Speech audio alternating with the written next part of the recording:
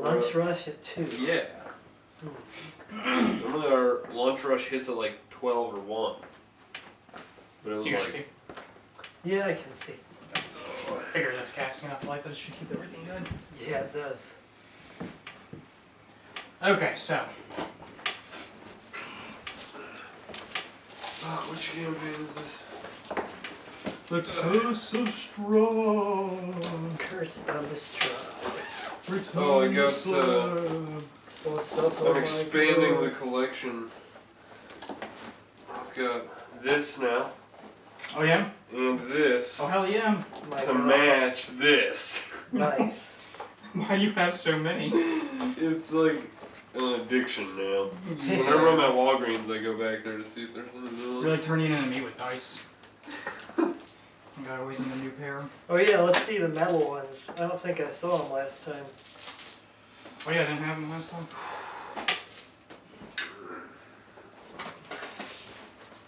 Ooh. It's really weird, like, going back to rolling the normal dice after that, because Yeah. it feels like I'm gonna throw them across the room. Are they sharp like mine? I think that Ooh. the D4 is, yeah. Yeah, but it looks like... The rest of them are tumbled pretty well. Yeah, they cut the corners off the D6. Yeah. It looks like the companion cube with numbers on it. Yeah, it kind of does. It's doesn't awesome. Oh, the companion cube. I think I incinerated that faster than they wanted Yeah. to do it. I did. I was like, I don't care about this thing.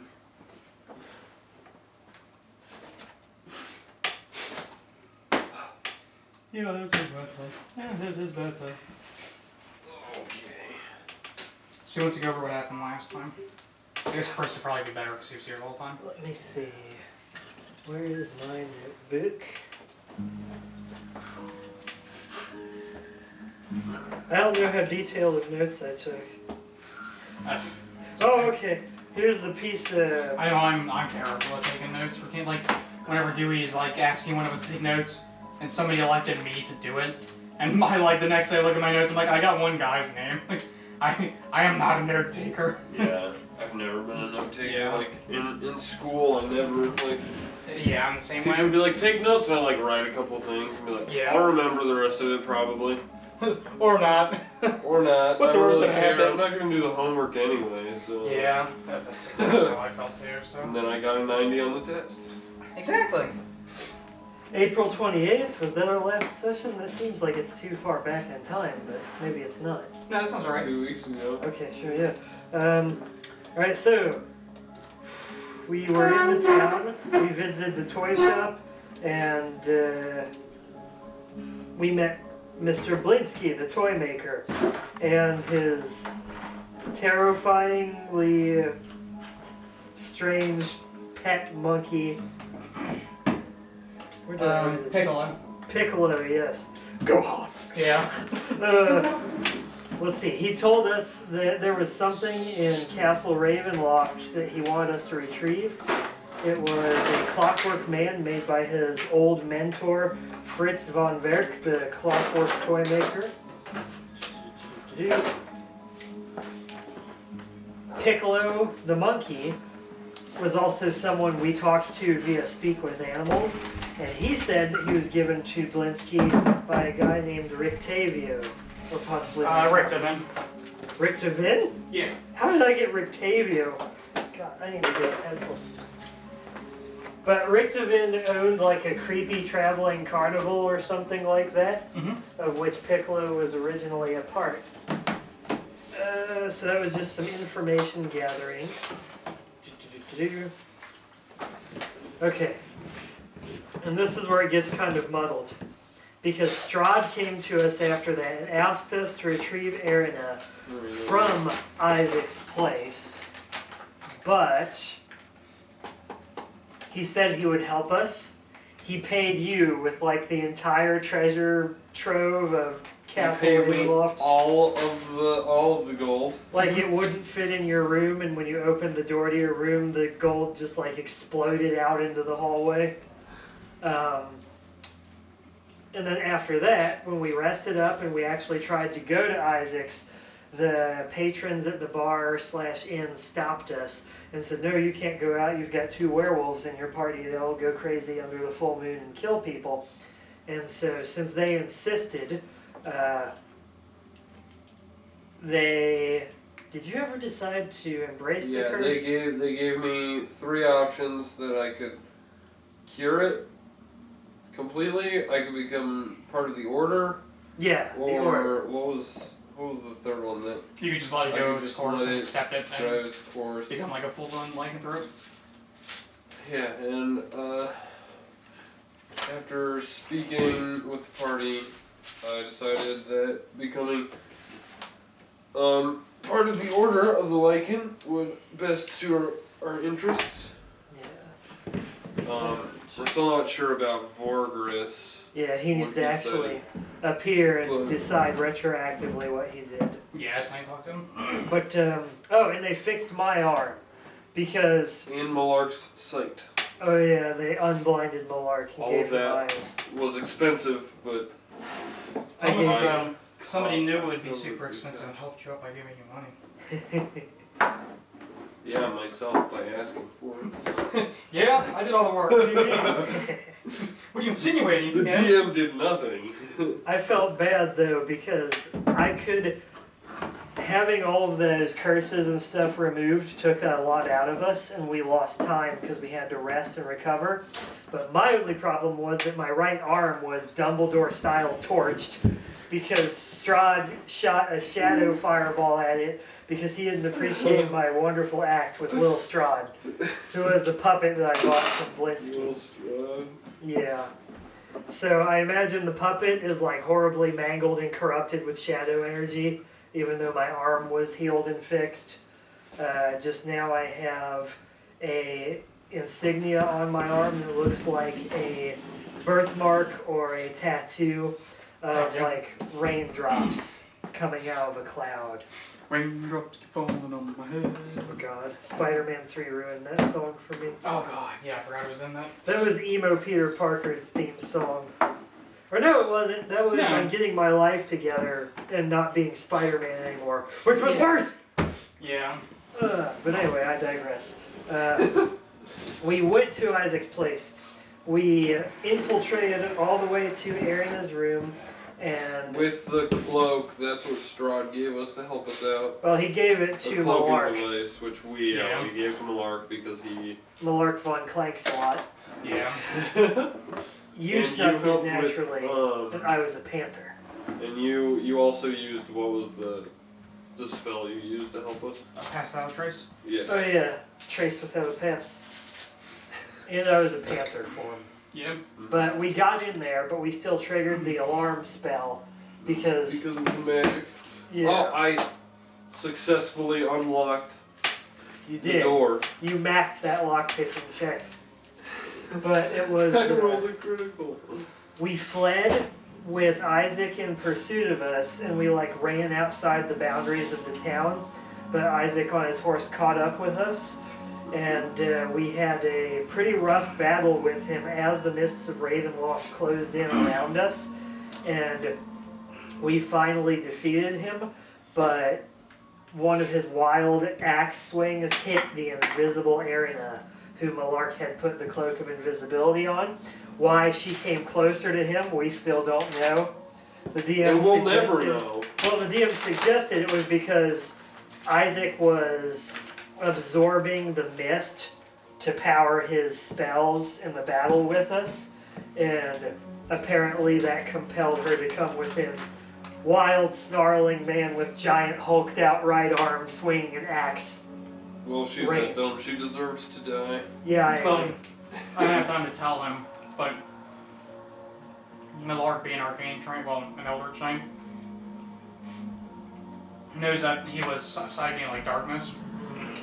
Because the sky went pitch black. It's like he was sucking darkness from the sky and expelling Yeah. and pushing the mist back. And it's pretty much picking up on the fact that the mist was Strahd trying to get there to stop Isaac, and Isaac was pushing him back. And there was a magical, what's the word I'm looking for? Cloister, barrier. Ward? I guess maybe a ward where Isaac was drawing in. The arcane users could pick up that he was drawing something in, but you guys couldn't see it. And it's to be assumed that he was drawing her back in. Okay. Well, but anyway, I saw like a giant splash of blood come from thin air, and I tried to find her and give her some good berries, but no, she's dead, Jim. And Strahd was not very happy about it. He showed up and he blames us for her dying because he blames us for getting caught and having Isaac pursue us out of the town. And I assume that when we get back home, the treasury is going to be gone. If he Even cares worse. about it. Yeah, I'm worried about the money, not the fact that Strahd von Zarovich is trying to kill us. Yeah. Yeah, well, I mean, Where's that my was money? my first question was, so do I get to keep the payment? Or... Yeah. Sorry, no refunds. If he's gonna kill you, he's gonna kill you. But if he leaves you alive and poor, that sucks. Yeah. But I think that is where we left off. Did I leave anything out? That sounds about right. Yeah. Oh, wait, we did find something out. One of the items that you got as part of your payment, since your payment was specifically the entire treasury, not just the money, you also got art pieces. Oh yeah, You one got of them painting. was, Yeah. what was her name? Yes, Tatiana. Tatiana and yeah. Sergei von Zarovich. Yeah, and Yeah. whenever, whenever Arena was killed, I saw a spirit that like came out of the body that looked exactly like Tatiana from the Yeah. painting. So she might be like the reincarnation of Tatiana or the ancestor or whatever. And we also think the other guy in the painting who is with Tatiana, Sergei, may have been Strahd's brother.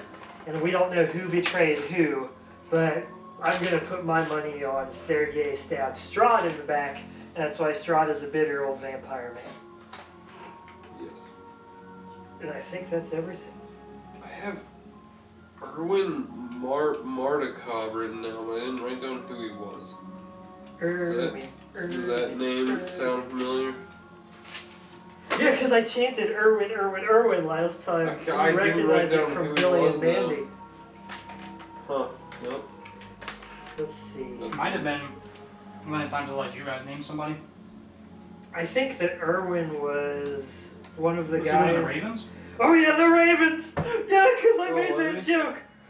They're like the Order of the Ravens or something, and they were gifted with lycanthropy to become were-ravens. Oh yeah. And I was like, oh no, I can't control my curse. Ah, look out, I'm gonna peck you. Yeah, so he was the were-raven? There was a few were-ravens. And I didn't get a chance to talk to them because I burned all of my talk with animals. Because we talked with Piccolo, we talked with the two guard dogs at the Burgermeister's house, and the guard Erwin dogs. Mardukov. Who is Erwin? Was he one? Yeah, he's one of them. He was the bartender. Okay, that's what I thought. Was he a were-raven? Mm-hmm. Yeah.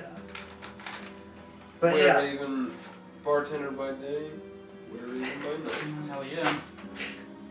it's like in Gundam Wing where it's like, we'll install the Berserk Zero system in Sandrock.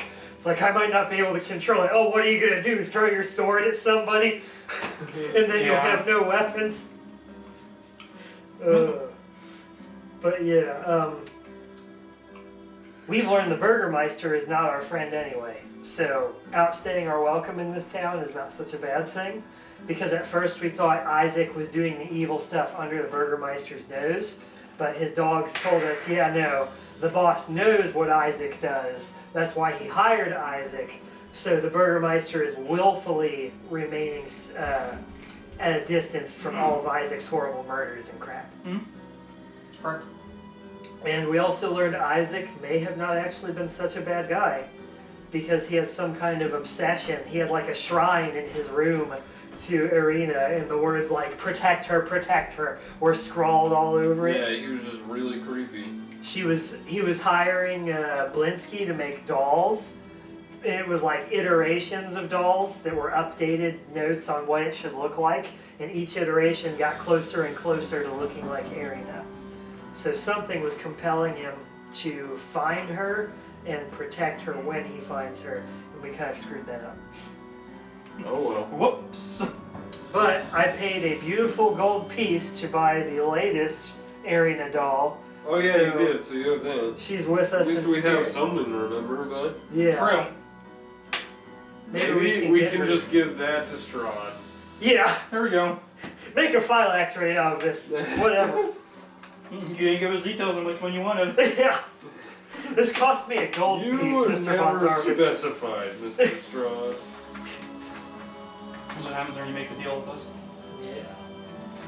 But I think that's pretty much everything, like, comprehensive, everything we did last session. So, am I gonna have like a werewolf level now, or is it just with my total level? Yeah. It's just like your class where it unlocks powers when you reach a character level of that number. So, after I try to feed Arena a couple of good berries to heal her, and I realize that they're not having any effect, yeah, she's dead, Jim. There's nothing I can do for her. She's passed on. Well, there's nothing really left for us to do then, I guess. That kind of sucks. Do you think Strahd is going to take back the money from the treasury that's in your room? We should probably go back there and take as much as we can carry. If he hasn't got Hurry! there first. Yeah, and I take off back towards the end. I run Oh, with shit, him. oh shit, oh shit, oh shit. My money. Okay. We don't need to bury her. just leave her. The mists will probably eat her corpse anyway. Ooh, yeah, sure. I thought she was she like super mangled and stuff? The gash was pretty bad. Yeah. Pretty mangled, yeah. Like, you remember that one swing from Isaac, like, it one-shotted me in my panther form. And it was important because he would have done, like, what, 40 damage? Oh Except yeah. it was two separate swings, and the first one made me revert back to my shield-carrying humanoid form, Yeah. which And was it able didn't to hit. block it, the Yeah. second one, yeah. You guys, as you head back to the inn, you also remember the other lead that you had in this town was the fortune that was told about the girl that was being held prisoner in the home of her recently deceased father. Oh, yeah. And that corresponds to Area N4, where you heard rumor that there was possibly a girl being held in there.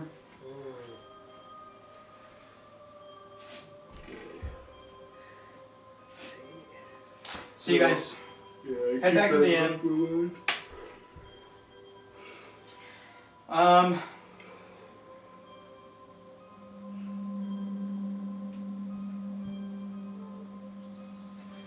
Did I use wild shape one time or twice? Did it take us longer than an hour to extract Arena? Say it took you almost an hour. Okay, then it would have just been the one usage. Well, I mean, including the Isaac battle. Including the Isaac battle, it would have been like a little over an hour. Okay, then I used 2 wild shapes, so I am out of wild shape. Okay. Is that your panther form stuff? Yeah. So as you guys arrive to the inn, you run up to your room and you check to see if the gold is there. Well, not just the gold, all of the treasury. Okay.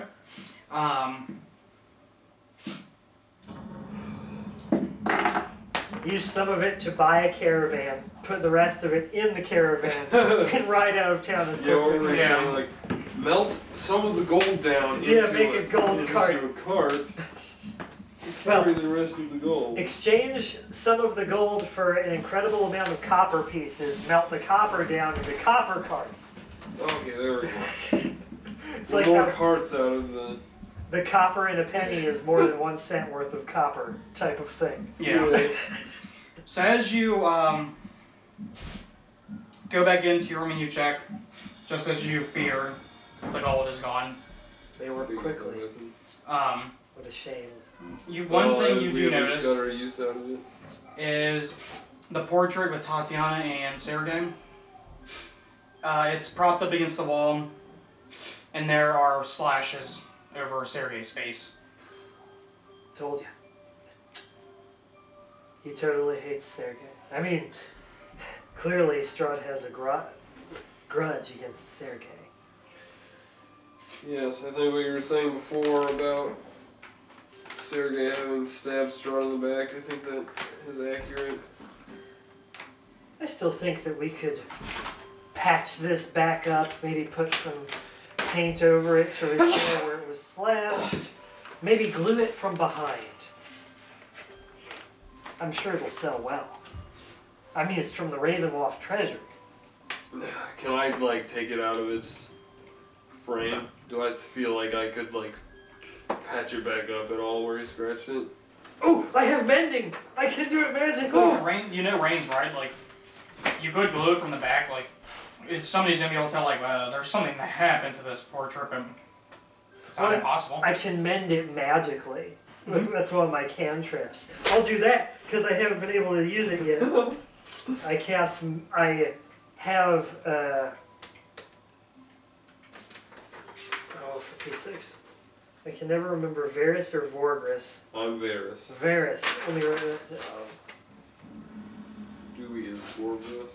Okay.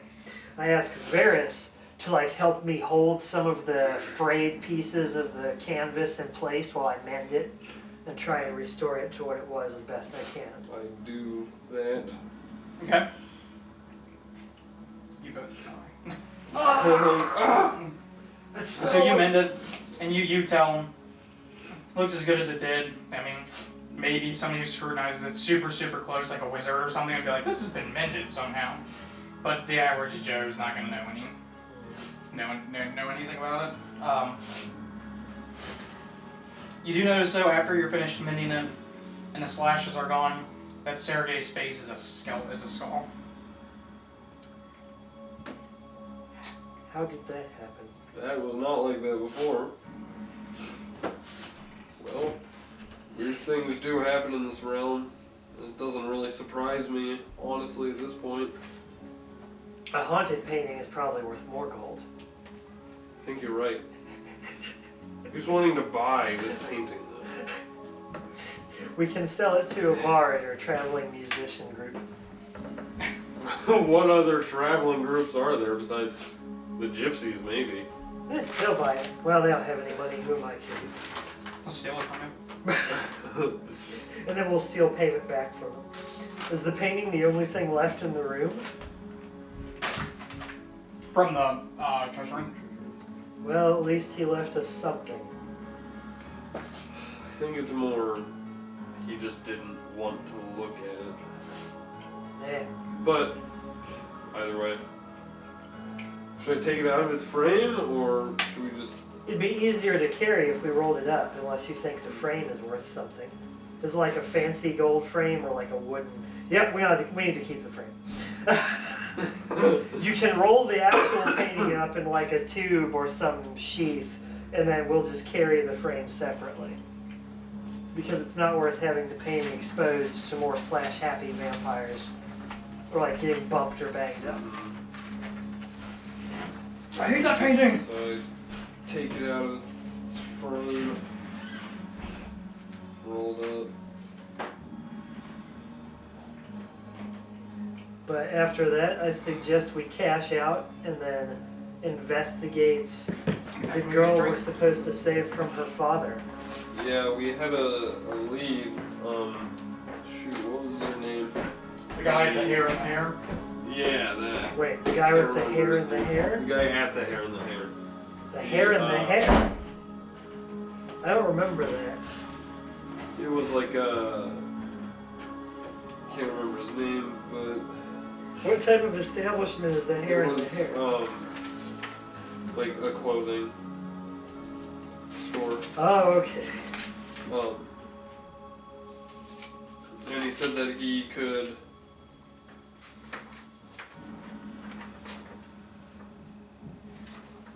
he said that he could there's no word right now. He's making us the winter gear. He made us the winter gear, and he's setting us up to, basically give us a way into the house. Because he gives shipments to the people that own the house and they're rich folks. So.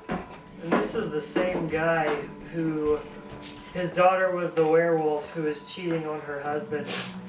No, that wasn't his daughter. Or it was his wife. That was their trappers. That was just trappers that he worked for. Oh, okay. But he still has the puppy, right? Yeah, because he doesn't know that it's a offspring of a werewolf. To him, it's just normal wolf. But it's not his child, it's one of his trapper's children. Well, he doesn't know that. It was just a puppy that came to a shop one day. Yeah. Nobody's come back for it, so he kept it. But I mean, I was thinking that the girl was like his daughter or something. So he's not actually blood related to the puppy. No. Okay. To him, it's just a pup. Okay. That came wandering along, and he was like, "Oh, hey, I'll take care of you. Nobody came for you. You need to be taken care of." He doesn't know that it was the trappers. Yeah, that's fine. It'll just be like the bamboo cutter's tale when one day the dog turns into a little boy and he's like, "I have a son of my own like I wanted." It'll be very touching and heartwarming. And a whale eats both of them and they die. Well, then it turns into a werewolf and it kills them. Even better. Or that. But okay, so we go back to the hair in the hair, I guess? Actually, really quick. After your battle with Isaac, you guys are feeling really fatigued. Oh, yeah. As he was doing whatever he was, where like there was a dark energy pulsing out of him, and you guys felt it assailing your mind. Go ahead and make me wisdom saves. I'm at half plus 1, so any sanity loss at all will make me go mad. Wisdom plus 3, and then my proficiency is 2. Save? Yes, wisdom save. Holy crap, I think I've been forgetting my proficiency bonus Don't forget that, son. on my wisdom saves. That's plus 5. As a druid, you should be pretty damn good at wisdom saves. 13.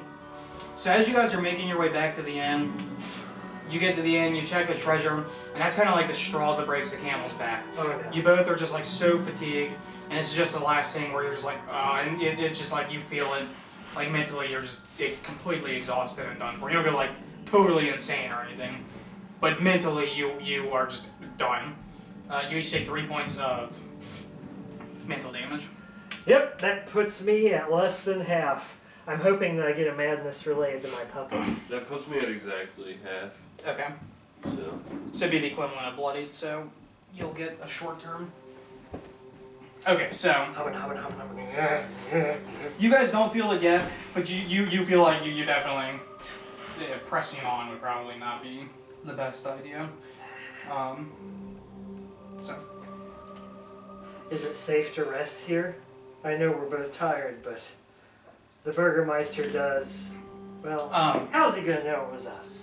if you're in the inn, remember that the Ravens told you they stand against Strahd. That's the purpose of their covenant. It's like fighting against Strahd and his minions. Yeah. So you know if you're in the inn, you can at least trust them. They may not be able to stop a raving monster from busting the door down and killing you, but you know, Well, they can be trusted. The Burgermeister is also standing against Strahd, hence the Yeah, festivals. all is well. Yeah, all is well stuff. But okay, we can stay here if it's safe. I'll regain my wild shape. I think we can get away with just a short rest. I'll regain spell slots. I can feed us good berries if we need food or healing. I think that we should just sleep until we wake up. Long rest it is. But just in case, I go ahead and I cast Good Berry, and I produce 10 good berries. I eat 2 of them myself to heal myself back to max. And then, do you need any healing for Varis? Yes, I could definitely use some after our skirmish with Isaac. I give you 8 good berries, which is all the rest I have. Each all one, of them. yeah, it heals you 1 point each, so 8 total. but it takes you 6 seconds to chew and eat one of them. So if we're attacked in the next 48 seconds, you might not be able to get them all down. 2, 3. Okay, so you guys go to rest? Yeah, long rest, long haul. Get all of my wild Rest. shape. Oh god. You guys trance, right? Because you're elves? Yep. Okay, so...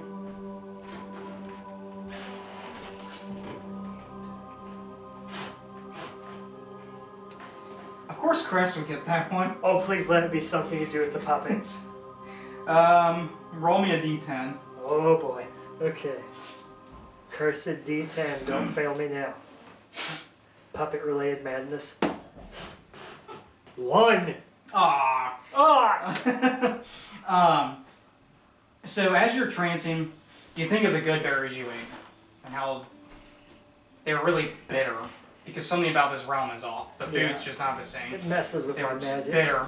And then you start to equate it and you're like, you know what else would be bitter? Dirt. So for the next minute, you have an overpowering urge to eat something strange, such as dirt, slime, or offal, whatever that is. Oh, I think offal is like entrails and organs, I think. I've heard that somewhere before. It's like the garbage parts after you butcher an animal. Okay. Because that was in one of those horror games. But anyway, yeah. I'll go with dirt because it's vegetarian and organic. So you wake up and you were just like ravenous, and you're like, I could eat some dirt right now. Am I allowed to like make a shake? Like mix it with some Yeah, water? that's fine. Let's do that. I'll make What's- a dirt smoothie. What's your sanity at? Half, you said? Yeah, exactly. Half.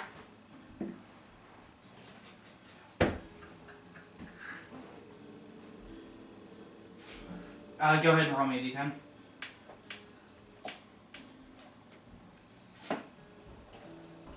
Eight. Okay, are you guys sharing a room? No, we have separate rooms because yours was filled to the brim with gold until recently. Pick one person that would be in the inn along with you, Mitchell. Oh gosh. I guess the bartender is the only one that comes to mind. Okay, so as you trance, you have very horrific nightmares of the bartender. You see him turning into a large were-raven and pecking your eyes out. And you like, even though he rips your eyes out, you like feel them being squashed in his beak. And it's like the most, normally you would probably maybe agree with Raven, like, a were-raven? It's not that Come scary. on. Yeah. Like, you know that they're intimidating and all, but it's still the idea of like a big bird, you know? Yeah. But suddenly it's insanely terrifying.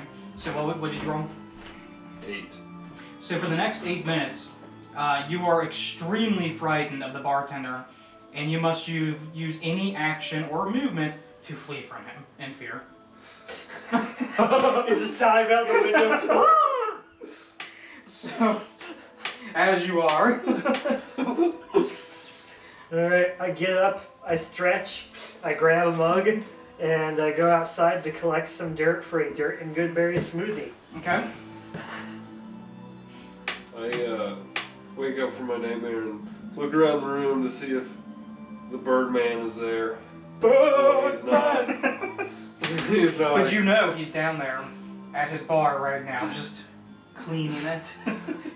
Give a little sigh of relief that he's not there yet, and go to check on Rain. Okay? All the while, like, scouting out to make sure he's not in the So, hallway or something. let me refresh my memory on the layout at the end. Make sure I'm remembering it correctly before I tell you the wrong thing. Okay, so you walk out. Okay, because I remember what you were, this room here above the entrance, okay? So you walk out, and immediately, your room is looking over, like not over top of the bar, but you walk out of your room and the bar's down there, and you see him and he's just like cleaning the bar, and like the way he's cleaning the bar, you just see him like skinning you, like he's ripping the skin off of you, basically. If I see that, I immediately just turn back in my room and slam the door shut. Like, lock it. Is there a Okay. window in my room? Yes, there is. There's a chance that I'm gonna need to... I'm on the second story, right? Yeah. Your room is actually like over the entrance to the inn. So, like here, like your room was this one here, Okay. and you'd be over here. So. Alright. How far of a drop is that? What's standard? 10 feet, I think. Yeah. I think it's 12, but you would 8 to round. 10 feet. Yeah. I mean, you could easily go 10 feet without even having to make a check. How does like? Or, I don't know. Since you're in fall- fear, you fall- probably have to make a check. Fall dam. I know what it is in 4th edition. I don't know about Yeah, 5th. it's not D10 per 10 anymore. I think it's D6 per 10. I now. believe. I think you're correct. And it has a maximum of like 10d6 or something. Yeah, that came in a Where lot. it's the point where it's like you're gonna die. So. Let's see. I thought they had it on here, but I guess they don't. Appendix Ho! 183. 180. How the hell do I? You damn kids and your shit. What? What? I'm like trying to get it to replay the playlist, but I hit the randomize button instead. So like just stopped. I'm like, why did it stop? It is 1d6 of bludgeoning damage for every 10 feet, maximum 20d6. Okay. And you land prone unless you avoid taking any damage. It's your turn. Thank you. You avoid taking damage by making Roll. a acrobatics check, I think. Okay. Yeah, I was gonna say, is there a way to like? How does that work? Let's look up skills. I'd look, put my PHPs in my bag over there, so. Oh, is that your bag? No, over here in the chair. Okay. Behind the falcon. One of us is gonna look anyway, so. Might as well be you. Backgrounds. Did you see the release thing for Pokemon Sun and Moon, Chris? I only saw the starters. Did you see the realm it's in? It looks like Hawaii. Yeah, I remember what his name is, but it's Hawaii basically. It looks pretty Yeah. cool actually. There were a bunch of people who were like, this sucks because the fire starter looks really cool, but it's probably going to be a fighting fire type again, and people have like all these pictures of like a muscular body with like a little tiny cat head on the top. I hope they don't do that. Yeah. They need to get away from firefighting. Yeah, they do. I'm actually pretty excited for it. I don't know who would pick the bat over the freaking lion. Let's see. For the legendary, the lion looks awesome. Well, the bat is probably going to be better than the lion, just like Yveltal was better than Xerneas, Yeah. because he had Oblivion Wing.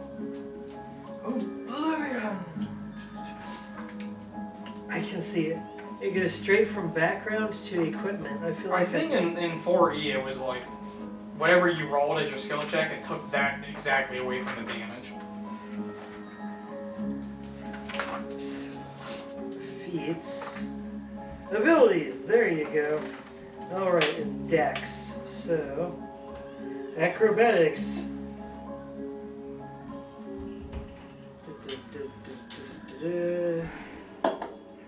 It doesn't say anything about acrobatics to avoid fall damage. That might have been a 4th edition thing. Yeah. What do you guys think? I would say you make a skill check and you take that much off of the damage rolled. Because that way, if it gets to 20d6, you should probably die doing that anyways. I mean, Yeah. if you're jumping 200 feet almost. But You you better better have make spell. an acrobatics check Yeah. for that. Because I'm gonna, after I see that, I like lock my door and then jump out the window. So you're RPing that you're jumping out the window in fear. That's why I'm making you make a check versus Right. normally just saying you go ahead and you Yeah. do it. Yeah, that's up to your discretion. I think that they're trying to encourage us to like climb down or cleverly descend instead of just So, flopping. yeah, so did you say it was 10 feet? Yeah, I roll the damage though. Okay. Bludgeoning damage. Yep. 5 points of bludgeoning damage. Alright. So if you negate it, you're okay. Yeah, I rolled 4 with acrobatics. That's an hour. Okay. So, So you scramble and you barely end up making it on your feet, but now you're out of the end. And as you're over there like scooping your dirt getting your shake ready. You hear like a thump, and you turn around, you see him like jumping out of his window, and he's obviously scared of something. I just like keep going, like trying not to bring too much attention to myself, but just like a brisk walk. yeah. I continue shaking my shake together as I move over toward Varis. And I say, Varis, are you alright? We need to go. Why? What happened? Is Strahd back? He's behind the bar. Strahd's behind the bar. Going. Alright.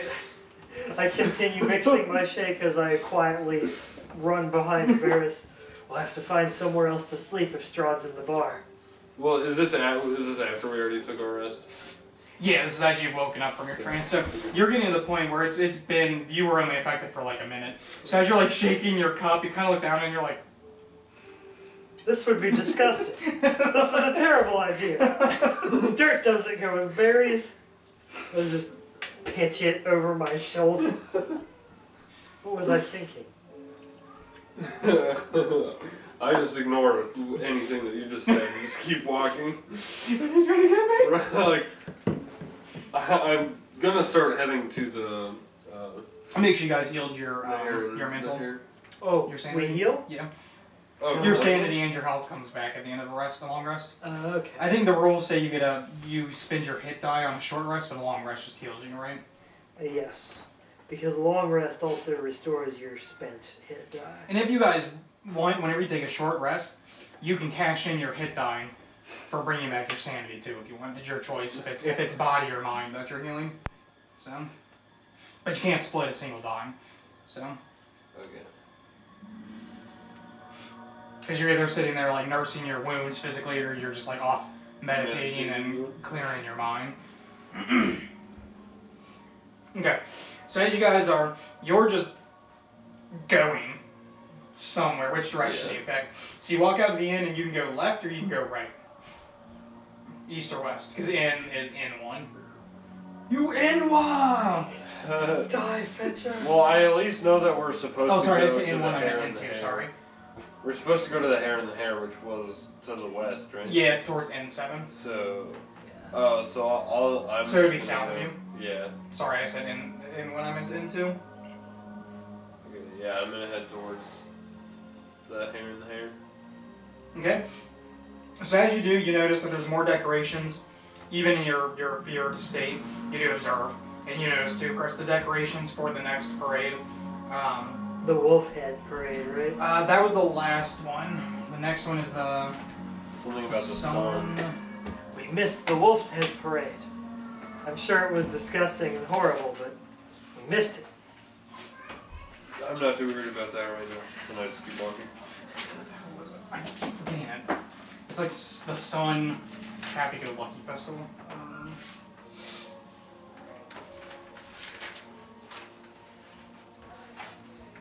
Festival of the Blazing Sun. So you see more decorations for that. There's still not many people in the streets. That's just kind of how the place is, you know. People looking out their blinds at you. But you, at this point, you remember that the festival's supposed to happen tomorrow. And then you make it to the Hare and the Hare, and you are greeted by... Does it take us 8 minutes to get there? Yeah, we'll say it takes you about 8 minutes. So, like, by the time you get there, you're kind of, you no longer feel feared, or whatever, however you... Alright, I think we're far enough You almost away got to me. not have to worry about it. Whew. But we can't go back there. The Ravens said they'd protect us from Strahd, and if he's in their bar, then we can't trust him. Strahd? Yes, you said Strahd was in the bar. I never said that. You said he's in the bar. He, the man from my dream. You dreamt about someone? Yes, it was the bartender. He was You're turned into his upset. were-even self. And Yes, they can do that. started pecking my eyes out. It just seemed too real. But you were I upset shudder. that the bartender was behind the bar, where he's supposed to be. Yes. Now that you say it like that, sounds a little silly. I think that this town is starting to take a toll on our minds, Varis. Well, there's only one thing we can do. Well, I guess there are two things we can do. Do our winter gear, rescue the girl from her father's basement. I guess there are three things. We could just kill ourselves right now. No! There's always a third option, guys. No, because Malark already showed us that not even death is an escape from this realm. You're right. Yeah, he went really insane. Two options. We have to fight. We have to rescue as many others as we can with ourselves. And with that, I head into the Hare and Hare to talk with Gregor. You and McGregor. You are supposed to be the chosen one. Gregory. Gregory. So you walk in. As you walk in, you see him like playing with the pup, which is already, I mean, even over the course of the 2 days, has gotten a good deal bigger. Turns around because he opened up the door and the little bell chimes in. Sees you and he's like, it's my friends from the other day. I guess you've come to take that shipment. Right, the winter clothes from the pelts we brought you. He's like, yes, I have those, but there's also the shipment that we talked about. Yes, is that ready for us to deliver? I guess it is.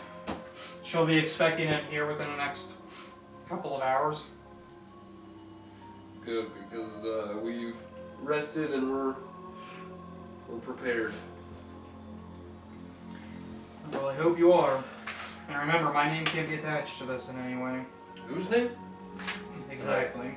Kind of give him a little nudge. Okay, so he gives you the shipment. He gives you guys your gear. You see him finishing up loading the rest of the pelts onto like a cart. He hands a card over to you and he's like, well, she lives on the north side of town in a larger manor. That's known as the Wachter House. And the directions he gives you lead to Inn 4. Let's see here. Well, before we leave, do you have any advice or insight as to anything that could be helpful? Where the girl might be? What the best means of entry would be? I don't even know if it's true that she's in there. Just rumor. Oh, yes, I forgot to check other wild shape options. I think I can transform myself into a bug or something incredibly tiny. As long as it's monster I think I found something cool in the PHP, thank you. Like, if I had to guess, I mean, if I was keeping somebody prisoner, not that I do, maybe in my cellar. Which is where we are. Or in my attic. Which is where we're not. Like, so, that's the most I can do to help. Alright, I figured I'd just ask just in case before we took off. As you guys go to leave, he, walks you to the door and you see him kind of look around, he gets right close and he's like, you need to be careful around this woman. She's a bit overzealous about Strahd. Her family has always been faithful to the Zareviches, and she'll do whatever it takes to make sure he stays in power. Thank you. Continue on. Maybe I should see that monster manual. Sure. The smallest thing in here is a rat or a constrictor snake. Oh, I thought that was the... Yeah, it's Curse of Strahd, spoiler alert. I thought I found something last time. Sorry about that. Oh, you're fine. As you guys are making your way to the Wachter house, I think that's how it's pronounced. Did you find something? A killer whale is in here. Turn into one on land. Hey, I can roll over and crush a house. Yeah. It's worth it. And I won't suffocate because they're mammals. I do remember your shaman that had the whale spirit animal. Yeah, but it was like it still was small. It was a scaled down whale. Yeah. You guys again notice some more decorations. As you come to the crossroads, where there's some stocks, and people are like in the stocks with the wolf heads on them, being laughed at and jeered at, and you know it's because they made fun of the last festival. You see the burgomaster talking to one of his guards, and he like sounds pretty upset. Passive perceptions, unless you are choosing to actively listen, in which case you'd have to like stop to listen. Hold on, I think I get it. I'm not gonna drop Eves. Okay. I'm too busy planning what my next animal form will be. Will I be a killer whale or? Well, I can't do swim speed or fly speed, but climb speed is okay. Really? Well, if I Yeah, Higher levels, I take it. yeah. shoot, because I actually want to like stop and listen. Okay. Yeah, if I feel like if he hasn't like seen me yet, and I feel like I can kind of like turn my head away from him to where he can't like tell that I'm there, and I gain advantage on perception checks that rely on hearing or smell. So You smell a stank breath. 16. Are we Okay. still level 3 by the way? Yes. So, yeah, Curse of Strahd is milestone based. So Yeah, that's what. soon you guys will level up if you keep going down this road. Spoiler alert. So as you listen, you feel your supernatural senses from accepting the curse in your blood kick in, and you're able to pick up, and it's kind of like the Daredevil effect, where at first it's like a lot of overwhelming sound, because there's more people, there's guards, people in the stocks, but you're able to like hone in on him, and you hear him saying to the guard, "You need to find him. Where was he last?" And the guard responds, he's like, "Oh, sir, I don't know.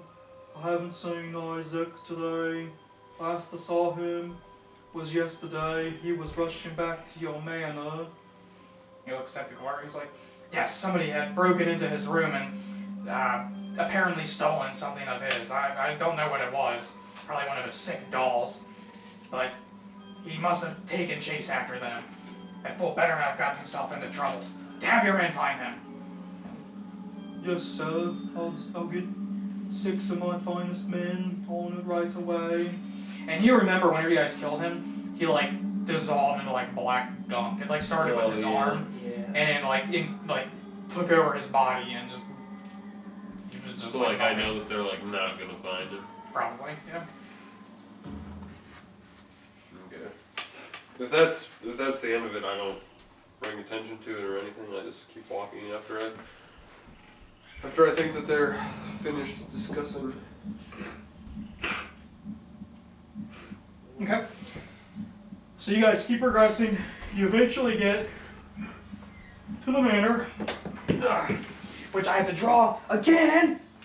You guys didn't go there last week, you dicks. I hate you guys, Sorry. and you're all gonna die. Wrong marker, Kyle.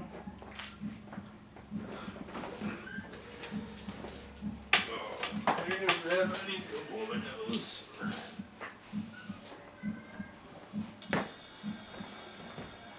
Well, fuck balls. Hey, Chris, is there Yes. a vis-a-vis on the shelf over there? Where would they be? It would be on that's second from the bottom. Check.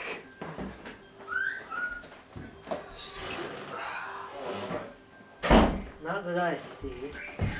Shit, I hope I don't forget it after Dewey's. Unless they're behind this. Nah, I wouldn't be behind the server. books. Nah, I don't see them. It looks like I'm gonna be torn between weasel, lizard, and spider for infiltration. Because the weasel is the stealthiest. If but you're a it can't spider and hide. somebody steps on you, does that just kill you? Well, it's it would work the same as when I was a panther. Any damage I take comes out of the beast form first, and if I take enough damage to kill the beast, I just revert back to a human, and any overflow damage goes into my human form. Ah, okay. So if someone steps on me, let's see. A spider has 1 hit point.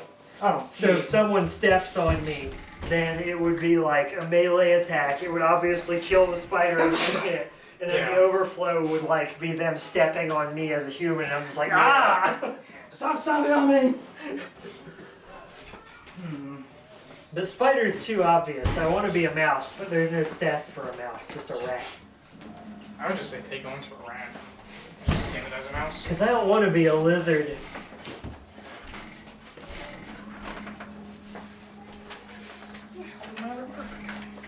Eventually you can be a flying snake, which is really cool.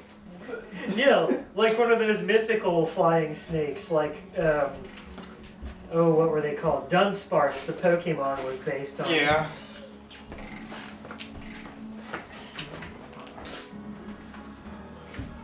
That sucks. 'Cause I should have checked before playing how to pick one up at Walgreens.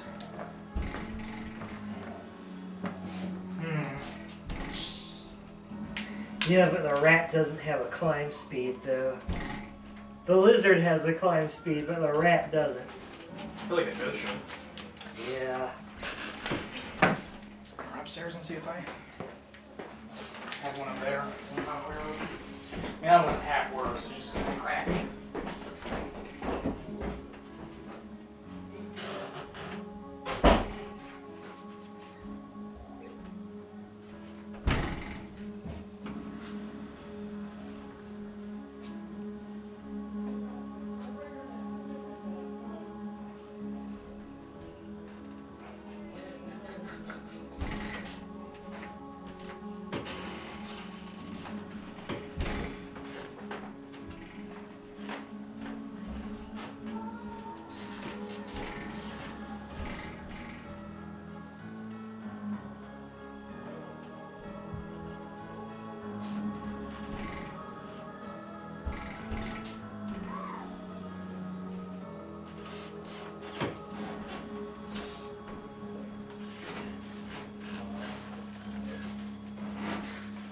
Tough call.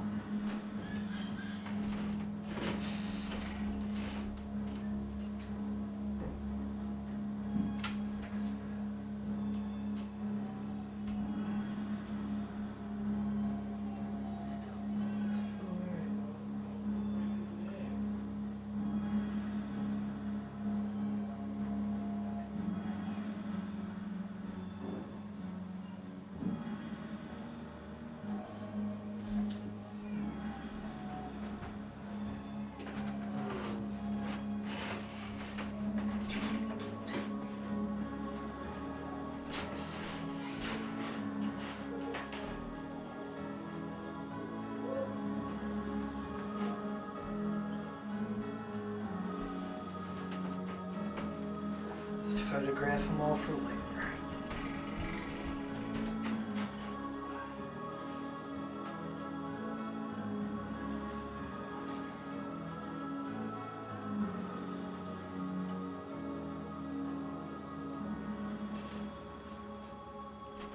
Capture. Capture.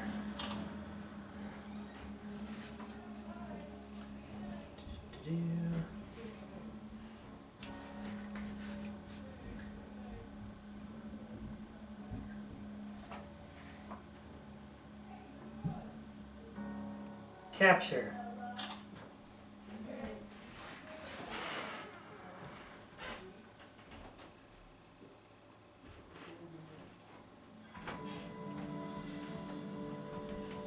Capture.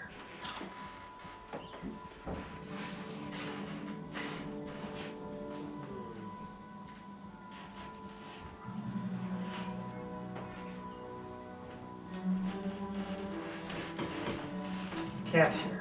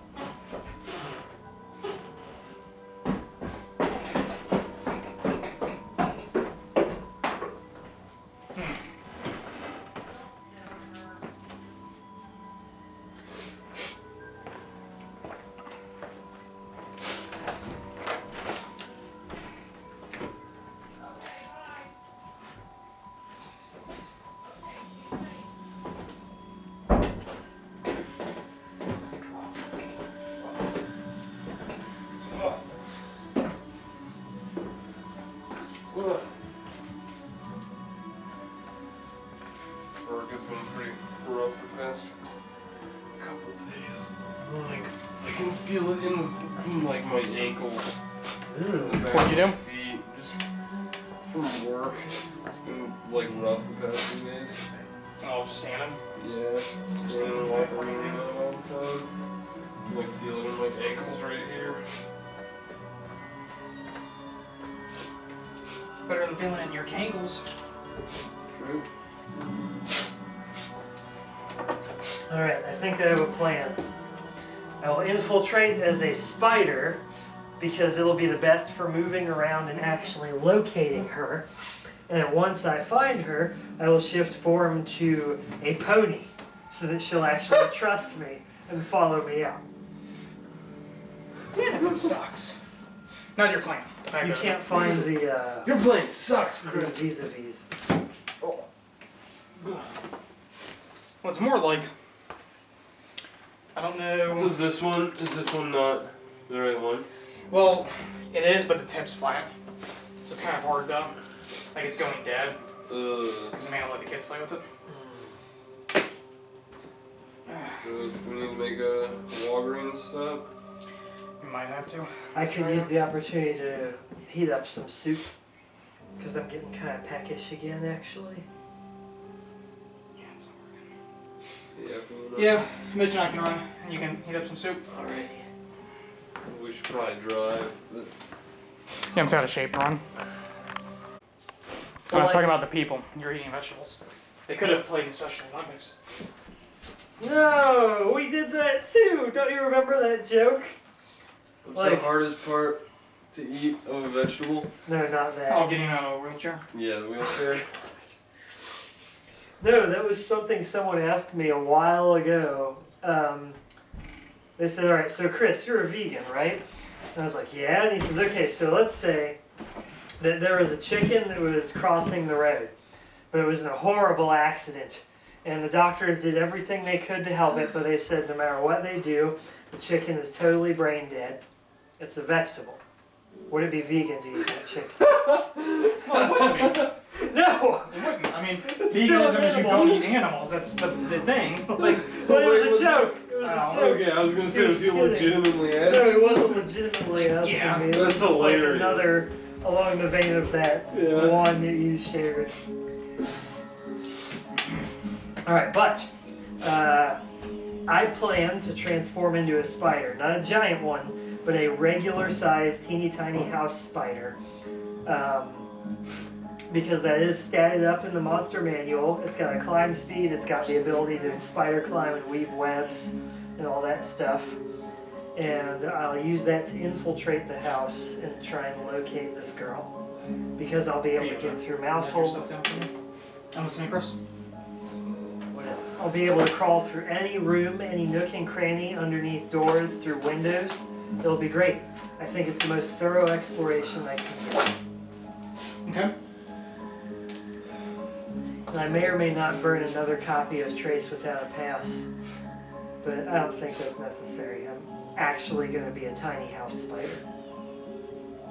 And for battle, there's a giant version of the spider that has the exact same abilities, but the numbers are bigger.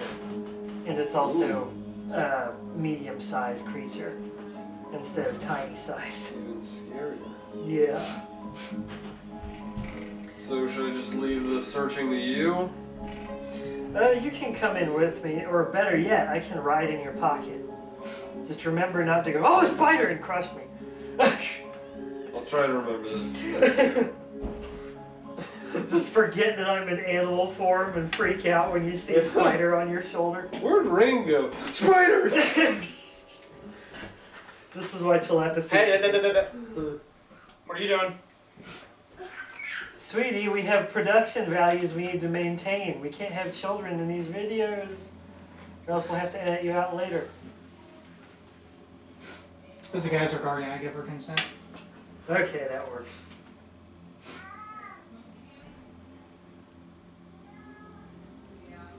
But yeah, that's my plan going forward. We can infiltrate together, or I could just go in as a spider. I think we should Not a real definitely one, sweetie. go in together. What you guys guys because playing? we do actually need to. Are you guys playing Dungeons and Dragons? Yes, we we are. are. Dungeons and Dragons. Mm-hmm. What's wrong with Sissy?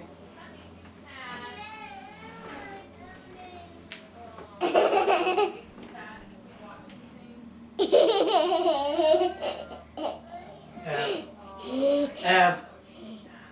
Honey. Daddy, you can't be in the picture. I He's the see you in the GM. picture. He Why has can't to he be. be in the picture? Why? He's playing too. I want to play. I want to Whenever play. you're at least 10 years old, Okay. and you can actually comprehend this stuff, then you're more than Yeah. welcome to play. Okay.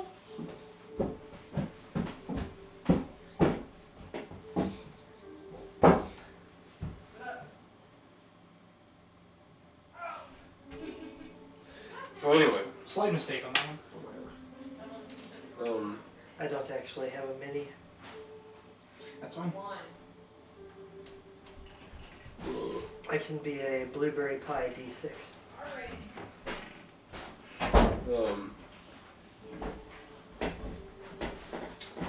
Totally just lost my train of thought.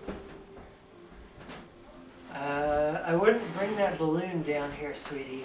That's one of those metal foil balloons, and it actually does conduct electricity, so... Ev. Go. Upstairs. I saw the demonstration of it one time. It was crazy. The whole thing turned bright blue and lit up like a light bulb. Really? Yeah, because those sparkly type of balloons, they actually have little bits of metal in them to make them sparkle like that.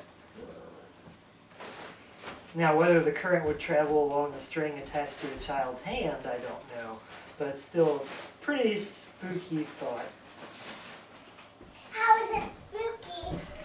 Well, because you don't want electricity flowing through a little girl. Okay, so, Digress. we have first floor of the manor.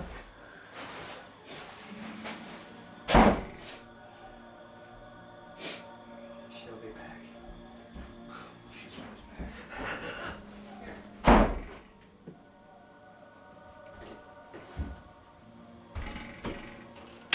That's the main entrance. Shit, upstairs and get something to race with. Are you able to run up and get just like a tupper with a little bit of water and some paper towels for me? I have paper towel already, but So I can draw the second floor? go ahead and grab fresh paper towels because I can't remember which half I used as a napkin.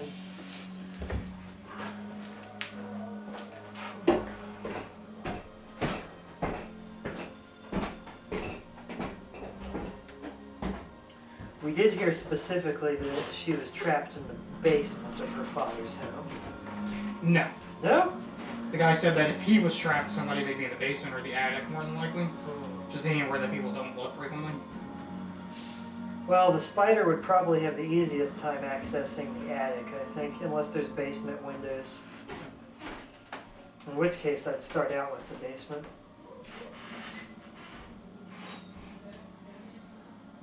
Wait a second. Let me check those stats. I just realized as a spider, I should have anywhere from 6 to 8 eyes, and I should have beastly perception checks. Yeah, I feel like you should get a bonus perception checks as a spider. Well, what's a beholder's perception? Let's see. Passive perception 10? What? What? Screw that.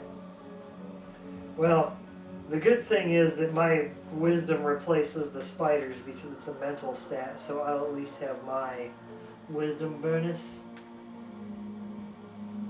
And I think I keep the save proficiency too for those 3. Let me double check that. I would probably think so. Yeah. Because it's like you lose all class features, you can just maintain concentration. Like your mind is still yours. Yeah, exactly. That's the only thing that carries over You're is stuck on your somebody brain. something else's body. Yeah. But people have tried every permutation of that to abuse it. If you're a barbarian druid, you cannot rage. in an animal shape. I'd say it depends on the animal to RP it. Well, that's a good idea.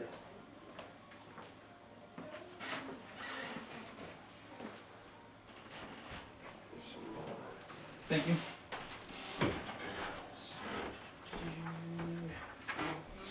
Thank you. Druid. Wild shape.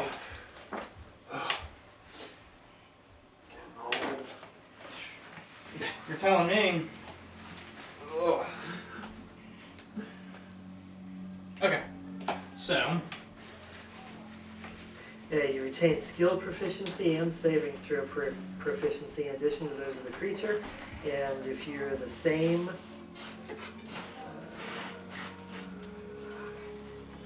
if you've got the same proficiency and the bonus in the creature's stat block is higher than yours, then you use the creature's bonus instead of yours. that's pretty cool that they give you that. Yeah. Well, it wouldn't make sense if you're a dumb druid and you revert to like an eagle. You wouldn't be able to use like eagle's keen eyesight to scout something out. You'd still be yourself, just small and with feathers. Yeah, that's equally yeah. clueless, and it wouldn't be as fun for anybody. Yeah, that is a good point actually. Okay, Uh-oh. bitches. I was wrong. You retain the benefit of any features from your class, race, or other source that can use them if the new form is capable of doing so. I must have been thinking of polymorph. Nice. Crap, I'll have to try that in the future. Alright, but anyway, once we get to the house, I let You Varis... guys, alright, you guys discuss your plan. I'm gonna grab some minis. Just some generic ones so you guys can place yourselves in the game. So I guess we'll go up to the main entrance and I will knock and see where she wants me to bring the fabric. And then in that time you can go inside, scout it out. How long does your shape-shifting last? I can do 2 charges, and each charge is worth 1 hour. And I can expend the second charge to stay in animal form for an extra hour if it runs out. You guys can take your picks. Oh, jeez. Because I just, place yourselves down on the mat.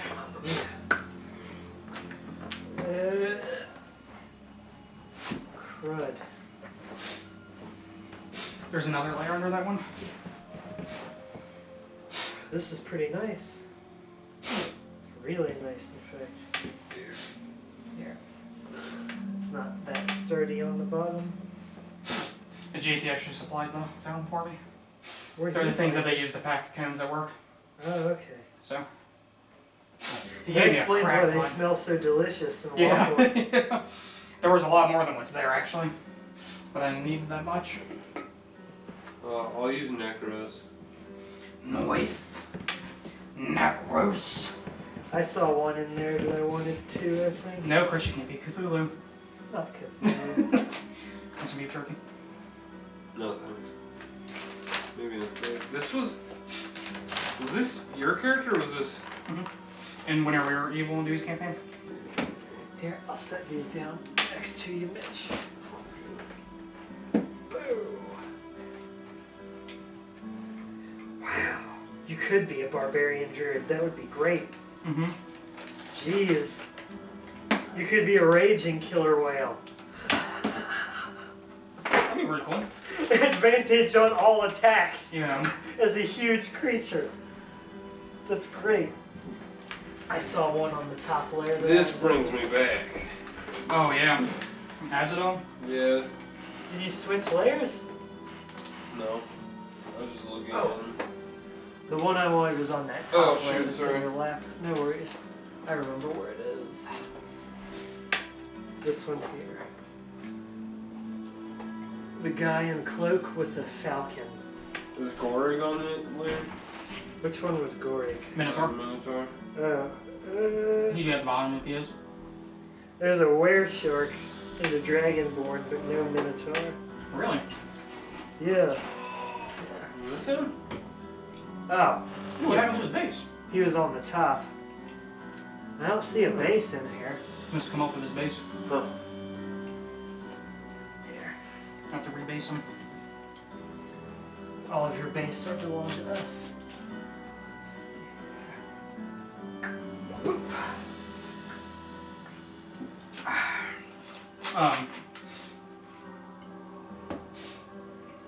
In case it wasn't obvious, W means window. Okay. That is the first floor. For you, is it the says main M. entrance, right? But it's a W. M. Yeah. But it's a W, damn it. For might see through it. Alright. Yeah, so I'll go up to the front door, view in my pocket. As a spider. A teeny tiny house spider. Just like another elf in my pocket. What are you doing? He's my buddy. And that's one charge of wild shape. Oops. Ooh, beef jerky. You asshole. With the water. Oh, you got it. Okay, I was gonna say. I was worried when it disappeared.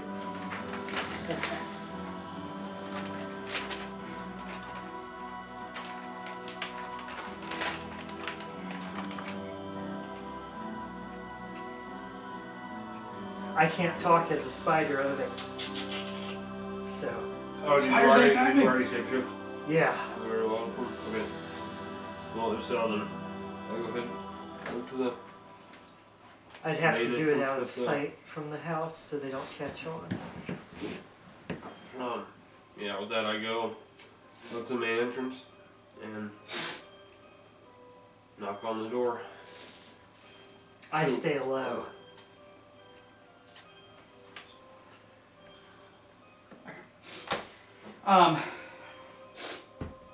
Knock on the door. You wait. A couple minutes pass by. Finally, the door is pulled open by an older woman, taller, with her hair pulled back in like stereotypical old lady bun. It's the same lady that you bumped into at first when you were in the store. And you see her eye you. She's like, "Oh, are you here with the shipment finally?" Say, yes ma'am. And kind of motion at the wheelbarrow of fabric.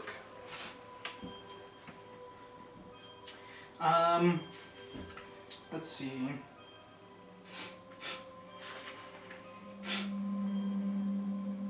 Ah, shit, dude, I have proficiency. Whoops, I'm looking at the map. Wrong. This is the entrance. Got my sides confused. Okay.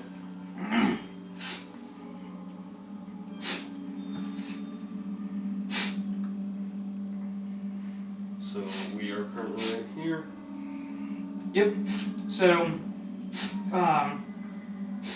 as you walk in with the shipment, there's a narrow vestibule.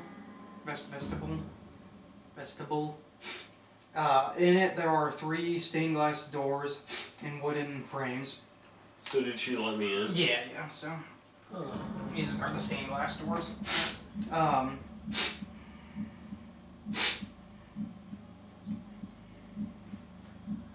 And then the front door, you can tell, leads to a staircase Kind of. that goes up to a balcony. She's still in the room with us, right? Yeah. I kind of look around. This is a nice place you got. You're not here to judge my home. You're here to drop off. What are you guys dropping off? Fabric. Like a shipment of clothing and fabric, I'm pretty sure it was. Oh yeah. You're here to drop off my fabric. Yes ma'am, you're correct, I'm sorry. You can leave it here, and then you can be gone. Okay. And I leave it and I walk out the door, hoping that Rain has done his part of the job. Well, if she's in the room with us, I'm not going to come out of your pocket because she'll squish me and then I'll turn into an elf under her foot and it won't be a good scene. So I can just climb in the attic from outside. So if she shoos us out like that, then I'll just climb out of Varis's pocket and crawl up the side of the building and try and find a way in the attic. My climb speed is 20 feet around. And I've got spider climb. So from outside? Nice. Obviously. Yeah, from outside. Okay. So which window are you gonna try? Well, is there like a seam between the roof and the rest of the wall of the house? It's kind of like one of those things where the roof comes down here and these are like jutting out from the roof, kind of like how my windows are in my house. Like the roof comes out and these are, so you would assume this is the equivalent of an attic. Okay. Like it's the highest floor in the house. Let's try this window here. Okay. So you make your way up to that window. I'll start on the right side and work my way around.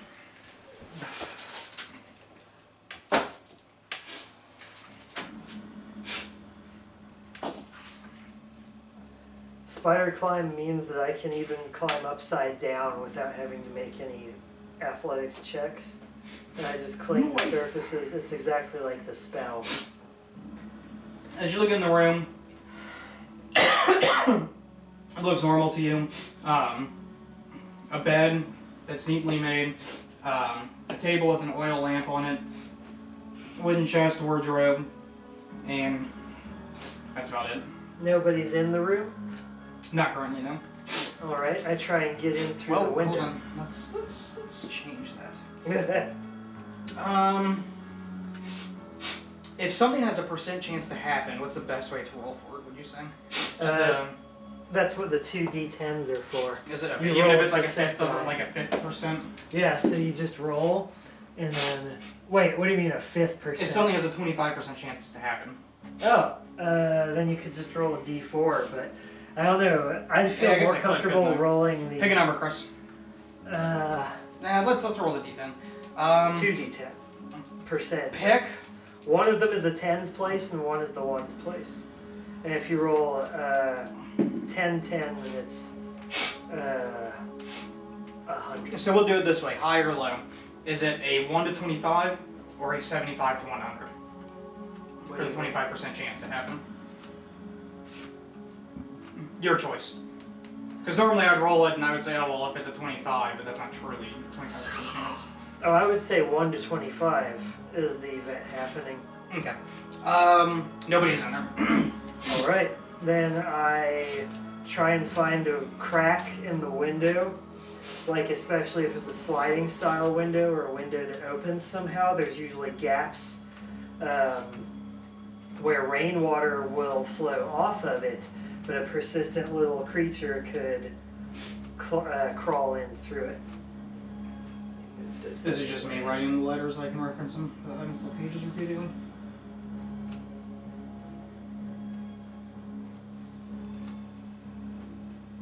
Okay. So like a crack. Here. I think I get what you're saying. Yeah, like you know how flies can crawl in through the seam of like a windowsill? Yeah, I mean, with the construction of the houses in this world being so old and run down, you're able to easily find a way to get in through the crack of the window and get in. Because I'm like teeny tiny. Yeah. I've got a hit point. Just one. You nick yourself on a splinter, you turn into elf inside of the crack. You're stuck in the wall. 1d10 per turn.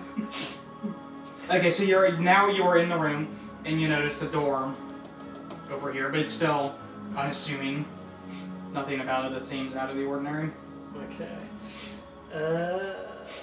If it's Shit, I just kind of cheated you on the windows. I forgot to mark. Sorry, I forgot to mark. There's a window here. Oh, no worries. Window here too. I would have done, because these two Trying are to draw directly quickly, above skip us. a couple things. I don't want to be too conspicuous. If this is the only door, I try and crawl under this door. Okay. You see.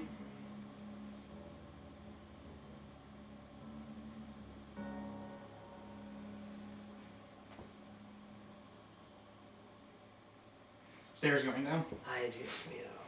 and a larger set of double doors here, a door here, and a door here, and exactly what's wrong. I stick to the right hand wall follow algorithm, so I just, well, really this will be left hand wall follow starting from the right side, but I'm just gonna hug the wall and move around like that.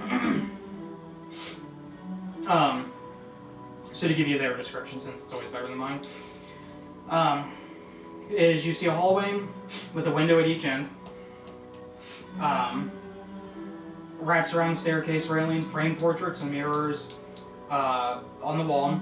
It surrounds you with multiple people that have judging looks upon their face. One of them being the woman, but they all look similar, like you would assume it's her lineage of some sort. They all kind of look dour like she does. As you walk out here, you do notice, you hear scratching coming from the room that you're going towards. I still check it out. Okay. Just instead of running clear of the door, I'll stay underneath the door and look in with my 8 arachnid eyes. So as you walk in, you're in a room it's a room that's musty and dark. You still have like your senses, right? Like smell. Yeah. Okay, just make sure. Wait, do spiders they have to be able to smell? I would think so. Smell blood. You see here in the center of the room. Damn it, Chris! Stop falling over. You see an iron framed bed fitted with leather straps. There's nothing else in there. As you walk towards the door, the scratching stops, and you see scurrying away from you on all fours is a younger woman in a soiled nightgown. She leaps up onto the bed, and she sits there, and you can tell that she's just like looking around, really. Wow, she's pretty sharp to hear a spider crawling. No, not like she heard you, just like she was in the middle of doing something and it walked away, and now she's just up on the bed just looking around. She's skittish. Her bed has straps, but she's not strapped into it. Correct. Alright, I don't want to keep Varis waiting too long out there. So. And as this is all happening, like, I want to kind of scout around to see if there's maybe like a window, or maybe like you know how like this has like your house right here has like the window to the basement. basement. Yeah, like a basement window. If it has one of those. If it has any of those. Okay. Go ahead and I'm assuming you're gonna try to be stealthy. So make me a stealth check to make sure like none of the servants, because back here there is a garden. So just to make sure they're not looking at you like you're obviously looking at the house. What are you doing? Yeah. So just go ahead and make me a check.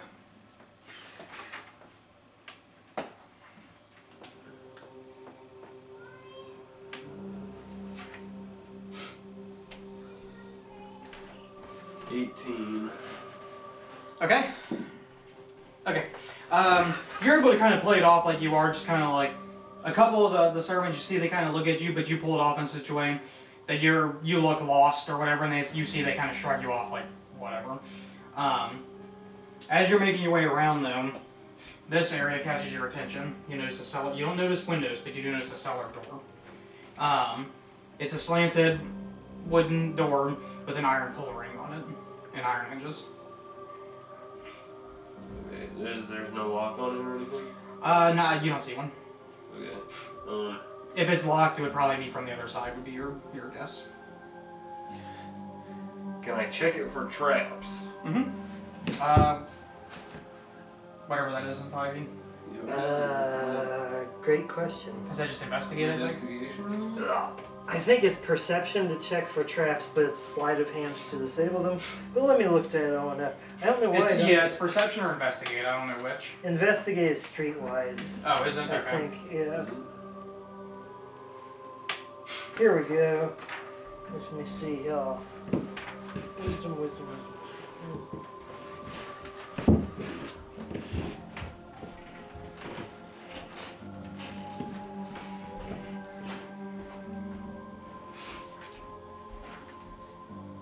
I think perception would be finding hidden stuff.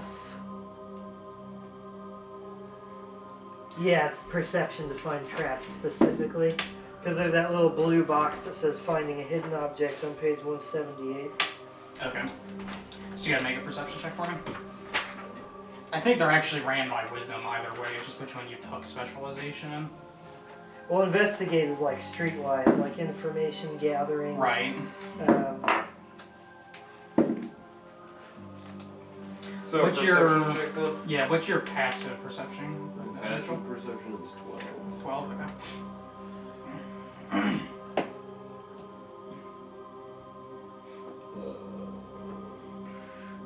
16.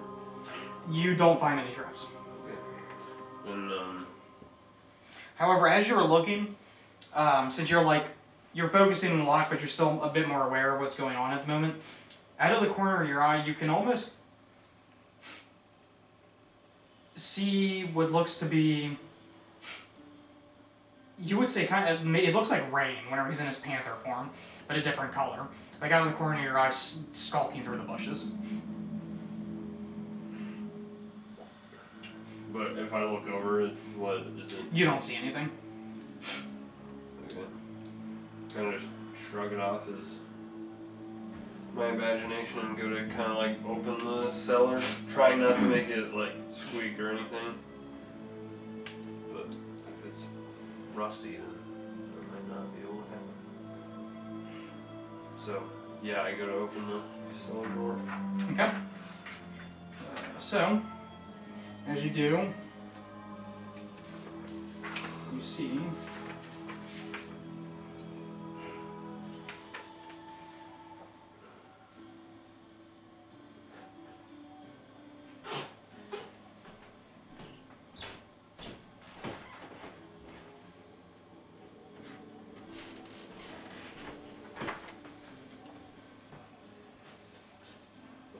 Too far.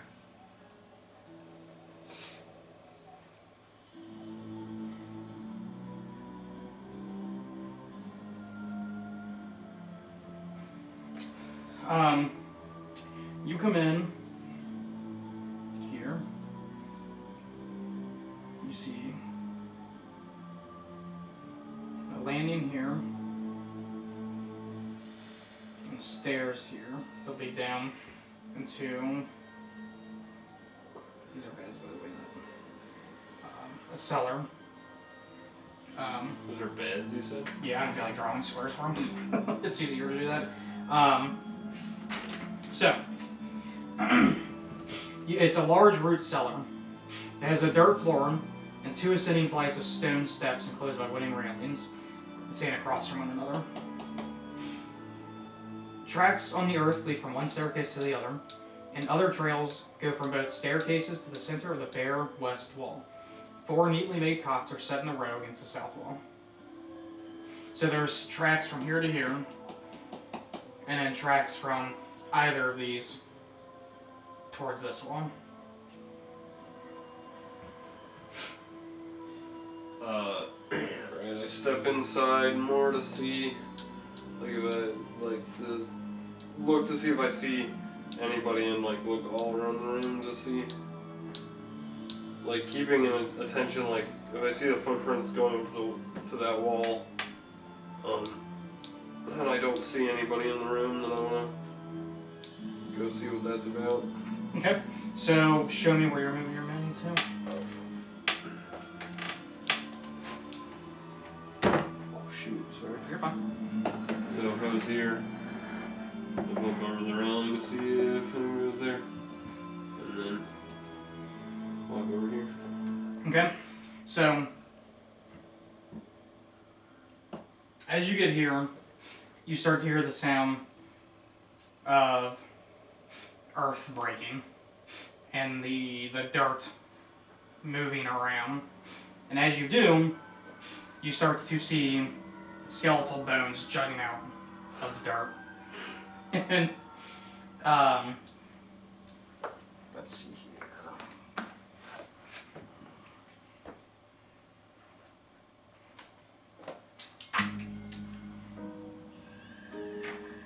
272.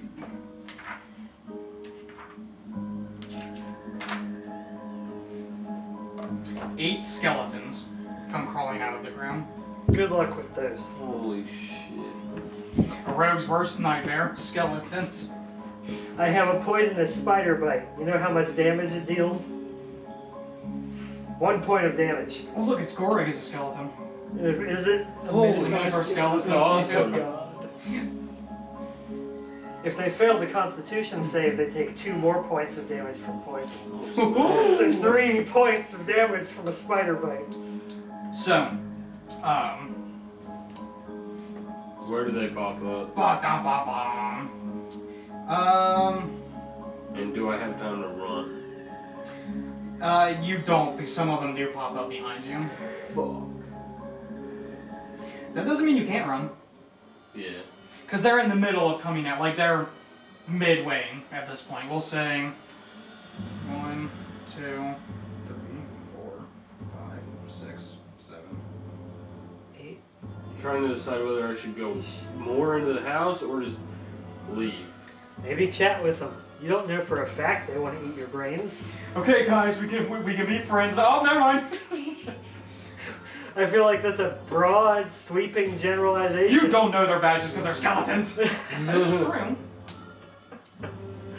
Oh, God. So what do you do, Mitchell? My first instinct is to run back the way I came. I also want to run in. So, these stairs, can I pretty much assume that they're going up to, like, the first story? Mm-hmm.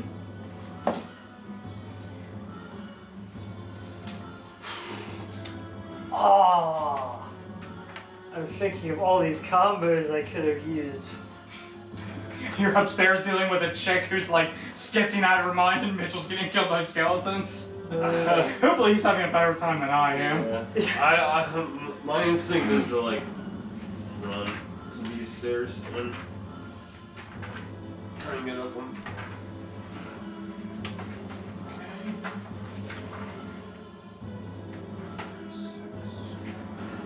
With a disengage action.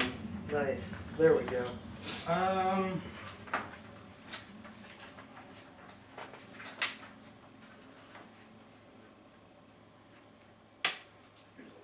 This is easier.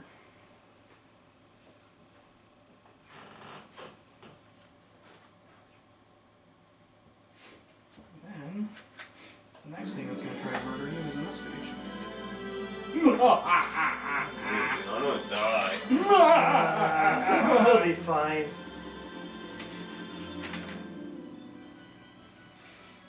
Okay, go ahead, Mitchell.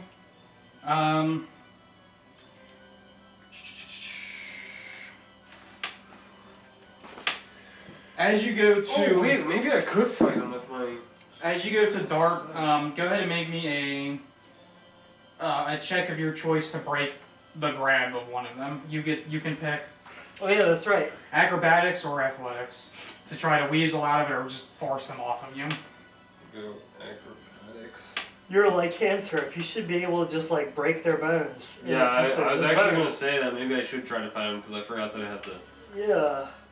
You've got like what, a +4 to your strength and all that stuff now? I don't know. I haven't actually. Is Well, this- he's not a lycanthrope. He took something different. Well, Order of the Moon Clan. Yeah. But he still has the benefits of Werewolf Curse. Yeah, if I transform. Yeah. That's one of the things I like best about Vampire the Masquerade continuity, because it's like vampires can be strong, especially if they're Brujas, but all werewolves are like, holy crap, it's a werewolf. Like, it takes... Yeah, they should be that way. Yes, I love that Like they're aspect. raging beasts, so... Like in movies where vampires and werewolves yeah. fight, I'm always like, this shouldn't even be a competition. Yeah. Like, werewolves should be able to rip a vampire asunder. Critical! Nice. So one of them, we'll say the one behind you, goes to grab at you, and you're just like he doesn't even get close to you. But you do pass a couple more of them. Just too good. Too fast! Go ahead and make me another of your choice. Acrobatics. 13. Okay. We'll say you dart from this one, but this guy gets lucky and he grabs onto your arm and he's holding you in place right now. As he is, Two of his buddies approach you and go to take swings at you. One of them misses. What's your AC? 14. They both miss you. You do see these other ones closing in at this point, and these two are kind of like circling around to cut you off. Okay.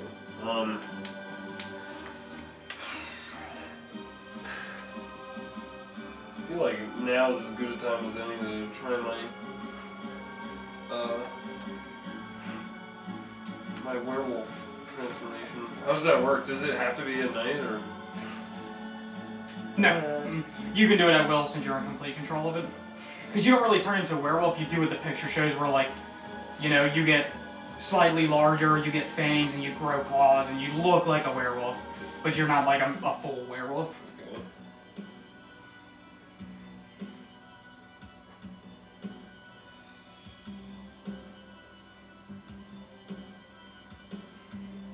Sorry, I'm just reading up on this. You're fine. Take your time.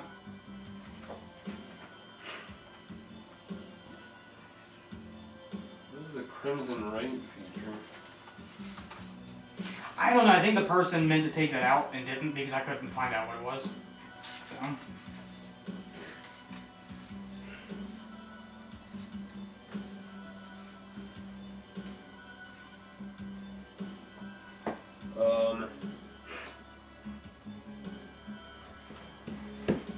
Yeah, because at this point I kind of feel like it's almost useless to try and escape, so I'm gonna go ahead and just, in an act of, I can't think of the word. Desperation. Yes, desperation Badassery. and rage. I just, like, he's grabbing me and I just put my hands down, like, over my head and kind of, like, just, like, roar out, and you can see, like, claws grow and my fangs get bigger and my eyes get even more cat-like. And yeah. And that says it's an action. Right? Yeah, an action to transform into my hybrid form. Lasts for 10 minutes. You can speak, use equipment, and wear armor. 10 minutes in combat is like 60 turns, isn't it? Yeah. 'Cause it's 6 seconds. 6 per second round. That turn. sounds Rounds, yeah, about that's what I right. meant. So 1 minute is 10 rounds. 10 minutes is 100 rounds. You're up. How does resistance work? Because I have resistance to bludgeoning, piercing, and slashing What's the number? from non-magical. It doesn't say. Resistance means.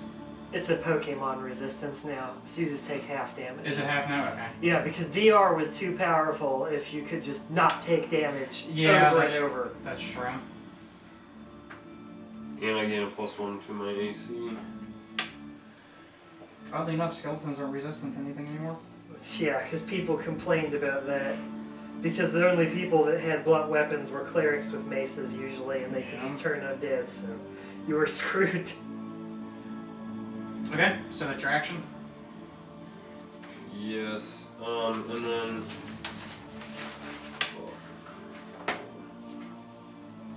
Let's see if I can. Oh. I can't use dash, disengage, or hide in this situation, can I? Do I have a move? I still have a move left to try and. Can I use that to try and break from? Yeah. Mhm. You've got grab? action, move, Yep. bonus. Um. Sounds a lot like move minor standard, doesn't it? Yeah. Suspiciously so. So yeah. So after I transform, I go to like kick out of his grasp. And do you want? What do you want with that? Your choice. Athletics or acrobatics. Well, I have advantage on strength checks and strength saving throws, so I'm gonna go ahead and go with athletics so I can get the advantage. Wow, I just rolled a 17 and an 18. That's crazy. 21. Okay, you break free. Right. And then do I get one? Sorry, is it one bonus action per, like, fight, or is it Per turn. Per you. Whenever you act, you get another bonus action on top of it. So you can still take an attack. Okay. So you can like transform and attack. Alright, so yeah, transform, break free from his grasp. Is it still just his hand coming out, or is his like head coming out and stuff too? At this point they're all surfaced. Okay. I guess he was holding you, his buddies climbed out all the way. Okay.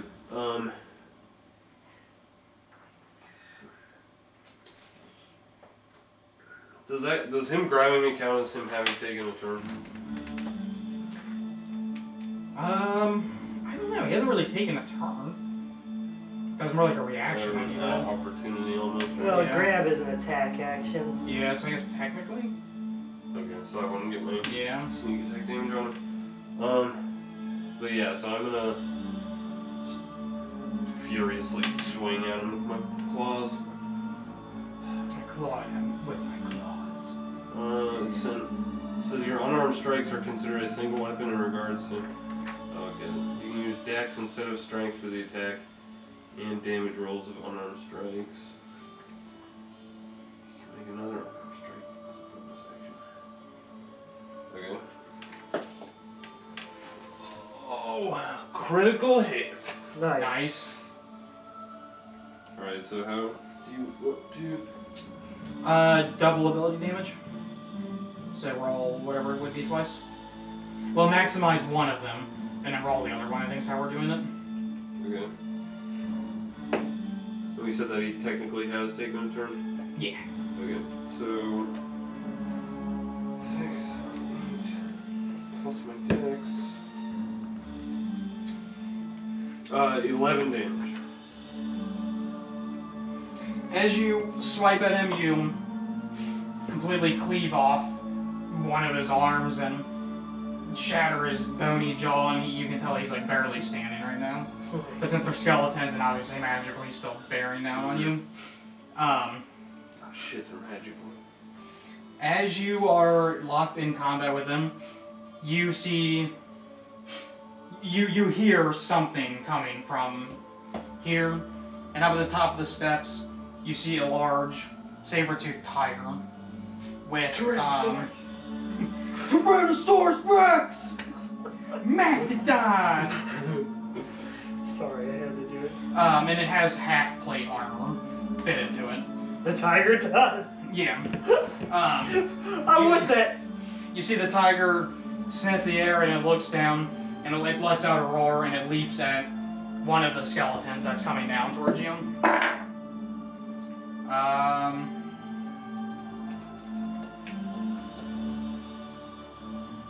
It's Battle Cat.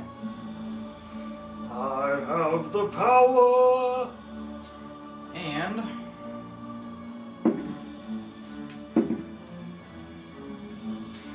as he lunges onto it, you see him just like bite into the spine of it and snap it in half, and it dies. The tiger, you see it eyeing you up, and it kind of like backs up towards you, and you see it like facing off against the skeletons over here while you're handling these ones. And as it does, you hear someone else walking on the steps, and you see an older gentleman come in. He looks like this. He's got the spectacles on, he's wearing leather armor, he has high leather boots. He has a book in one hand and a cane in the other. And you see him just kind of eyeing the battlefield. He slowly walks down the steps, and you see him Wait, which steps? These ones. You see him walk down the steps towards this skeleton. He takes the book, and the book's like on a chain at his side, and he lets it go.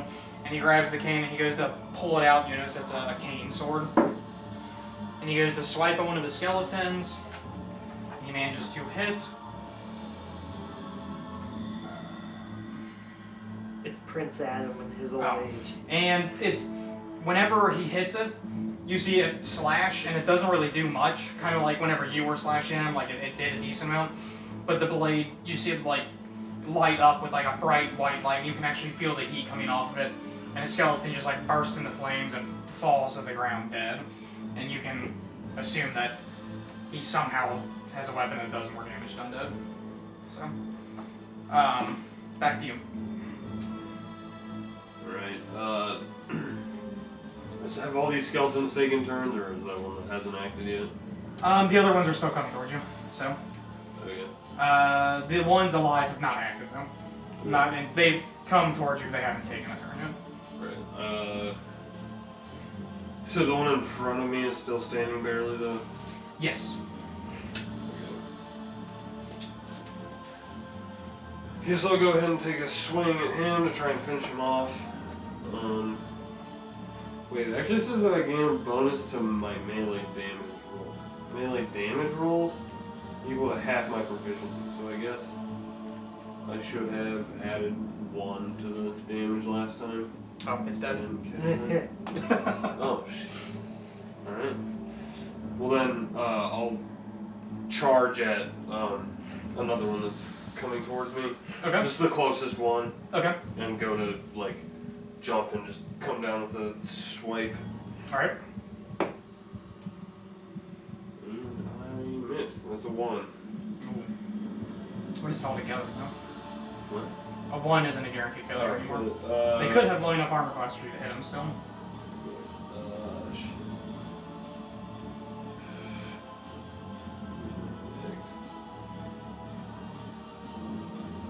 4, I guess?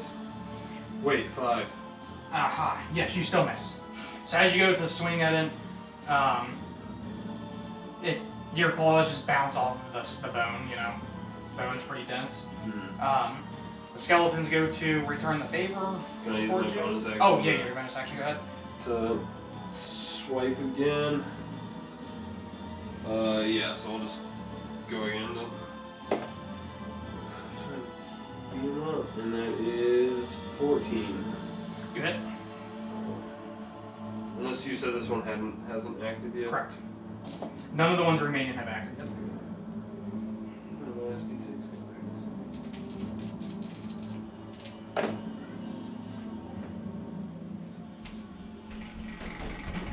13 damage. You kill it. So you miss, and then out of anger, you come swiping back again, and you just shatter it to pieces.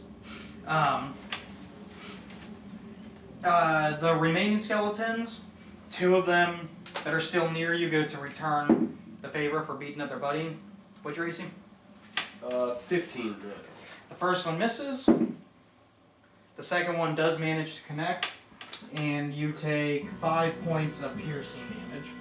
Is it magical? Or not? Because I asked because... No. It's piercing. Okay. Oh, are you vulnerable though? I gain resistance to piercing from non-magical weapons. So you are resistant to this, Okay. because it's a short sword. So you take, I would assume, rounded down. 190 something. Oh, it is half. You either take 2 or 3 whenever Chris finds out if you round down or up.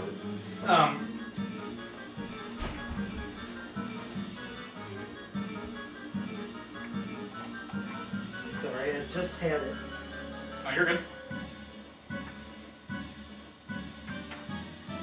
There it is.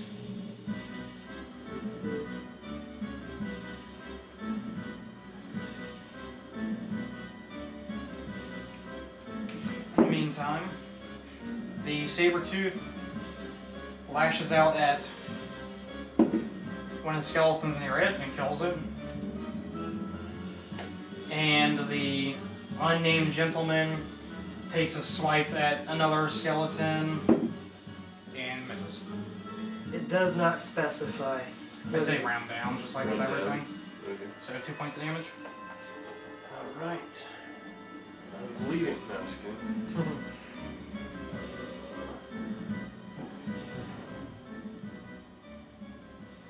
Okay, so does that bring back to me? Yep. Alright, so I guess I go to like turn to the one that just managed to hit me and just let out a roar and go to claw his head off. Meow! Die. 19. You hit. And nobody's like, none of my allies are near him, Saber-tooth tigers. right? Okay.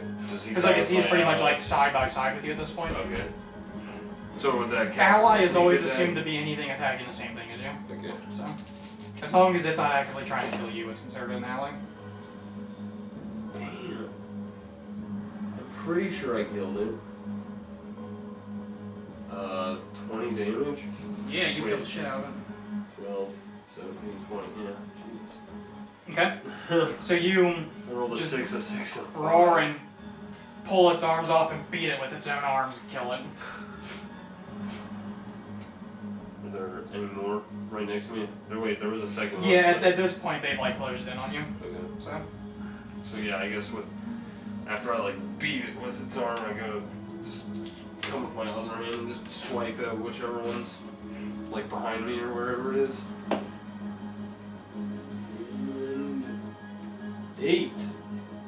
that is a miss. Swing and a miss. Okay. So Oh shoot! I was supposed to.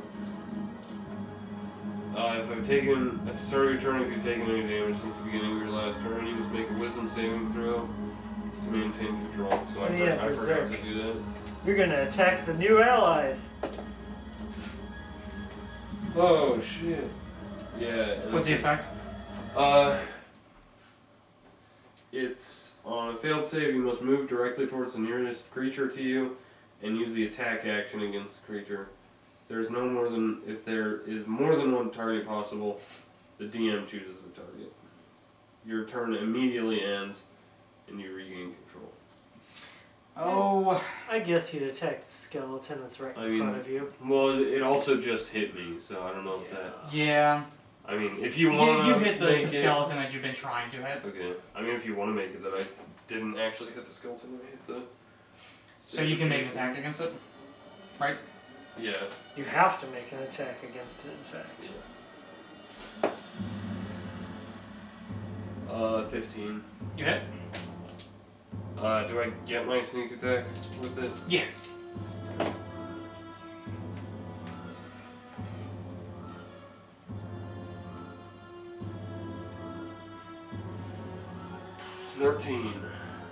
It is dead. Then I regain control. The remaining skeleton goes to. Oh, he hits you. You take 8 points of piercing damage, so your resistance makes that 4. So the skeleton, Really nice. you can tell the skeleton just like goes and he goes to stab at like a vital organ, but your skin is just so tough right now from your transformation. It glances at enough and instead he just kind of like pulls out a chunk of skin, and it's like, oh, it still hurt, but you feel like, thank goodness I transformed because that would have really hurt if I didn't. That leaves that one skeleton. The tiger goes to attack him, hits, and finishes him off. So all of the skeletons have been defeated. The handed.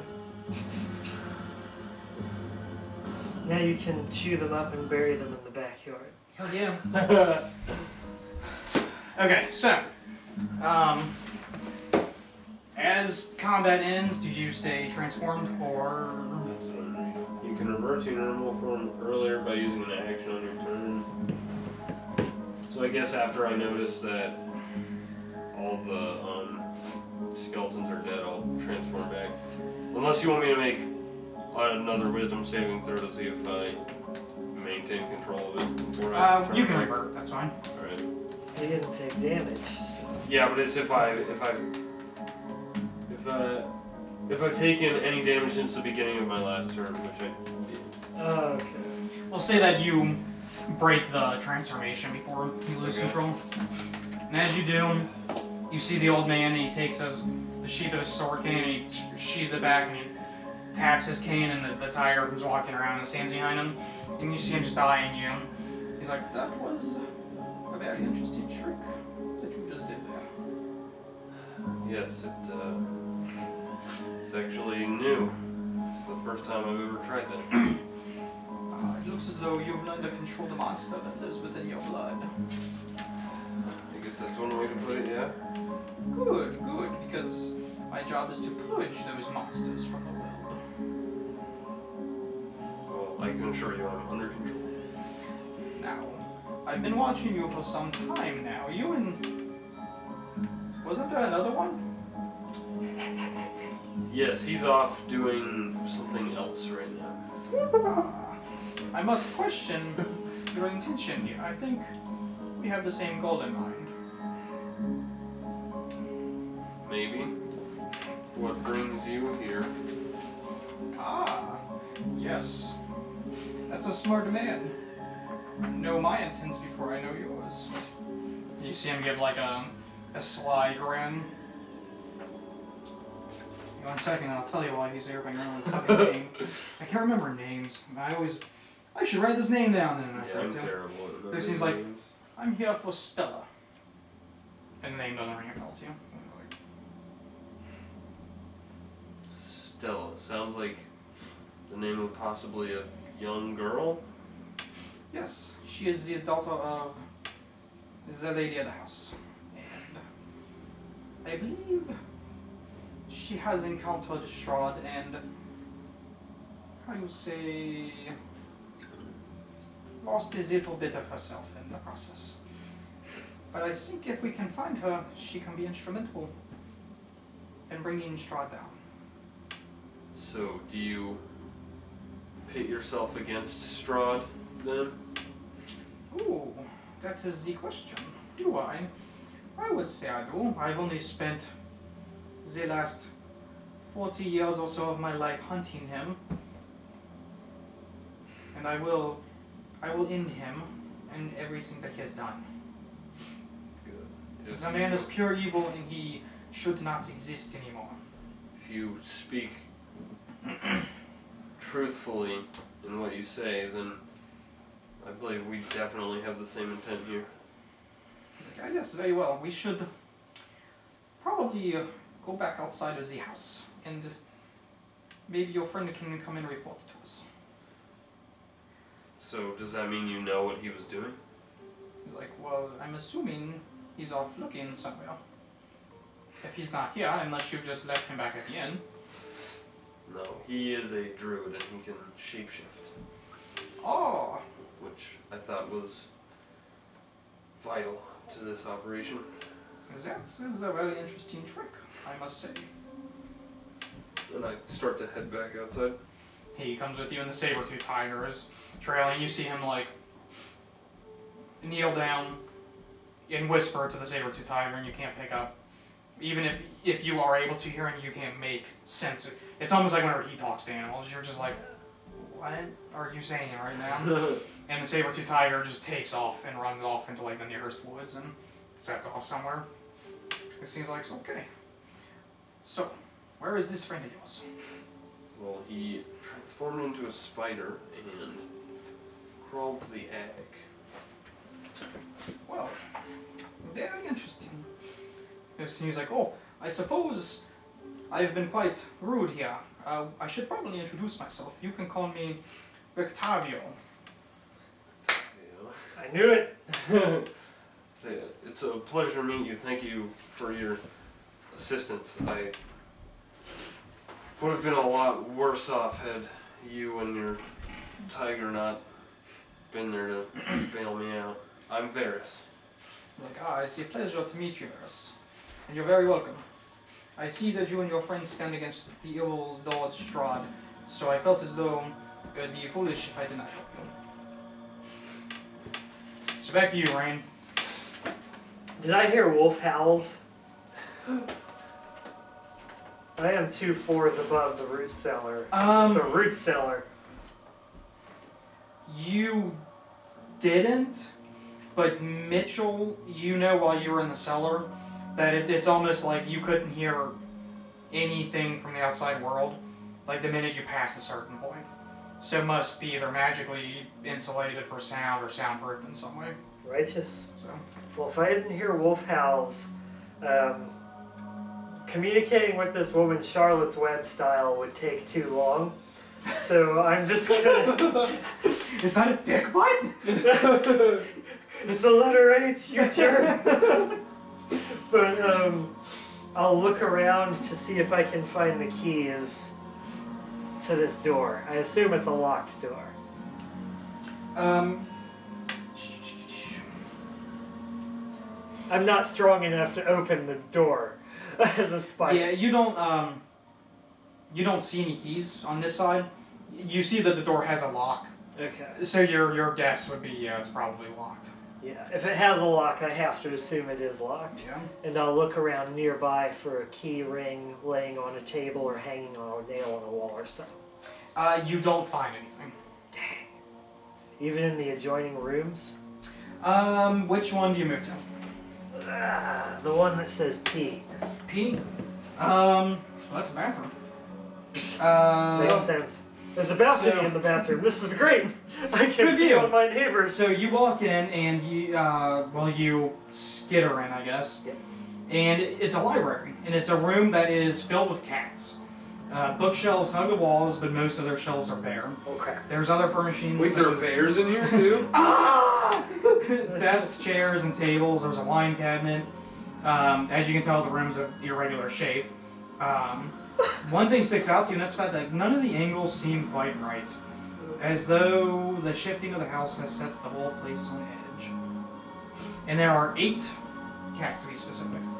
I quickly crawl up a wall and onto the ceiling because I don't want the cats to attack me. What is your passive perception? 10. Wait, it's mine because the spiders is trash. Passive perception is 15. Okay, you notice one of the cats has a small key hanging on its collar. You're kidding. I'm gonna have an animal slap fight between a spider and a cat for a key. You get to fight skeletons in your werewolf form. I get to fight small domestic animals in a spider. This is great. All right. So it's pretty much like bookshelves, bookshelves, bookshelves, more bookshelves. But again, most of them are strangely empty. So, Why would a cat have the key around its neck? It's almost like is it the key or is it just a key? It's almost like somebody put it there intentionally, so something like a spider couldn't just get it so easily. All right. This is gonna be weird. I go back out and I check to make sure. Does this door have a lock on it? It does not. Okay. I scan this room and make sure it's just me and the cats. It is. I change back into my elvish form, wasting almost an hour of wild shape.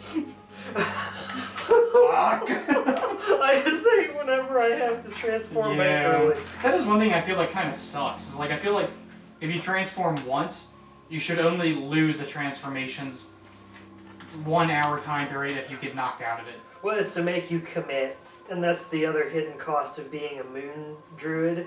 Because if you change into an elemental, you burn both of your wild shapes, and you do not want to change back early. Otherwise, it hurts even more than that. Right. But I use speak with animals, and I address the cats in Druidic or another language that normal people couldn't comprehend. And I say, "Hey guys, what's up?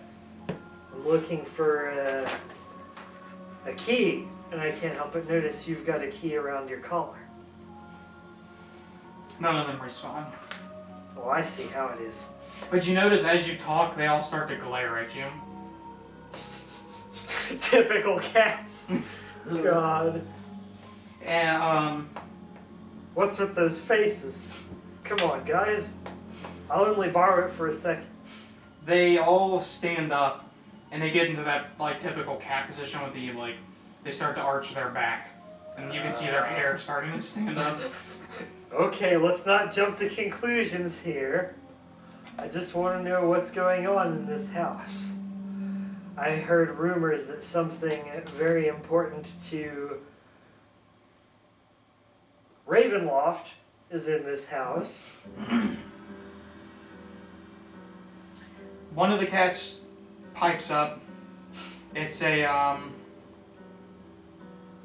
like stereotypical evil cat, like with the really fluffy fur and the flat face. The You know, Bond villain, the Persian cat. and you hear it, and it's the one with the key around its neck. It's like, yes, everything here is important to Ravenloft. The mistress, everything she does is for Strahd in his glory. Great is Strahd. Do I want to use my trump card so early? You want to build a wall? No, not that. I'm building a terrible golf course in Scotland. It's going to ruin naturally beautiful land. No, let's see. Can you guys tell me why that girl is being kept locked in that room back there? And I assume that's the key to her room? Oh, where this key goes is none of your business, dirty man. But I'm not a man. I'm an elf. that young lady, she didn't listen to the mistress, and now she's being punished. Well, if you won't get the key for me, maybe you'll do it for your lord and master, Strahd von Zarovitz. You've done a good job guarding the key for me. I'd like to have it back so I can have a word with that young lady in there.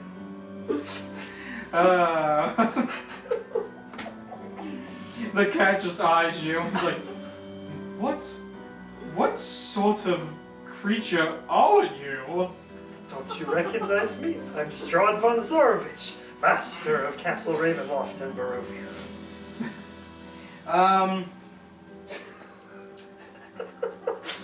The best part is Dewey and JT won't believe it. Okay, here we go. Go ahead and make me a deception check. Because cats are not very smart, apparently. Yeah, they're not. That's the best part. Let's see here. Charisma is +2. 15.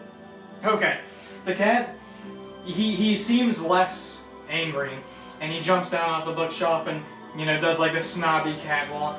He's like, well, Mr. Strahd, here's the key, but I should have you know it does not go to her room.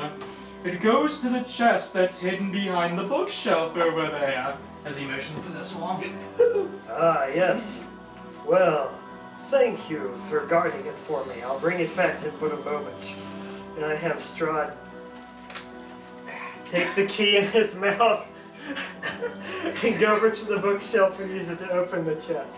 Okay, so you pull open the bookshelf. And it's like a stereotypical, bookshelf that just slides open. Inside is a storage room. There's a dusty, small room with a curtain window at one side. On the bottom shelf, there is an iron chest, which you now have the key for. I open the iron chest. As you go to open it with the key, Oh god. you hear like a click and then a second click, and then you see like what's obviously a trap get disarmed.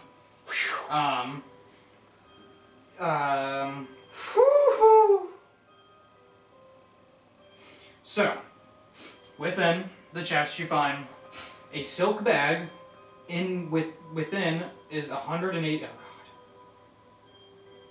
I'm gonna say it, Electrum. Chris. Oh, Electrum! This was the real trap! No! So turn that into gold as you will. Oh god, I don't even know how! Electrum is terrible. There's 180 Electrum pieces, We'll each come of back which later. bears Strahd's stern visage in profile. A leather bag containing 110 gold pieces. If you need me to slow down, I can. I need to find... I Yeah. thought I had my pencil out. 'Cause If I you need thought- one going. Oh, it was right here. Here, let me take my hand out of little Strahd. Go ahead and take a point of inspiration for the role playing of the puppet. Rich actually saw me with the shoes, and I told him I was going to make a puppet out of it, but I asked him to keep it a surprise. Alright, so, how much Electrum? 180 Electrum. Yes, 180 Electrum, 110 gold. A wooden pipe that you somehow know has been passed down through many generations of the Wachter patriarchs. 5 scrolls, each of which is notarized as a deed for parcels of land given to the Wachter family by Count Strahd von Zarovich nearly 4 centuries ago. I kind of feel bad stealing these. Don't feel bad, they're jerks. We don't know that. He doesn't know that. You know that they worship Strahd. He just thinks that they're a normal family. Oh, Well, the shit. cat said that it was all for Strahd, which is why I got the yeah, that's puppet true. idea. You also find a supple leather case containing an unbound manuscript titled The Devil We Know, which is a poetic manifesto written by Lady Fiona Wachter, attesting that the worship of devils can bring happiness, success, freedom, wealth, and longevity. Mind you, that is the lady that you've been talking to. I no longer feel bad about stealing stuff. And the final thing, oh nope, there's more. A blasphemous treatise, Treatise.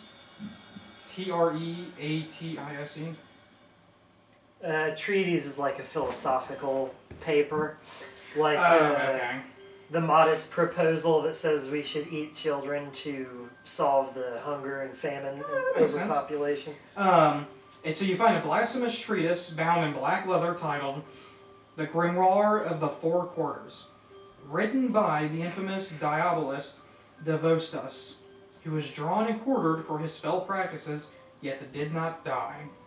Ew. The last thing you find is a very old letter to Lady Lavina Wachter, you would assume an ancestor, from one Lord Vassal von Holtz, thanking Lavina for her hospitality, loyal, and friendship over the years. Vanessa von Holtz. Is that it? Yes, and that's all.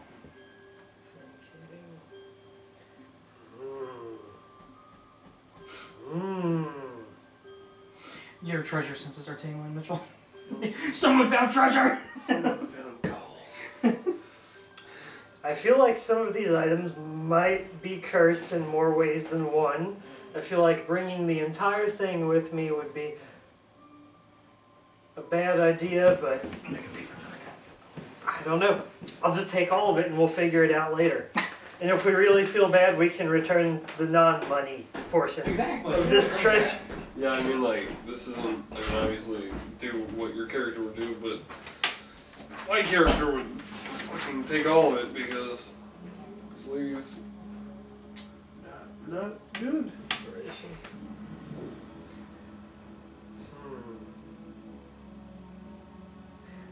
I'm gonna have to ask that cat where the real key to her room is. Because I had the thought I could just cast Enhance Ability on myself to enhance strength and then just kick the door off of its hinges to her room. But this will be the second time in a row that an infiltration mission has gone loud and break out and run. And I'd rather not do that twice in a row. Well, remember, You were in the insulated basement. pick though. locks. Yeah, oh, that's true. I could just come out and So- get you to pick it instead of finding the key.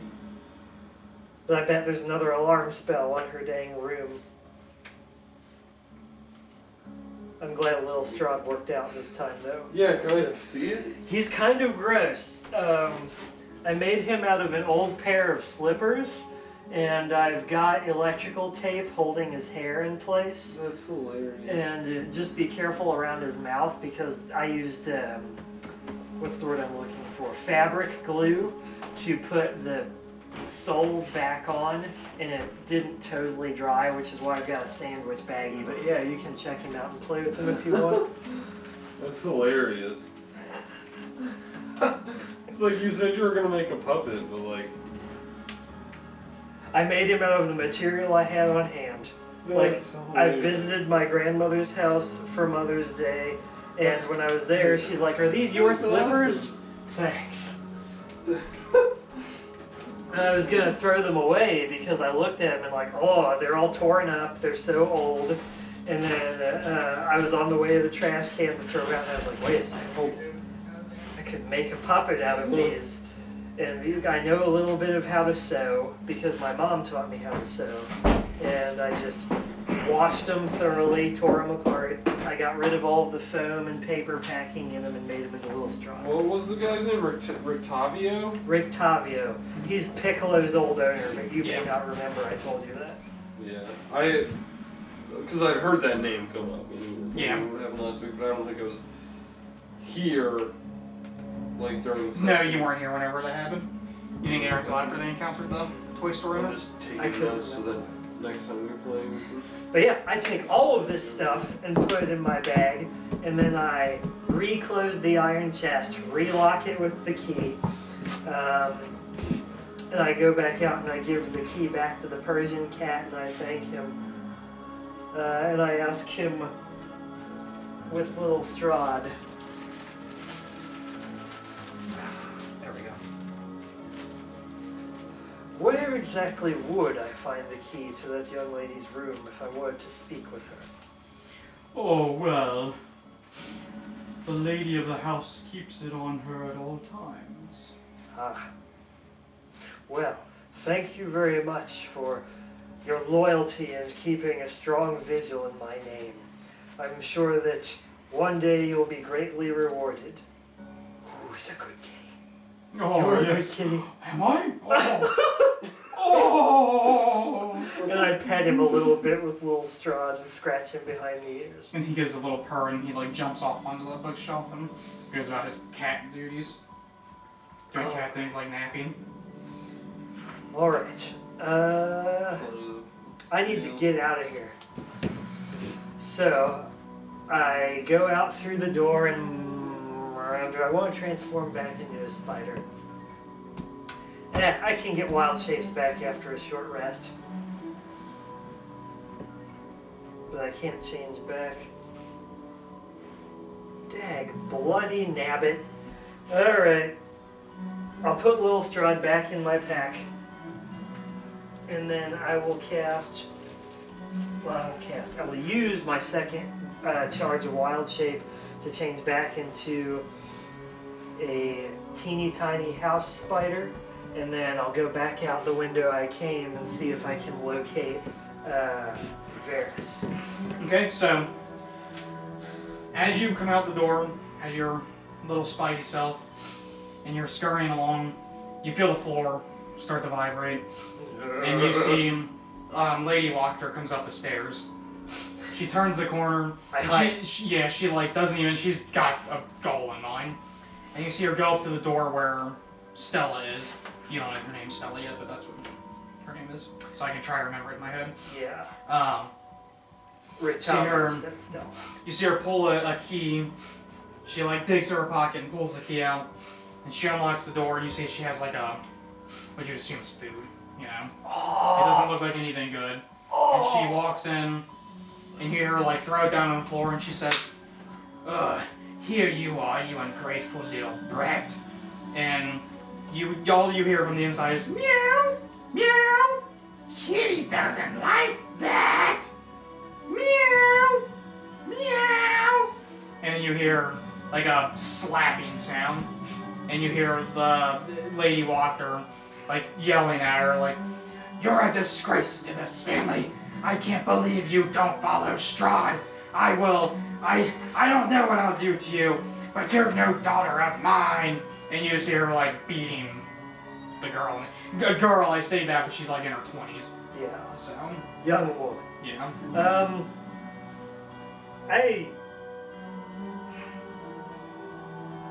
I know I'm gonna need help getting a lady out of here who thinks that she's a cat and who doesn't like Strahd and won't be persuaded by little Strahd. Lady, come with me! So as much as I want to stop this woman from beating this poor young woman, I'm just gonna skitter right on past, like, and not interfere and go out the front window and keep looking. Mitchell, pick a body part. Oh God. Leg. So as you walk by, I have 8 you see that the girl is now strapped down onto the bed. She's still meowing. And you see the lady grab something from the corner of the room, and it's a pipe, and she just smashes one of the girl's kneecaps. And the girl starts to scream in pain. and you just hear like a horrible crunch whenever it hits. Like you've been in combat, you've heard combat, her leg was just shattered. Shit, I should have picked arm. I should have picked the head! Ah! Should have picked tits. You know what? Before I came out of that library, the thought struck me. I can cast bark skin on myself to be a teeny tiny spider with 16 armor class and just crawl inside someone's shirt and bite them to death with 3 damage, 3 damage, 3 damage. But I thought, no, that would be stupid. Why would I need to do that? Contingency plans, Chris! Dang it. Mitchell just sitting there like, I wonder what's happening in there. Oh, I hope he's okay. I bit her to death! Yeah. Rain just comes out with like this look of like despair on his face, like. I've got to think of the mission. Done. And then as she shatters her leg, you hear the girl and she's like, meow! What He was doesn't like that! what was the lady of the house's name? Fiona. Yeah, yes, Fiona, is that what I said? Fiona von... Yeah, Fiona Wachter. Wachter. Or Wachter, however you pronounce it. I still Some want to German take this woman on as a spider, but I've got to put the mission first. What's the worst thing happens? She smacks you while you're in her shirt, and you transform in her shirt. Now we're sharing space! It would be a nasty melee with the lady of the house, who may or may not be a mage. I don't know. And Yeah, Always assume if you don't see a weapon, they're a mage. yeah, I'll just keep. Does it look like she's gonna kill the young woman, or No, like if you hang out to see, you see her like throw the pipe, whatever it was back in the corner, as long and as then she she's not like gonna kill. she picks the food back up off the floor and just throws it at her. And the girl is still strapped to the bed. She's like, I'll get you in a few hours. You can sit and think about what you've done. And she slams the door and takes the key back out and locks it. Alright, I'll avoid moving because I don't want to draw attention to myself, so I'll just stealth and wait for her to leave. Like, stay in place, try and look like a piece of the staining on the wood or something like that. She's got somewhere to go. You can tell when she just juts out and goes right down the steps, or at least around this way to the steps. And I get the heck out of here, and I go out the window I came in, and I try and find Varis. So we'll say while you were doing that, you were fighting a skeleton, so you see Varis, do you head back to like where you were? Yeah. You see Varis like walking around the house from the back where the cellar will be. I would have gone where Octavia thought was best. The spider has a decent scurry speed. I think his climb speed's 20 feet around, so let me see this here. But yeah, I stay in spider form as long as I can, and I come towards Varis. And I try. Spider! Ah! That would change me back. But I guess I try and climb up your leg or something and get back in your pocket. And I try and get your attention by like grabbing and shaking your pocket or something. Alright, if I notice it, then look down, like, look to Octavia and say, he's back! Or at least I assume that's him. I hope. I do this with my legs. You It's know, definitely spider him. would ever do it. And Octavia just looks and he's like, that is very interesting. So he takes the form of a spider. That would be very useful for spying on one's enemies. Does he communicate via signs? Do you know what he's saying? I personally do not know what he's saying. Right now, I can't speak to animals, and I'm not sure what signs he's making. I could have cast speak to animals on you! And then you could understand me as an animal! Oh. God, I All keep these stumbling what ifs. over all these. Alright, I get out of your pocket and I crawl into like a nearby bush or something, and then I change back into my elvish form. And I come out of the bush and I say, Varis, I found the girl. She's in a room in the middle of the top floor, and the mistress of the house keeps the key on her person at all times. I had the opportunity to ambush her and take it, but I wanted to put the mission first and regroup with you because I knew you could probably silently pick the lock. Also, I found a bunch of stuff in a chest. I got Any gold? 110 gold pieces, so that's 1/10 of what I owe you for paying for those people who fixed Which my I armor. still have, by the way. Yeah. And then I also found 180 of these weird pieces that look like gold and silver smelted together. Why you would do that, I don't know.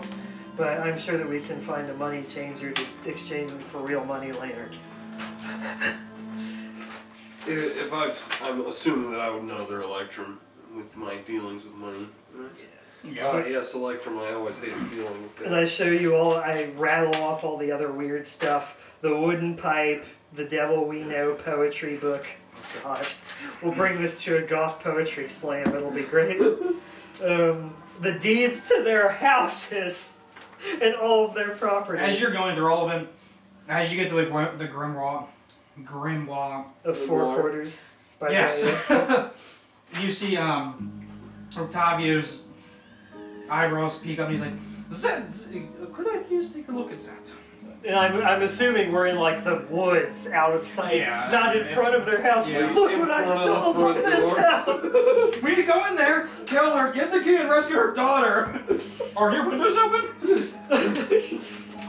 Like she was changing Yeah. and heard us. I'm just like, how's that fabric? I say, well, usually I split up all of the spoils and treasure with Varis, so it's up to Varis if he wants us to let you see. Yes, he stands with us against Strahd. I think any help that he can give us would be much appreciated. Is it safe to open it here? It's bound in black leather and it looks very dangerous. I think that we will be fine. Alright, now And let me besides, see. what is life without adventure? Did you all die? Whoops! So he opens it and you see him like read through it a bit.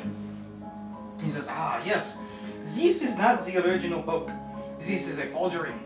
Because you see, the original book would drive the one who read it mad. But it's still an interesting thing, and he closes it and he hands it back to whichever one of you. He looks at it and he's like, yes, by the way, I am Rictavio. You must be, Rain, his friend. You're Piccolo's owner. I met Piccolo, you know. He's a very interesting little monkey.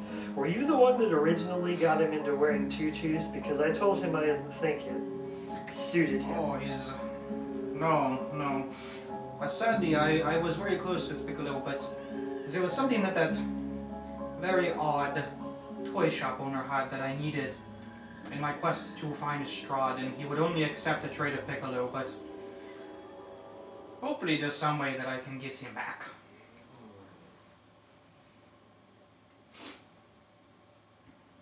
But I guess I would bust out the little doll of Arena and I would relay to Rictavio about like they were using Blinsky to like zero in on what Arena looked like based on Isaac's mysteriously obtained information. And then I'd show him little Strahd. So, Mr. Blinsky seems to have a connection. His toys always play some role in whatever we do somehow. Well, this is the realm of Strahd, so I suppose it makes sense.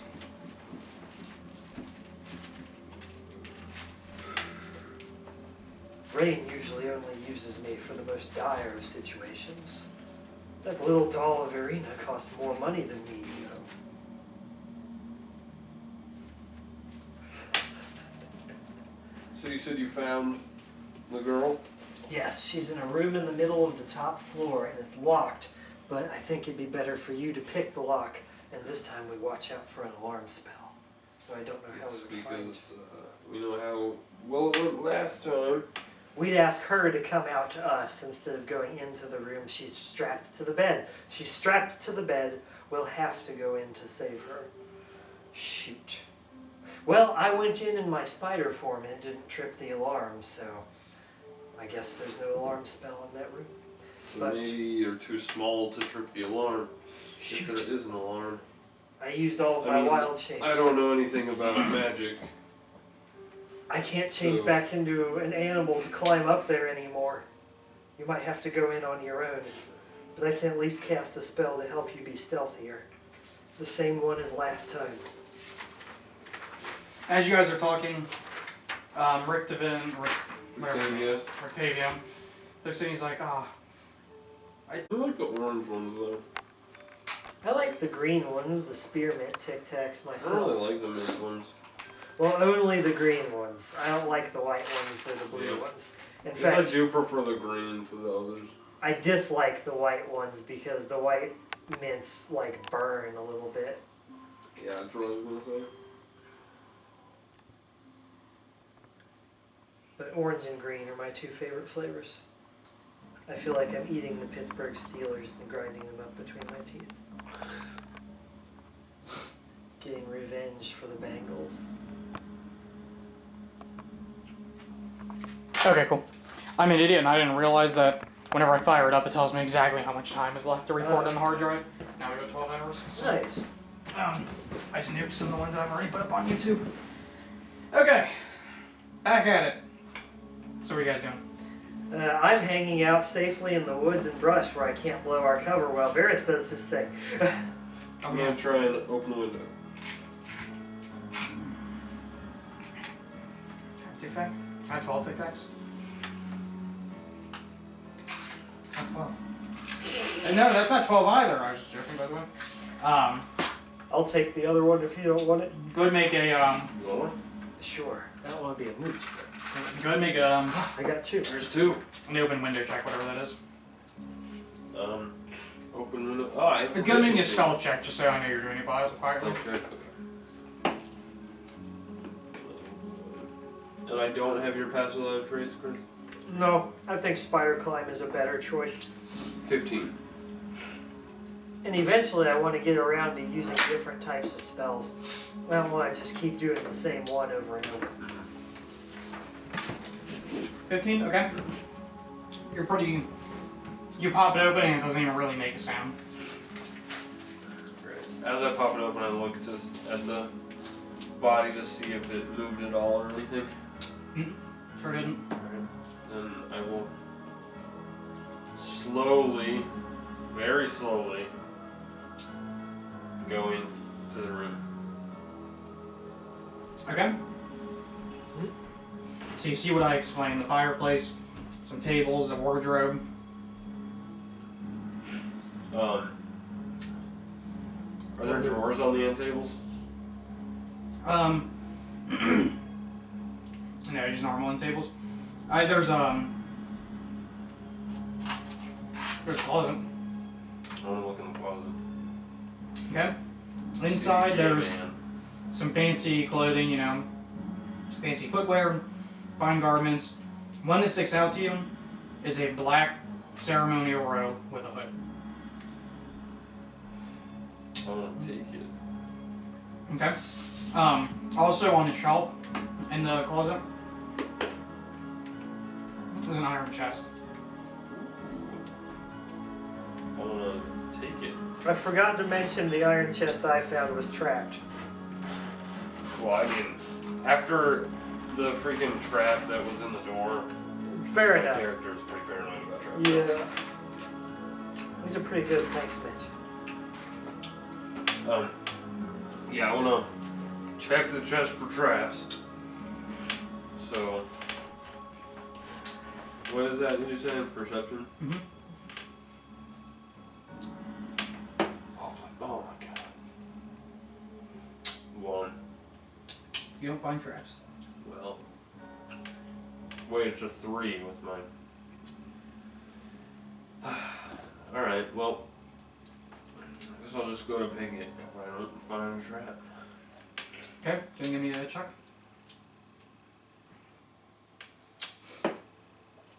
17.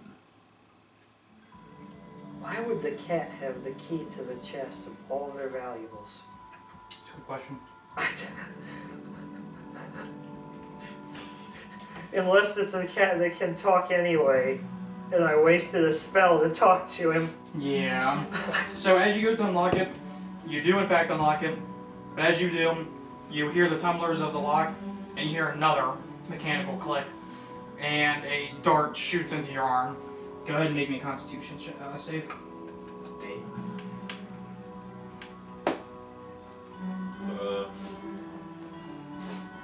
Con 12.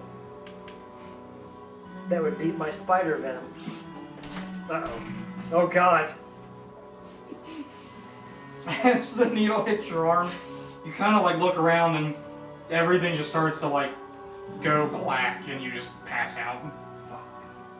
6 hours pass. I'm like, I wonder how Varis is doing in there. So you will be unconscious for an hour. Holy shit. My greediness got the best of me, guys. Well, nothing I can do now.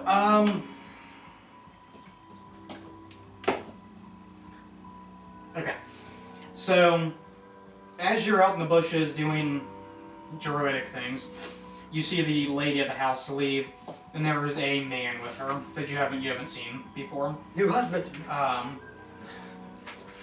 She moves fast.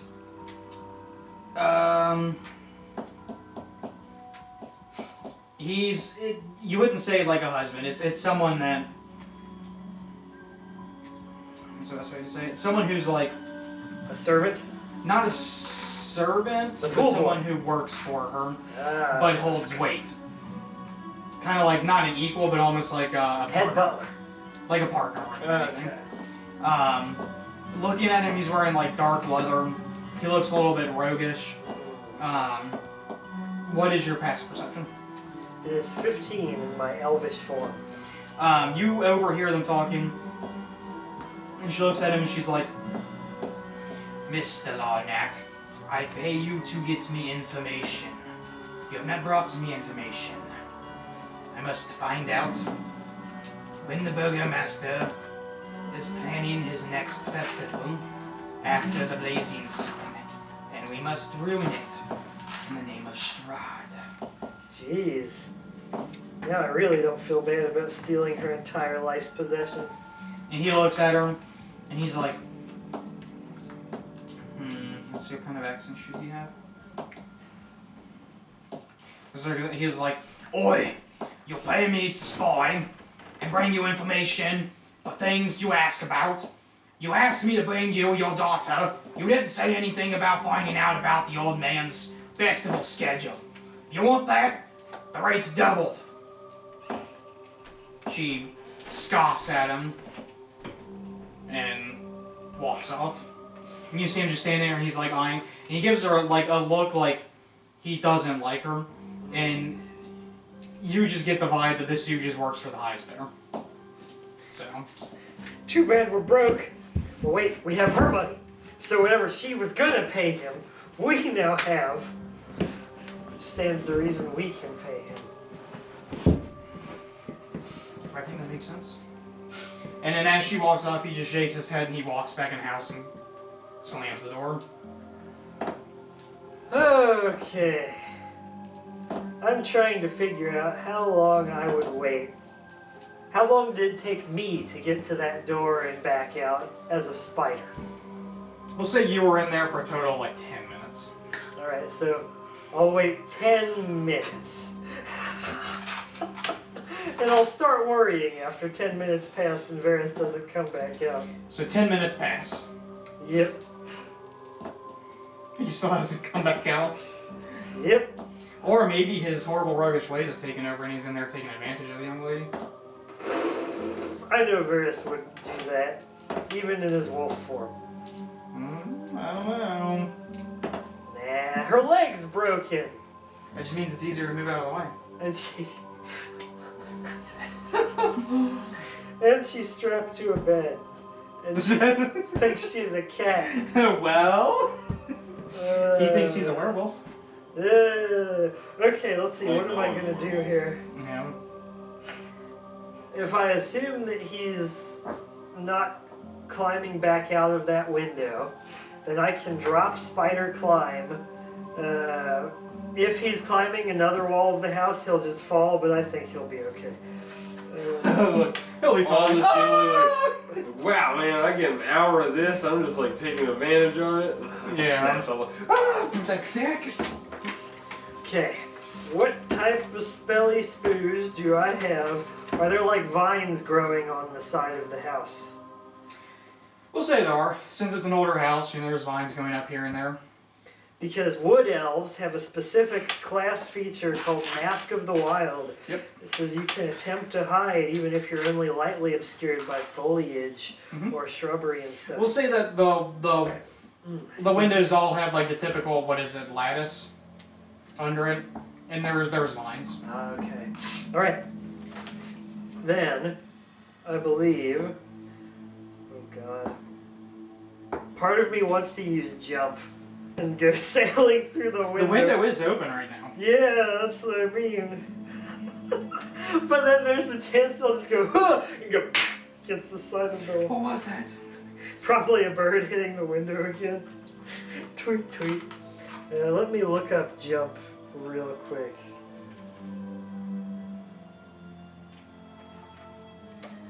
The creature's jump distance is tripled for 1 minute. Screw that. I'll just guess. Yeah, but I don't know what. I think that's long jump, not high jump. And even then, the high jump isn't very good. Because that's back under the ability stuff. I'll just cast Spider Climb on myself and try and use Mask of the Wild to hide myself in the vines on the lattice work and climb up to that window. Because it only takes 1 round. We're freaking fast. Yeah. So you're able to shoot up pretty easily. Okay. You don't hear anybody that you feel like you have to hide from. Nobody sees you that you can tell. And as you get up, you see him drooling on himself in front of a closet. But the door is open. With a chest down on the floor with the top popped open. What's in the chest? A skeleton. Seriously? Yep. The last time I did something with a chest with human remains in it didn't go well for any of us, especially me. So I'm going to resist my urge to throw it out the window or in the fireplace. And I'm just going to gently slap Varis' face like, Varis. Come on, Varis, wake up. Come on, man. Go make a medicine Ooh. check. Let's see here. Where are you, medicine? Just to make sure the way in which you smack him is medicinal, not assault. Yeah, it's like the Godfather is like, this is the day of my done before you took smack. What skill governs medicine? It didn't print on my sheet for some reason. Yeah, that should be its own skill. Wisdom. Wisdom, yeah. It is wisdom? Yeah. Okay, so 3, and I'm not proficient, so it's just going to be +3. 19! That's a 16 Okay, so on the face. You're smacking around a little bit and kind of shaking him and smacking him, and you get him to kind of come to a little bit. You start to wake up, and you see him like smacking at your face, like saying whatever he is, and you have like a horrible headache. You gotta wake up. And you still have the needle like in your arm. Oh yeah, I guess I should have taken Look that down out. and like, damn it. Even check for traps and go to pull it. Damn it, Jim, I'm a druid, not a doctor. There's a difference. Yeah, I go to like pull the needle on my arm, just like, sorry, I found this chest, and I look, and if I see that there's just a skeleton, got greedy for nothing, and I just shut the chest. Oh, don't get ahead of yourself. We can still steal the skeleton. We just need to get the girl first. Last time we encountered a skeleton, it came alive and almost killed us. So It was a banshee. It was the spirit of the former owner of that skeleton, and I laid her to rest. It made perfect sense to me. I just think humans, especially dead ones, are very unreasonable. well, I don't want to take any chances. Do I notice the coins on that dude's eyes? Yeah. Do they look valuable? They're just copper coins. Like a basic copper coin. That's not gonna get him across the river Styx. His family must not love him very much. I mean, seriously, I just stole You 110 do notice gold. though, like just being a druid and even though you're not a master spellcaster, you immediately know like this guy has been dead a while. He should be rotting, so somebody must have cast gentle repose on him. Okay. Well, they're probably preparing him for an open casket funeral. Or they think that he's gonna show up and Charon's gonna look at that 2 copper and go and send it back to the living world. Wait, shouldn't he still be alive? Because Malik died. And Malik just had his eyes melt out of his skull. I check under the copper coin to see if this man still has eyes. They're there. Okay. Did Malik tell you about the deal he made? More. Malark. Yeah. Sorry. Like malarkey. Malik. No, I'm monarchy. Yeah. I can't remember. I think he did. Because he explained it witnessed to do what about happened. souls, yeah. So you know Malark only came back to life because he took a deal with something Oh, okay. that gave him his soul back. Well, what? This guy just didn't want to be alive that bad? Yes. I mean, if you're living with. As you're discussing it, Vargris chimes in and explains that as he's been detecting souls for brokering and making deals with people, there are certain people in this room that don't have a soul. So if they were to die, there's a possibility there's no soul to put back in the body. They're just husks, basically. You guys have a soul. Whenever you die, you have an afterlife, you have an existence.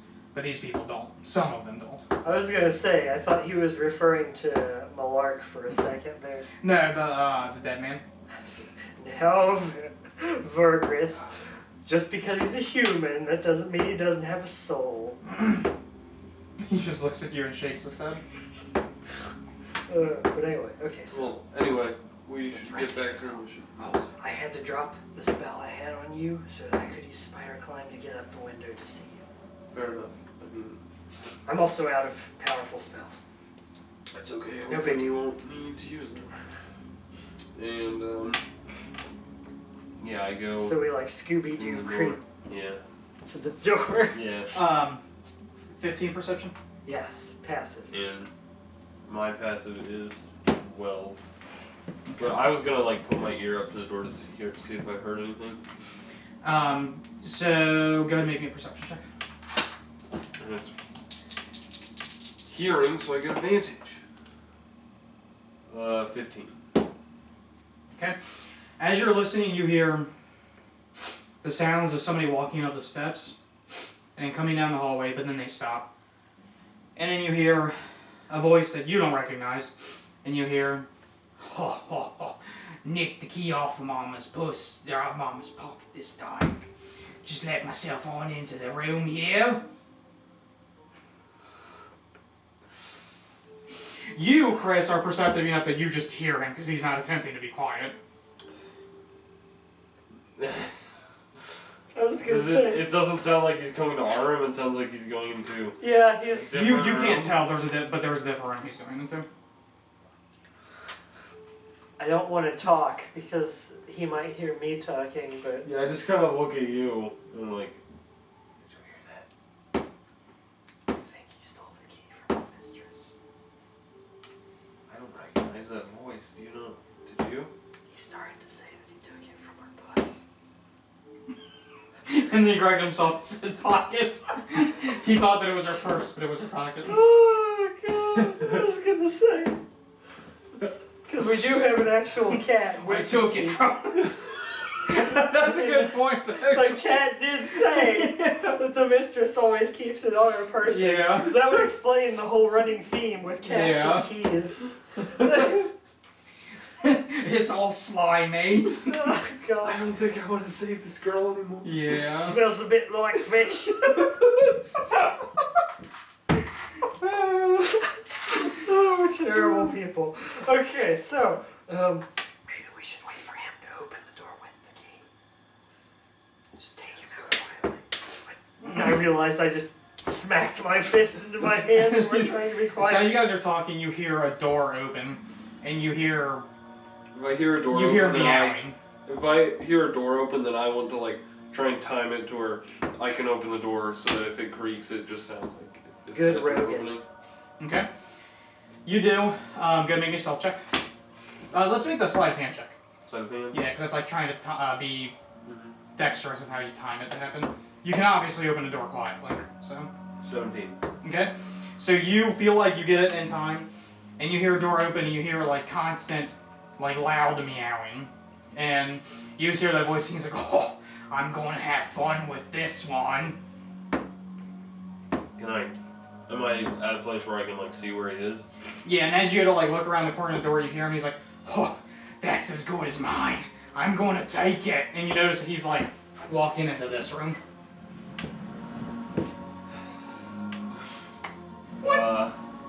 And you just hear him chuckling. He's like, "Oh, I got the key." And you're Rain. You're kind of putting two and two together that he thinks he stole the key for the box that's hidden in the locked library. Oh my god. But he's gonna see the cat that's in the library with the other key. He might. We can't let him hurt those cats. I made a promise. Oh, yeah, and you hear again here. "Oh, oi, little pussy, come here. I want to pet you." And you hear like a cat like, "Meow," and you hear like the disgusting, "Oh, fucking cat, fuck you." He's gonna hurt the cat. I have to shillelagh him to death now. God. Yeah, can I like sneak in there and like try to like choke him out? Sure. Go make me a stealth check. You don't have spider climb anymore, or else you could strangle him from the ceiling. We'll have to file that away for a future. 12. So as you go, unfortunately, as you go to sneak up on him, he just instantly looks at you. He's like, "Oi! Who the fuck are you? What are you doing in here?" And you see he like goes for a dagger at his side. Say, you want what's in that box, right? "What do you know about the box?" And you see behind him, he's like, "Oh, I see a fellow rogue." Yeah, my hood is up at this point, and I just nod my head and say, "Do you know about the box? I got the key for the I box." think we can help each other. "I don't know about that. We're both rogues, boy. We know we can't trust one another." That's a good point. Look, you obviously got here first, and I respect that. So, if you just let me go, I wouldn't have seen a thing. "How much are you willing to pay for that?" Well, my silence, of course. "Well, dead man can't talk." That may be true, but if I... Yes, that is true. But you have my word as a rogue, as a fellow rogue, that I will not say anything to anybody. He just, oh, we all know a rogue's word is worth as much as a wet match in a dark cave. But if you dry the match off, you can use it to be your one and only source of light and fire. Who said that? That was out of character. I know. And he doesn't look like he's gonna attack you or anything. Yeah. He really, you can tell that he kind of has like that feeling of like, we're both here for the same thing probably, and one of us is gonna get it, and one of us is maybe gonna kill the other, but like no honor among thieves unless necessary. He's like, "Oh, so I'll give you 2 I don't gold. feel like getting me daggered all bloody today, so we could just split what it is, and the lady never find out." "Stupid bitch." Sounds like a reasonable offer to me. He's like, "Oh, good deal." And you see him like turn around and he starts walking towards the bookcase. Which is, did you close it by the way? Yes, Okay. I closed it and relocked it before I gave the key back. He feels around and he opens up the bookcase and he goes up to the chest and puts it in. He goes to turn and he's like, "Oh, it doesn't fit." And as he says that, you hear a mechanism go up and it He's like, what the? Oh, oh! He just falls over, unconscious. You know what the best part is? We have witnesses. So when the mistress asks the guardian of the key what happened to my stuff in my chest, the cats will say, well, that thief must have stolen it because he attacked me for the key and went into the chest. So and you see, are like- the cats like looking at me right now? Yeah, they are. They're all eyeing you. And you're able to see the one with the key is like sleeping on a bookshelf somewhere. So whichever one he had to tussle with wasn't that one. It's probably one of the other ones. Mhm. So. But is the key like still in the lock where the chest was? Yeah. I kind of like put my hands up, like trying to not instigate anything with the cats, and inch my way towards the chest to grab the key. But if I see them like getting ready to pounce, No, they just kind of eye you. They like giving you that normal cat look where it's like, no, the cat, meow. yeah, then I go to take the key, and based off what happened to me, I'm assuming he'll be out for a while, so I figure we have some time. So yeah, I take the key and go back, skulk back. He like to, critically failed his attempt to stop the Really? poison. That's hilarious. Oh, God. So you definitely feel he will be out cold for a while. Yeah. In Okay. fact, the dart hit him directly in his heart. Yeah, pretty to much. Spread the poison maximally through his whole body. Yeah. Yeah. So I grab the key and inch away from the cats, and then go back to where Rain was, holding the key and say, "Well, let's see if this works." You got the key. Oh my gosh, you don't even need to pick it. It's probably trapped, so that's a good thing. And just to be safe, I walk upside down and hang from the ceiling to stay incognito. I'm not a licker from You origin. like have 8 eyes, like I'm like looking at you, we're like, What the hell's wrong with you, Rain? My hair just hangs straight up. The thing that's funny about that spy that you just encountered, he got a 20 to detect you and a 1 to stop the trap. That's hilarious. So it's like, It works. I see you, but I failed miserably at all the other stuff. So you go to open up the door?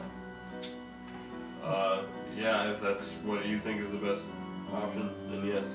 I lay down on the ceiling and I watch. You unlock it, and then you can tell right away it's the right key. Like, it just gives, and the door starts to kind of swing open. And as it does, you see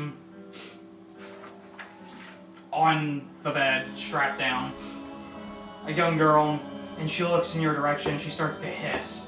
She says, "Little kitty doesn't know you. Little kitty doesn't like the smell of you. Like, Meow. like, shh. Meow, meow, meow, meow, Where's little kitty's favorite place?"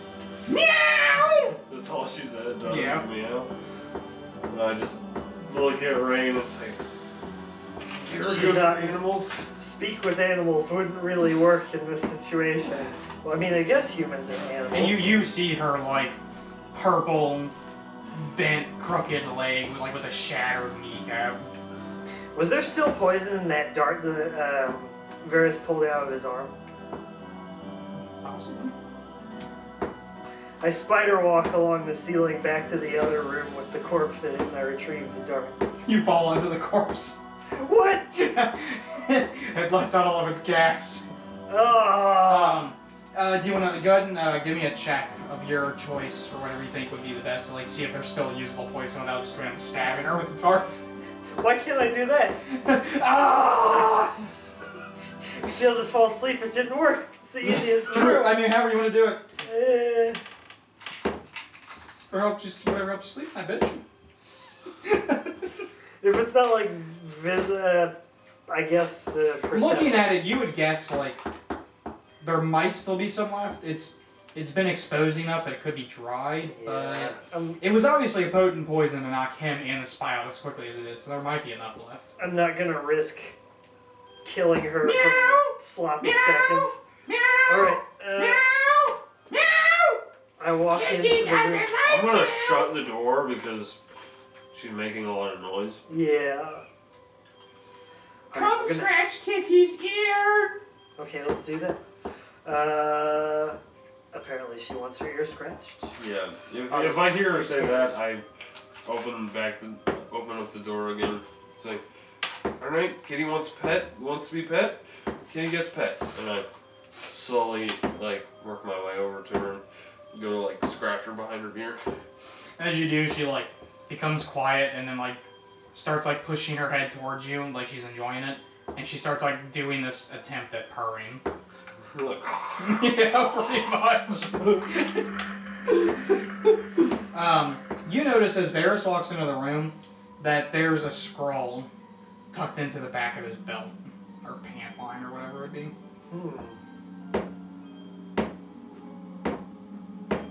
shit. Varys has a scroll tucked? Mm-hmm. Where's that? Like off back to the side. Yeah. I assume it's something else he stole from the house, just like I did. Who am I to judge? I've got the deeds and titles to every property they have in my backpack. True. You do own half the town right now, I think. Oh, this will pay you back for the treasury. So as you're like scratching her ear, she's trying to move around with the straps, and she starts to like act like she's in pain, you know, so she's trying to move her leg that's strapped down, and she starts to like whimper, and it looks like she's about to start screaming. Okay, I just, if it looks like she's about to start screaming, I just look at her and say, shh, Kitty needs to stay quiet, or else she'll get another leg hurt. And bitch. And I say, I'm gonna let your leg loose, okay? And I pull out a dagger and go to cut the. Wait, was it chains or was it? You said it was leather strap. straps. And Yeah. go to cut the leather strap off Oh, excuse me. to free her. And after you do, the leg just kind of sits there limp, because like I said, she can't, it's broken, you know? Mm-hmm. And she starts to just like sob and cry. And you can tell that she's in like an immense amount of pain. And as she does, and you're like going to cut the strap, you realize you like bump into something that's in your belt that you didn't realize was there earlier. Like, pull whatever was out of my belt. You pull out a scroll that's written maybe some sort of incantation, and like attached to it is pinned on a piece of paper, and it says, for when times get hard in your travels, hopefully you can find use for this. Signed, Rictavio. And you don't really know what it is, but it seems similar to the one scroll you found earlier in the vault, in Arena's vault. That was like a scroll of restoration that can cure curses and things like that, mental and otherwise. Do I think that this girl is, like, has some mental illness or something? With the way she's... I mean, it would be kind of obvious that there's like- something wrong with her. Yeah. Her psyche's been broken. Kind of like how you guys suffer from madness and you just completely break. I call over Rain. Say, Rain, I found this in my belt. It's from Rictavio. Huh. Do you know? You're better with magic than I am. Do you know what exactly this is? He said, hopefully we can use it in our time of need. I'm a primal magic user, but you said we can tell it's a scroll of lesser resto, right? Yeah. Sorry, greater Or restoration. greater restoration. You know that even though you're like a primal magic user, that the idea of like healing still, Okay. it's holy, but nature can still heal people. Well, Like a cleric may call down their god's power to heal people, but you just look to nature to heal people. I If think you, I can cast it eventually. yeah, unless it's a scroll that you can just cast once. Yeah. That's basically what it is. I'm giving you as a one-time use scroll. Yeah, and I say, it looks like the one that we found in Arena's vault that, like, cured, I think it was Malark's insanity. And you think Rictavio meant for us to use it on this girl? That's what I'm thinking. I was gonna ask you if you thought it was an appropriate time to use it. Well, I can't fix her leg with my mending spell, and I'm not sure how to make her realize that she's not actually a cat. I mean, No. she can see her own human hands. And I'm still like petting her this entire time to try and like, calm her down. I would say we are almost required to use it on her. She needs it so much more than either of us. Do I know how to like use the scroll? Uh-oh. You've seen scrolls used before, and it's basically just like read, and you know there's power in words. Like whenever he casts spells, sometimes it requires him to say something or make a gesture with his hands. But typically a scroll, it's all within the words. Mm-hmm. Like the scroll contains the magic, and the words release the magic, essentially. Okay. Would you like to do the honors, or do you want me to? You can go ahead and read it. Let's give it a shot, and I can read whatever's on the scroll. So it's actually got a couple of steps involved. Like one is that you have to like stand in front of the person that you're casting and make sure they get the full force of the magic. And that to channel it, since you're the conduit for the spell, you have to be able to keep like eye contact with them at the point of cast to make sure it channels from you to them. And it just like what's the incantation from Evil Dead? Oh, I don't remember that one. From the Necronomicon. He screws it up. Yeah, so every much, time too. he messes it up. Yeah. But it's basically just like gibberish, but you can still speak it. And, so as you start to cast it, you feel. And before I cast it, I say, "We're gonna help Kitty get better, okay?" And then go to cast the spell. So as you go to cast it, you feel like a warmth from your inside of your chest, like your inner core.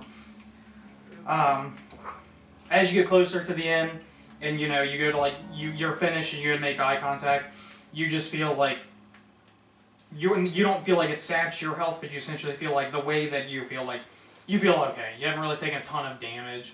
You're feeling all right. You're rested.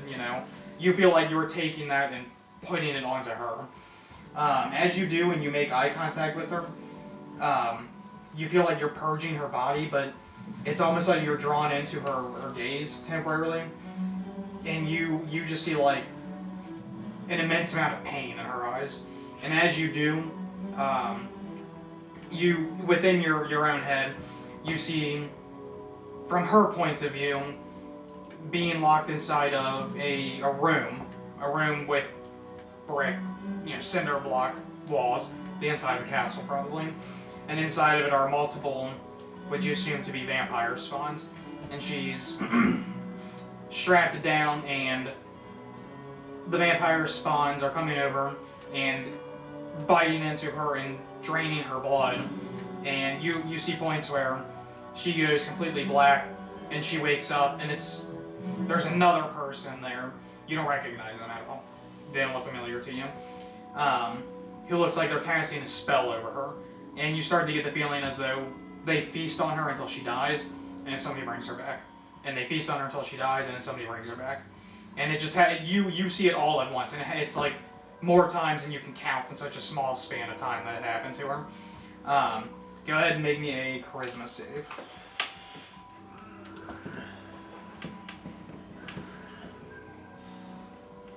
Mm-hmm. 16. Okay. So it's a very, for somebody like her who's not a seasoned adventurer, anybody, even if it happened to one of you guys would have been put through like an immense amount of trauma. Your psyche probably wouldn't have been as broken as hers is, but you would be very worse for wear. And as you see these images and they assail your mind, you're barely able to like stave off like just a horrible feeling. Like you almost feel like it breaks your psyche in a way, but you're able to stave it off as you're healing her. And you kind of see, you don't see any of these images. You're kind of looking at him, and for like 2 or 3 seconds, you just see him go completely pale as he just locks eyes with her. And she goes to sit up, and you see her just locking eyes with him, and her color's returning. And you just see a look of like sheer terror on his face, and then he just kind of snaps too. And then she's laying there, and you see her knee. You hear like this horrible crunch, and her knee goes back in place, and her leg's no longer purple. And she's just laying there, and she just looks around. She's like covered in beads of sweat, and she's just completely and totally dazed at the moment. You can tell she's just trying to get her bearings of where she is. And after a couple of seconds, you see she starts to like struggle, and she starts to get bothered being locked down, and she starts screaming, "No, don't bring me back again! No more feasting! Don't feast on me!" It's like, no, we're here to rescue you. That's disgusting. I only eat plants. Are you a plant? I don't know. You see her like trying to fight her way out of the restraints, and she looks at you, and you can tell she calms down. She's like, You're not vampires. Where am I? You're in the House of Fiona. That's my home. My mother, she's the one who sent me as an offering to Strahd. Get me out of here, please. Get me out of here. I pull out a dagger and go to cut the rest of the ropes. You see like horrible bruises from the ropes, and like now as you're closer, even though you saw her the first time, but now you're actually seeing her close, you see like gashes, like scars now, because you guys used the restoration spell on her, but where there was like gashes at one point all over her back, and you start to see like multiple fang marks up and down like her arms and on her neck. She's obviously not a vampire, because throughout all this time she would have turned if she was. Yeah. Just like a lot of wounds that the restoration spell have just sealed up at this point. She sits up and she's like, "We need to get out of here. That woman, I don't know how she hasn't found you or found out that you're in here. We need to leave now." Yes, I agree. And I go to take off. I say, Are you good to walk on your own?" She like looks down at her knee and she kind of rubs it. She stands up and she's like, "I think I'll be okay. I'm pretty tired." And as she says that, she gets kind of like, she kind of like shakes her head. You can tell like she's emaciated and she needs to eat. Mm-hmm. She's like, I need food. We'll get you food as soon as we get Have out of food. here. I cast Goodberry and produce 10 Goodberries in the palm of my left hand. And I hold out one to her and I say, "The magic of this place makes them very bitter, but it will nourish you for a day's worth of food." She's like, "I don't care if it's bitter or if it's food," and she like snatches out your hand and immediately eats it. I put the other 9 away in my pouch. I say, "All right, let's go. We broke in through a window from across the hallway, but I think we can exit that way too." And I go to walk out and like kind of scout ahead, like. She like as you go to walk out, she looks at both of you and she's like, "You guys don't by any chance have an extra like shirt or something?" And you realize like her clothes are torn and she's completely exposed. Like she's not naked, but she's wearing like a nightgown that's been like tattered and torn up. Like, "Oh, I'm very sorry." Like if she Where are was my to go out in manners?" public, it would be like the sunlight could hit her at the right angle and you'd see everything. Say, So I'm sorry, where are my manners? And I pull out the cloak that I took from The ceremonial black cloak with the hood. yeah. The one that she probably sees in her nightmares. Well, And do you I go think to that drape it over her. Yeah, I mean, yeah, it's clothing, so that's just my she looks and she's like, "Where did you get that?" from the closet in the room across, From my mother's room. and I just She's like, it's Put it away and closed. say- It's fine. I'll be okay. I'll be okay." She takes it from you. She puts it on. She's like, "Thank you." I'm sorry. Now she I looks like didn't- a cultist. I didn't mean to be rude or It's a anything. good disguise. She could probably even pass for her mother, I bet, if anyone questions us. But that shouldn't happen. And we'll say, since we don't have a description, what does she look like? We'll say she's a human, and we'll say she's average, kind of a little bit tall for a lady, like 5'6" black hair down to about her shoulders. It's all gross looking at this point and tattered. Slender face with, let's say, brown eyes. Yeah. Does she have fleas or lice? Not that we can tell. I want to inspect her later. I'm always on the lookout for new wild shape transformations. Yes, I found one! Ha Rules as written. If I use bark Yeah, that is skin, true, I yeah. could be a flea with 16 AC and just bite someone to death. That's hilarious. Chris, give me one identifying trait about her beyond the normal description. I told you how she has like the small wounds from like the vampire bites and stuff. But give me something that stands out. It could be a way that she walks, a way that she presents herself. Not a physical feature, you mean? Your choice. She has a very pronounced visage. Like, how shall I say this? Her face has sharp angles that make her stand out from the rest of the people in the town and distinguish her as a Walker family member. So very identifiable traits, like Yeah. instead of being like a normal round-faced person, it's like the glamour traits. Yeah, like that. So pretty much, aside from like the dirt all over her face and the grimy hair, you would assume that this is a very attractive, upper-class woman. However, her mom's obviously evil and tried to give her to Strahd as some sort of offering, and Strahd pretty much turned her into food for his vampire spawn. How she came back here, though, is a mystery to everyone. This is fine though, because she's the sole legal heir, I'm assuming.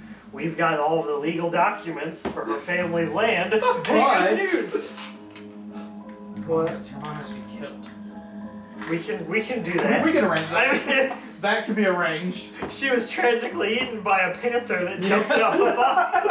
That's a good point. You guys aren't the typical murder hobos because you actually can have an animal kill stuff for you.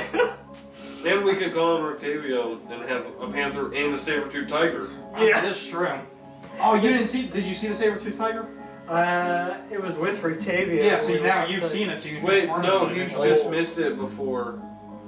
Yeah, I can't remember if he did or not. Did you? Well, my limit right now is CR 1/4. I doubt the saber-toothed tiger is CR 1/4. Yeah, I'm not sure what it was. And no matter how much I level, since I'm not a moon druid, I'll cap out at CR 1 anyway. Oh, really? Yeah, if you want to be able to transform into big bad Oh, yeah, animals, it's a challenge too. you've got to be moon druid. Yeah. Yeah. So she kind of gives a sign. She's like, "Thank you for the clothes and thank you for the rescue. Where will you be taking me?" Right. Yeah. Man. We have a room in an inn that is owned by some people who are against Strahd. So I think we'll be safe there. Well, that sounds favorable to me. And I start to go. Okay, so you guys set off towards the inn. Do you try to take like a direct route, like stick to the roads, or like a back route? I think we should probably take a back route. Yeah. Okay. So you two are stealthy enough that you can compensate for one unstealthy person. That you can kind of like guide her and tell her when to go and things like that. So it takes a little bit longer, but you make it to the inn. As you walk into the inn, what's Dooface's name? Erwin. You see Erwin, and he's actually like a skeleton. He's like, "Hey, man, shut up." It's been 8 minutes since that one time, right? I Yeah. like see him like sprint. Why did I bring her here? This isn't safe. This was a mistake. You walk in, and as you do, the three people that are in the inn that were in there last night, and him so forth, they kind of like look up, and you see them all immediately look at her and like stand up, like they're on the offensive. He looks, he's like, why did you bring one of the lady's people into here? Be at peace. This is a prisoner we rescued from the Walker estate. She's like, prisoner. And you see him eye her, and he's like, is that the daughter? Yes, this is Stella. I guess she went missing some time ago. We assumed that Strahd had her. You assumed correctly. Well, But since then, she was transported back to Fiona's manor, and we've rescued her. and you see him, and he motions to one of the people, and it's a woman comes walking up, and she comes up to Stella. She's like, come with me, child. We'll get you cleaned up, and we'll set a room aside for you. And Stella nods, and she takes her off to the washrooms. And Erwin looks at him, and he's like, well, it wouldn't be good to go asking her too many questions now, because I'm sure that she's not in a good mental state, but I think she could be instrumental in helping us against Strahd. If she escaped Ravenloft, then we need to know how, because that means that if there's a way out, then there's a way in. It's like, and that's instrumental in what we're trying to do. It's like, that was a noble thing that you did, risking your own lives, I'm assuming, to save this girl. Like, and it definitely shows that you're willing to help. So if the need ever arises, and he hands each of you a necklace. He's like, if the need ever arises and you're in dire need, just hold on to this and call to us with your force of will. And if any of us are near, we'll be there to help. Raven I was. bow my head and thank you. It's like, yes. Well, you see him like pacing around. I don't know where we go to from here.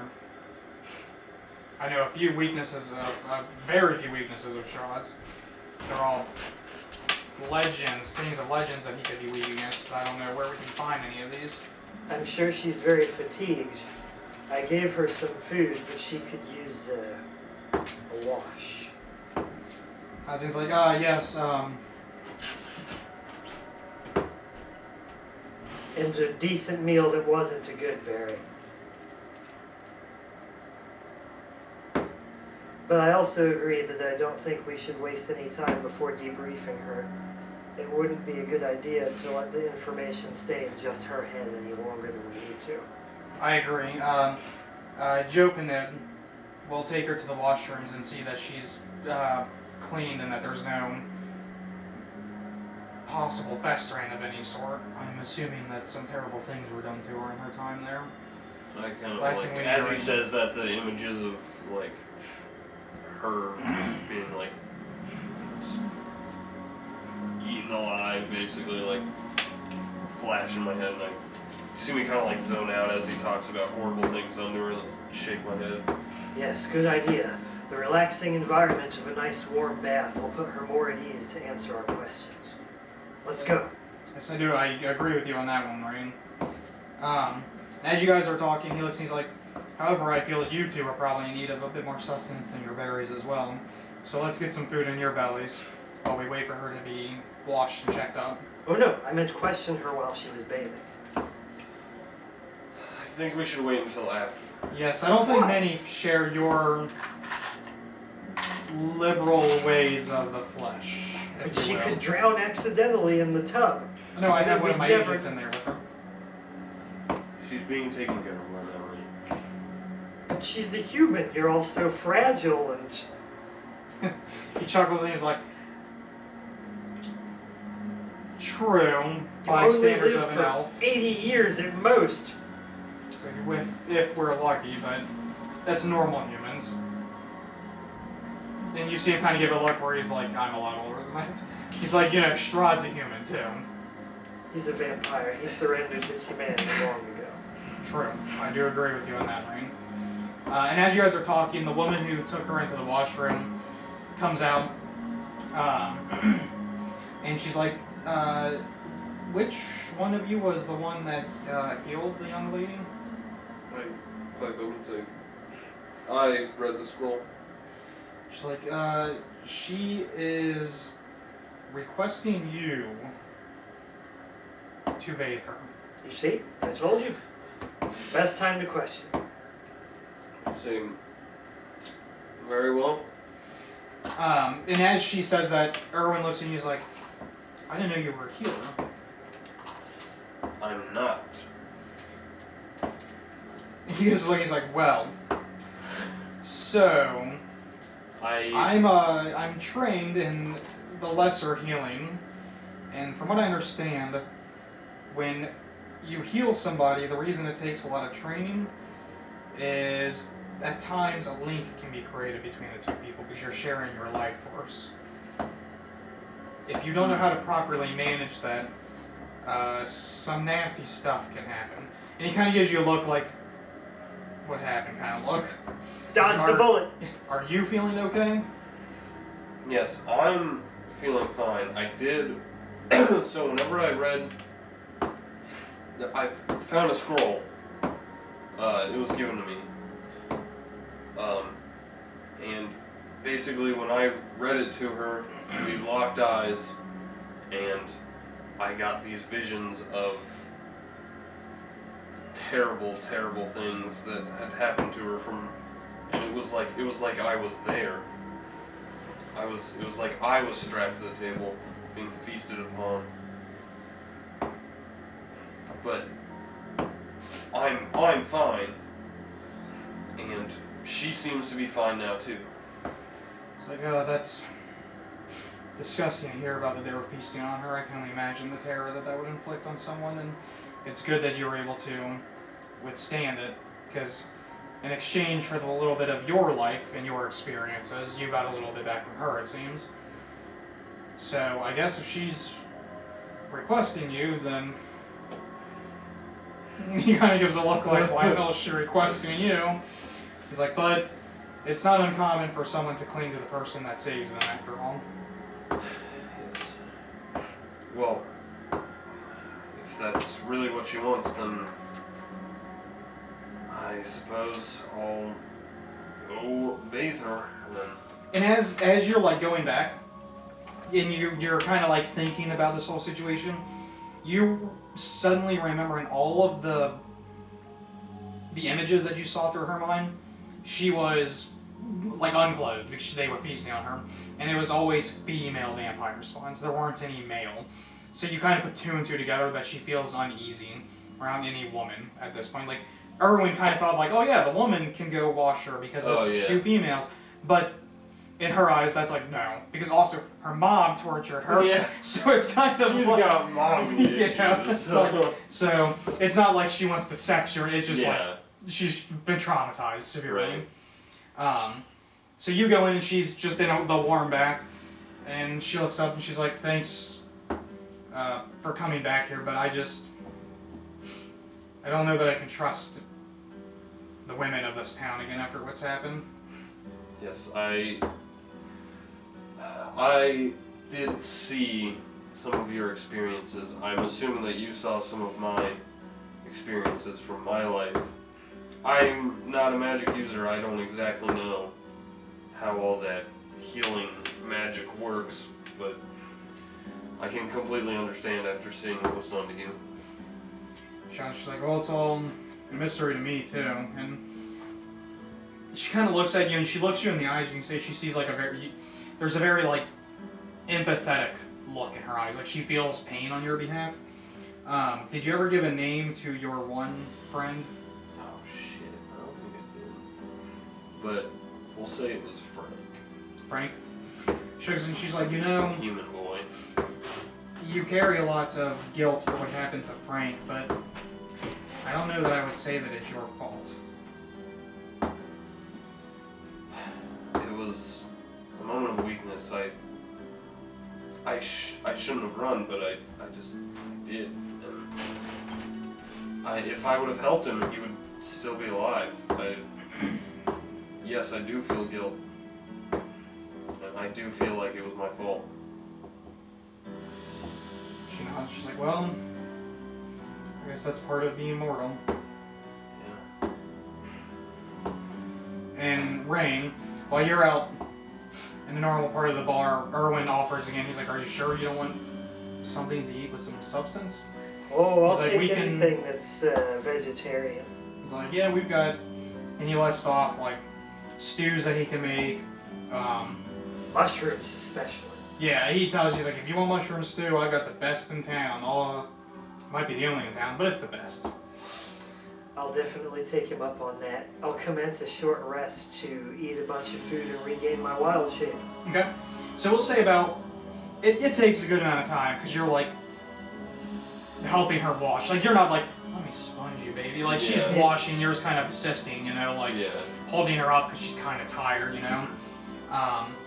And it's pretty much like you guys don't really say much to each other because it is, you're understanding what everyone was saying, like there does just kind of feel like this unspoken link, like Yeah. whenever you're adventuring with them, there's an unspoken link, like you guys know each other.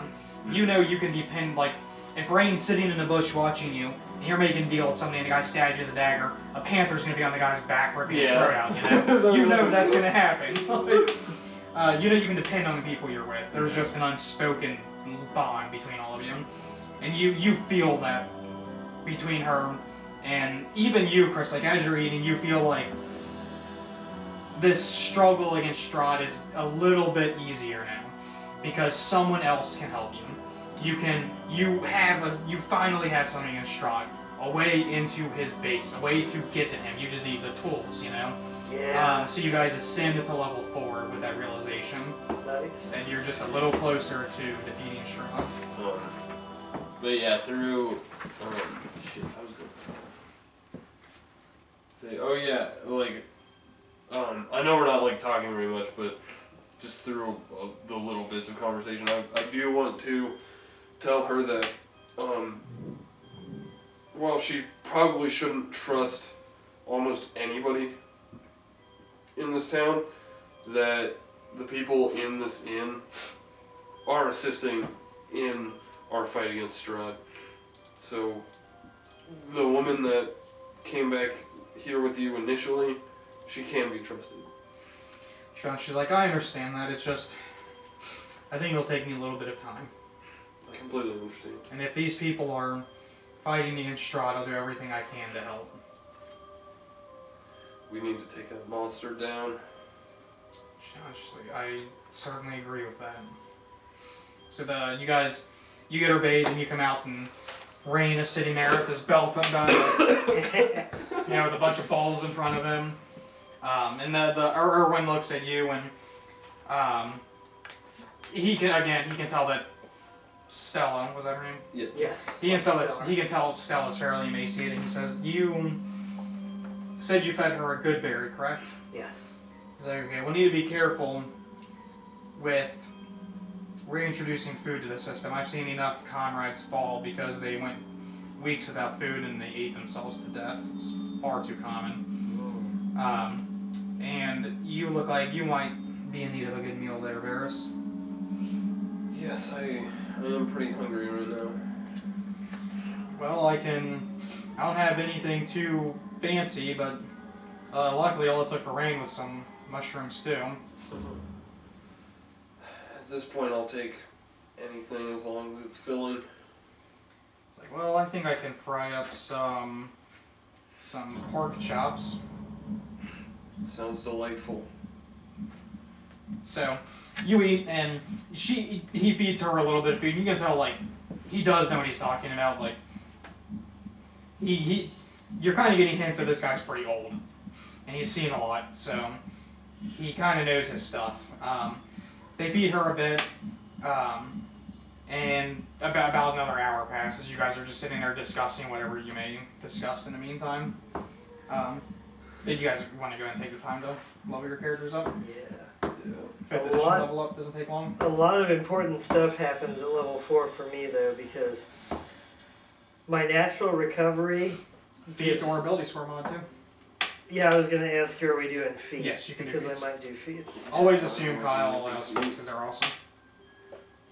Because frankly, I've gotten bored just shoving my one best stat up to 20 every single Yeah. campaign. I mean, it's with the what do they call it? The upward bound or whatever. Upward bound. On armor class. Oh yeah, Like, upward bound. upper bound. You really don't benefit that much. Wait, there's the maximum armor class now? Yeah. What is it? I'm not sure. Bounded accuracy. That's what I'm thinking of.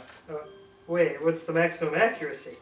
I'm not. It's not the maximum accuracy. It's the point at which like the diminishing return on accuracy is not worth going for anymore. Oh, that part. So? Yeah.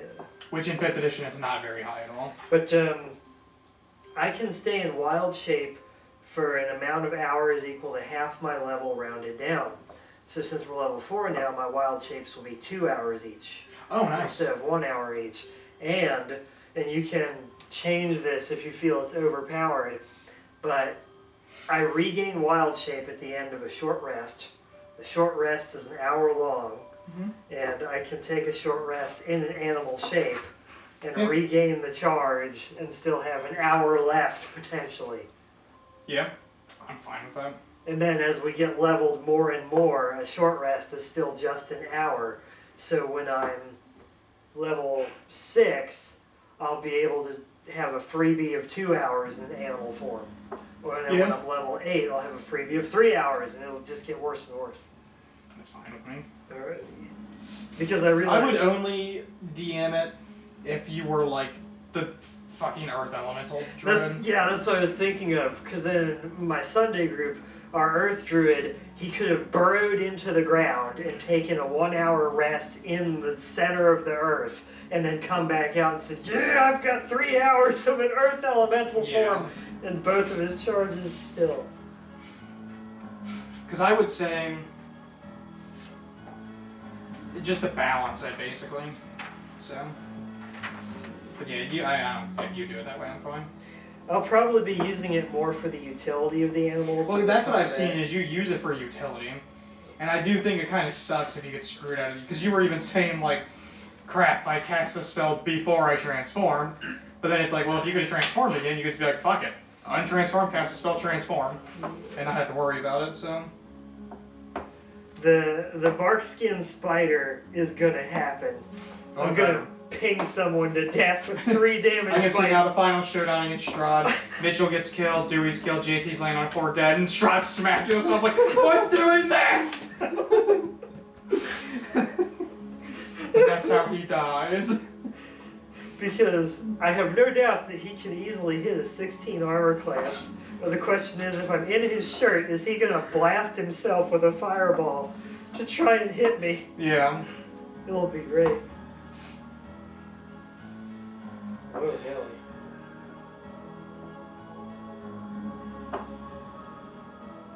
I just need to hunt down feats that are good for druids. Yeah.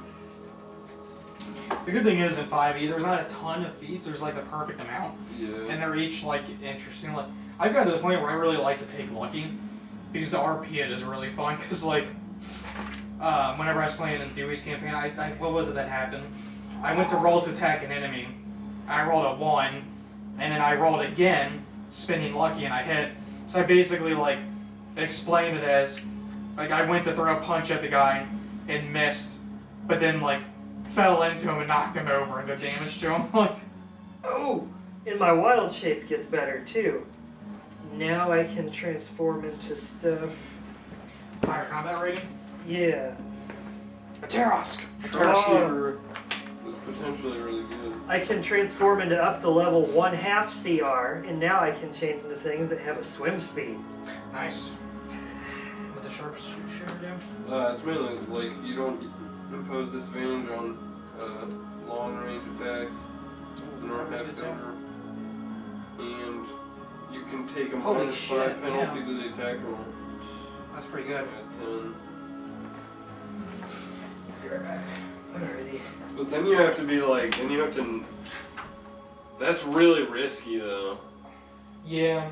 Well, it's the balance, because you'll hit Yeah. less frequently, but when you hit, it's a harder hit. Yeah. So. Yeah, sharpshooter, I've seen people murder people with sharpshooter. Because 10 damage is not even before you add your sneak attack damage, your ability, dexterity Yeah, damage. the actual attack damage. Like, Yeah, it more than doubles your damage output. Well, for me, I've been hitting freaking 13s. Does my sneak attack damage go up yet? No, next level it does. But I'm also thinking I should maybe take Observant. They all look pretty good. Yeah.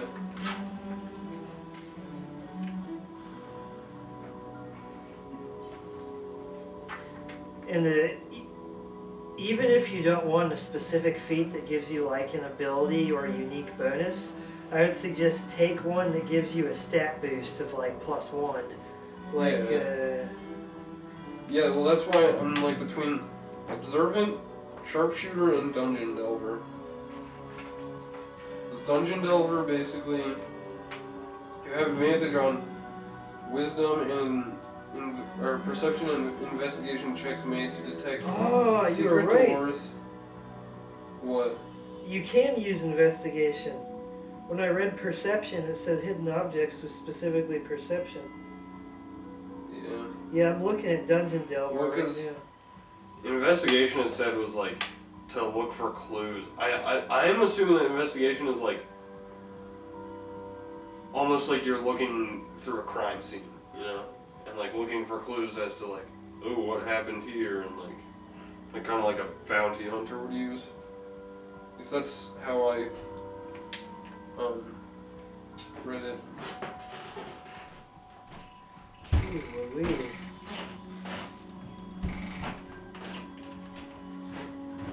Advantage on saving throws made to avoid traps. I'm better at searching for traps.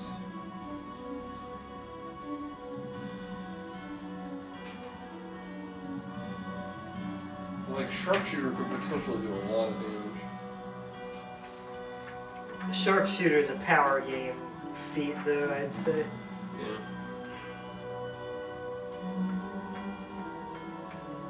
You know, it's kind of like, do I feel like I'm going to be using Sharpshooter more or trying to avoid traps more? Which actually could come in handy if we ever get to Strahd. We will. Don't worry, we will.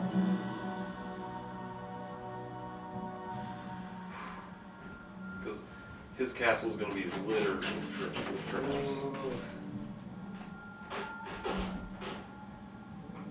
And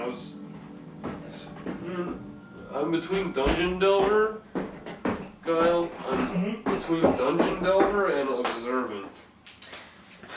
I know what Observant is, but what's Dungeon Delver? Advantage on Perception and Investigation checks made to for secret doors. Advantage on saving throws to avoid or resist traps. Resistance to the damage dealt by traps. And I can search for traps while traveling at a normal pace instead of only a slow pace.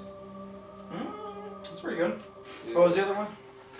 Observant, because like entire. Where you can like lip read and. Yeah.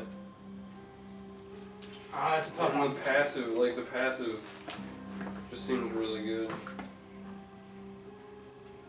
Cause like Observant would be good for if I'm stealthing, I can like, you know, passively see things. And Chris and I made the discovery that investigation is like to look for clues and stuff. It says you can find secret doors Yeah. with investigate under the Dungeon Delver thingy. Huh. Well, that makes sense. So that wouldn't be perception then. So that means perception is to listen for people and It says investigate. either. It says because Dungeon Delver gives you advantage when you use perception or investigate to detect hidden doors. That's interesting.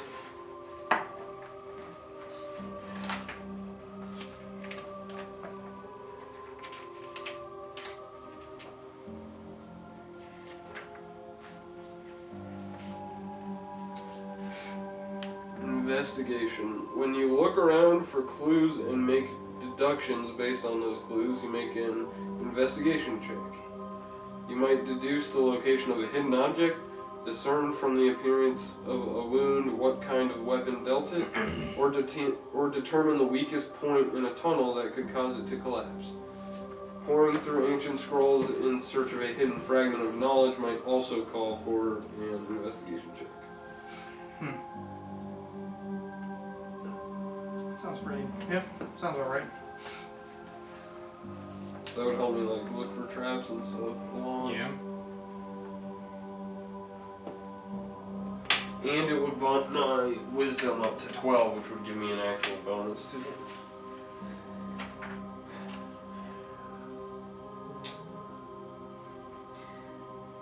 I'm thinking either Mage Slayer to destroy spells, but we haven't fought any mages lately. Mobile, so that I can move and dash around. Or Sentinel, so that I can actually defend you guys a little bit better. What does Sentinel do? When I hit a creature with an opportunity attack, their speed becomes 0 for the rest of the turn. Even if they use disengage, I can still opportunity attack them. And if they attack someone who isn't me, I can use my reaction to make a melee attack against that creature. So counterattacks, I still get opportunity attacks even if they disengage. And if I hit someone with an opportunity attack, I lock down. It's basically all of the warrior combat abilities from 4th edition. Oh yeah, it is.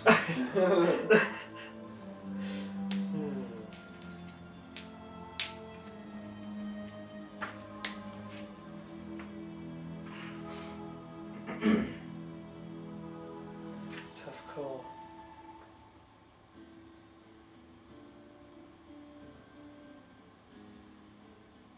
I'm gonna go with Observant. Observant. That's one I've been eyeing for a while. +5 to your passive wisdom and perception investigation is just so good. Yeah, I'd say. No, I'm already a ritual caster. Yeah. That makes that choice a lot easier. Oh crap. I wonder how many of my spells this whole time have been rituals. I don't know, did you take any of that? Is Goodberry? No, that's cantrip, right? No, Goodberry is a 1st level. Oh, All is it? I thought it decent was healing cantrip. spells always have to be level slots. Yeah, Otherwise you true. can just heal forever. Yeah, that's a good point. Speak with animals might be a ritual. But everything's worked out so far. Element of P.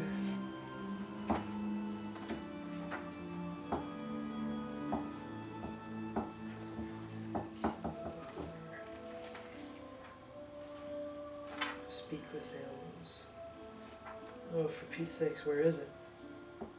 Spider climb is not a ritual. Spirit. Speak. Crap! Speak with animals is a ritual spell. So I could have talked to those ravens and made fun of them earlier. Oh well, that's fine. Oh, you thought it took up the spell slot? Well, this works out anyway because in most of the situations I've used it, I needed to use it quickly. Yeah. If you cast it as a ritual, it's like, what, 10 minutes plus the cast time? Yeah, I believe so. Yeah, so it works out. I'll just keep an eye on that in the future. Okay.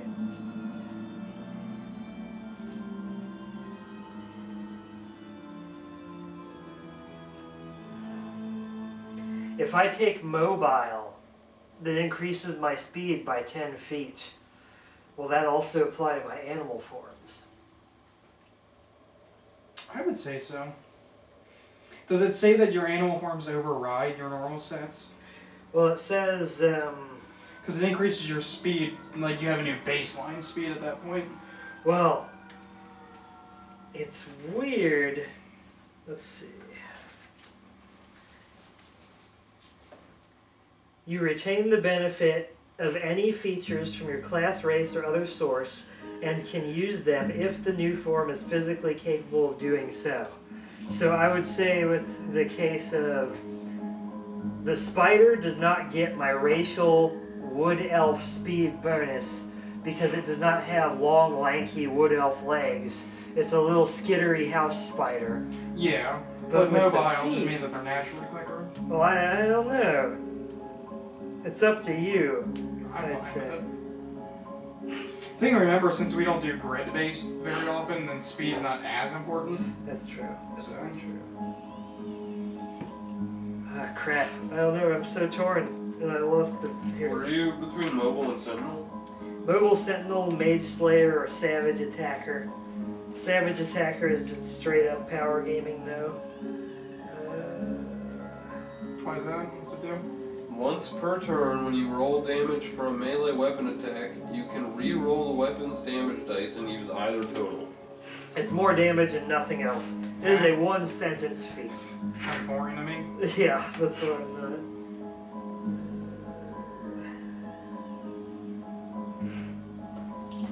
Let's do Mage Slayer, because I hate me some spellcasters. Is that the one where if they cast it next to you, you can smack them?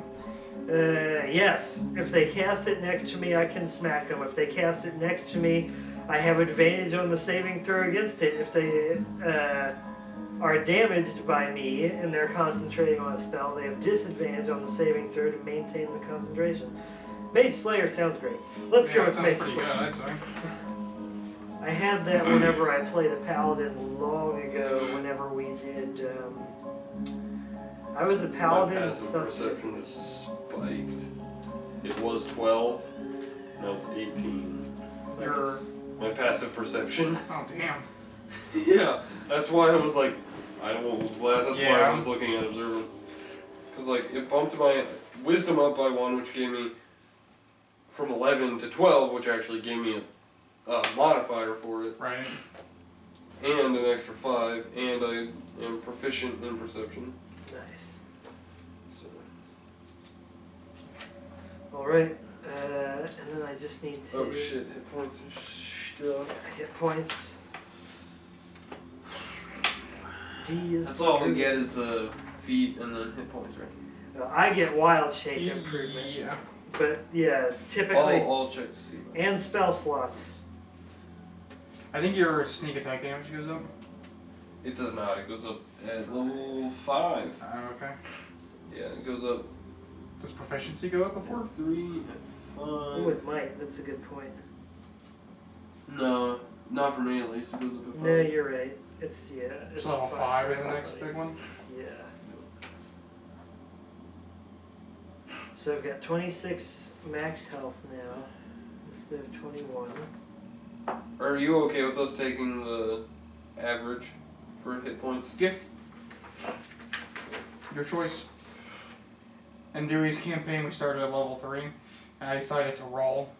And I rolled average on the first time, and I rolled max on the second time. So a monk has a decent amount of hit points. Because I think a monk is a D10? That's crazy. I learned a new cantrip. Oh boy! Huzzah! Which one? Well, I've got to pick one. Let's see here. And I can use one more second level spell every day. What's a D8 for monks' health? Is it Yeah. Okay, let's look at that spell list. average? Should be 5, right? So it's average plus 1, I think. Yep. Mm-hmm. Okay. Yeah, I'm just gonna take the 5. Druid cantrips. So, does this count as a long rest? Like, do we get all of our health back? Yeah. It's not a long rest in terms of like how long you're resting. It's a long rest in terms of like you're revitalized from the leveling up. I'm thinking about guidance as my cantrip. Sounds fun. See. Well, I know that if I roll it, I have to take it. Like, I'm not It's a gonna gamble. hit that much. That's how I am. It's like, whatever. The possibility that you can roll 1, 1, 1, 2, 1, 3 for your hit point increase is what deters me from rolling. Yeah, but it's like, I really haven't gotten hit that much. You know? So, like, True. part of me really wants to roll. The gambler in me really wants to roll. Go for it then. But the rationalist... The DM in me says is you like, should do it. If I do my job as the tank, I'll be able to protect you from getting. Alright, you guys have convinced me. I'm gonna roll like a -3. How is this possible? 2! Oh. Oh well. Yeah, guidance sounds fun. Let's do guidance. Wait, did I have advantage on that roll? Now you have -2 to your roll. 0. Fuck!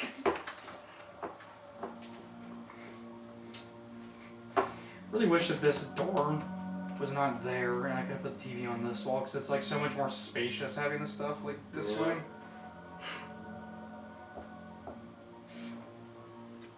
TV does fit pretty perfectly on this wall. Yeah. And like downside is I had to like force things to like curve around it.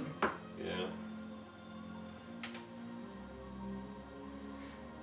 So I wasn't gonna put it on this wall, but the stupid ventilation system, I couldn't put up a frame where I needed it to be.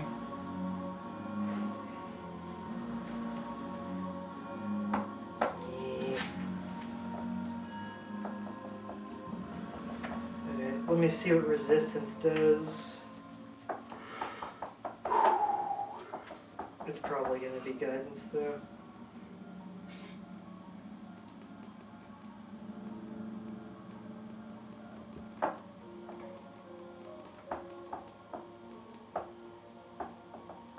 Oh, that's just guidance for saving throws. Huh?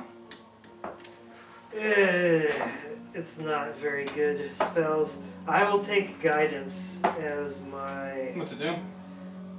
I touch a willing creature, and if they make an ability check within the next minute, then they roll a d4 and add that to the ability check. That's not bad. For a cantrip, it's pretty good, especially if I combine Like it if with- Mitchell goes to pick a lock, you just go up to him and be like, poof. Well, it'd be better to use enhance ability though, because Can you get enhance that? ability, yeah, I do have it. Oh.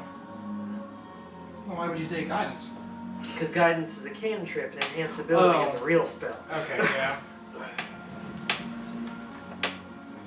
I think I remember reading. Wait, Thor- is enhanced ability? Which one is that? You pick one of the 6 stats: strength, con, dex, int, whiz, ka, and the person has advantage to any ability checks. So you could cast both. Well, they're both concentration spells, so I can't cast both. Oh, for some reason I thought you could concentrate on 2 spells. Well, let's see. Maybe it's a sorcerer You might be thing. thinking of your twin spell, Sorcerer. Yeah, I think that's what I'm thinking of. Thorn Whip, doo-doo-doo-doo-doo. Lashes out your command, make a melee spell to do take it. The largest, more you pull the creature toward you. Yeah, that's not my thing. That's my fetish. Yeah, that's not my thing.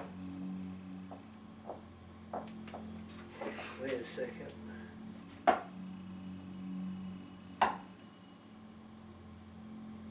Ooh. Oh no! No! That doesn't sound good. Thorn Whip is gonna work with what's it? Mage Slayer. Because Thorn Whip is a 30-foot reach melee attack. And Mage Slayer specifically says, shit. I hate whenever a combo overrides a legitimately interesting spell.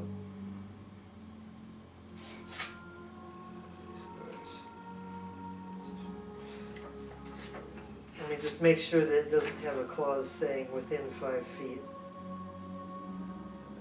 Crap. Feats.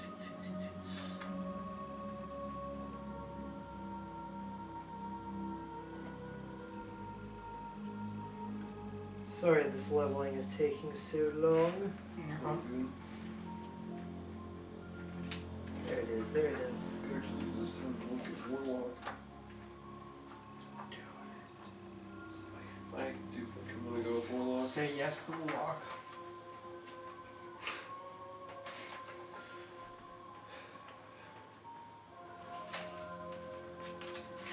It has been a long time since I played a mage class. I love Warlock in 5e.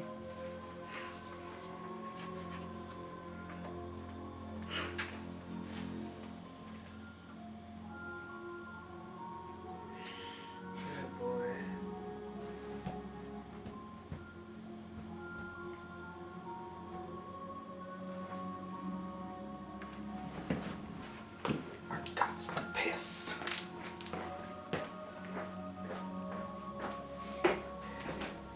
I'll stick with guidance. What were some of the other? Were there any other options you were looking at? Since I'm a land druid, I've actually got a lot of the cantrips. Because landies get extra cantrip. Well, something gave me extra cantrips. But I was looking at guidance, which gives you a d4 to an ability check. Resistance, which gives you a d4 to a saving throw. The only problem with that is that resistance, we've got to know that an attack is coming. And we will almost never have that luxury. Let's see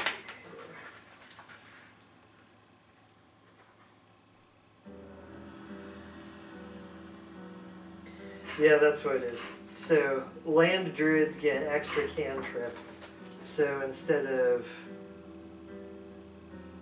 Wait, why do I have that many?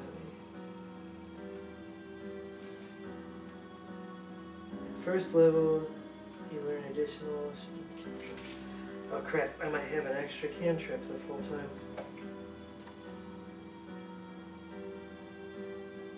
I should only know 4. So why do I have 1, 2, 3, 4, 5? Produce flame, druidcraft, shillelagh, mending, guidance. Maybe I got something that gives me an extra cantrip besides that.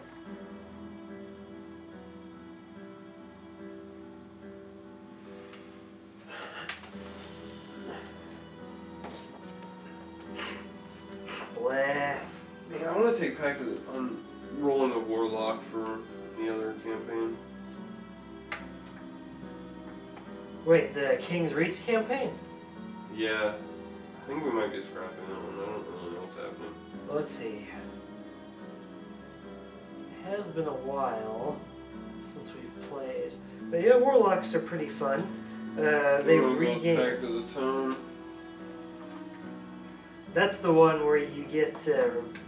3 cantrips from other classes. Yeah, I played Pact of the Tome when I was a warlock. I liked that a lot.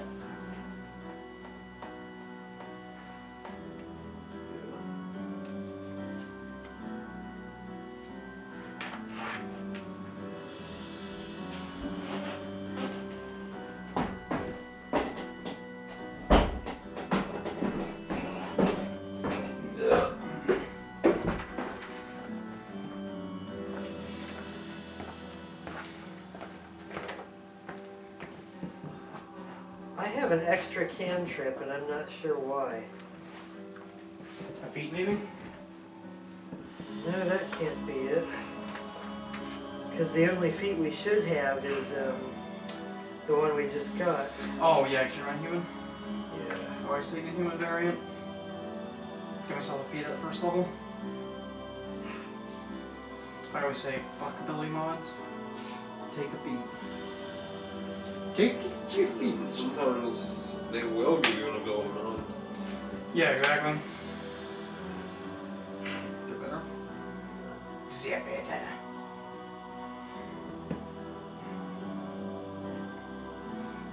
We'll say I don't have cantrip guidance until I figure out why I've got an extra one.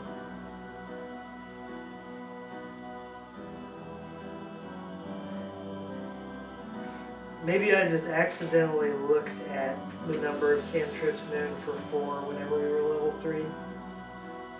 I did that on my sorcerer whenever I played this campaign on accident. So get rid of guidance. We'll say I still just have produce, flame, druid, craft, shillelagh, and mending. If you want to put guidance in place or something, that's fine. No, guidance isn't very as good as the others. I always prioritize my spell acquisitions Yeah. if I have spells moved. Alright, sorry that took so long. So good. That mushroom stew, the unique flavor of the forest mushrooms spoke to me.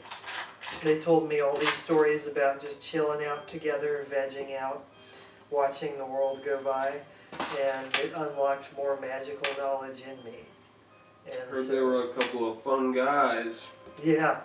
Haha, you're level 1. You just seem like, oh! Oh, what happened to me? Why, DM, why?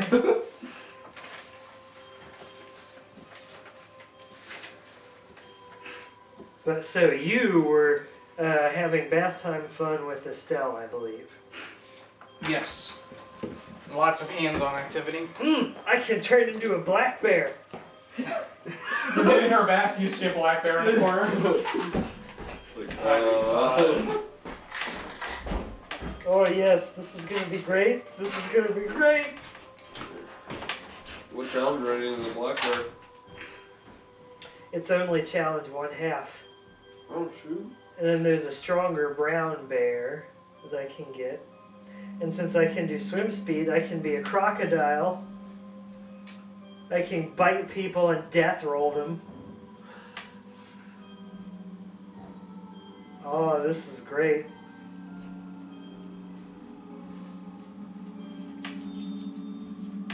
Level 4 unlocks some cool shape-shifting for you. Yeah, because now I can morph into anything that's up to a CR 1/2, and I can get stuff that actually has a swim speed. That's awesome. I think I actually want to look through the monster manual too when I get a chance. Oh, I can be a shark. Seriously? Yep, reef shark is Turn only into it on CR. land. And he's got blind sight.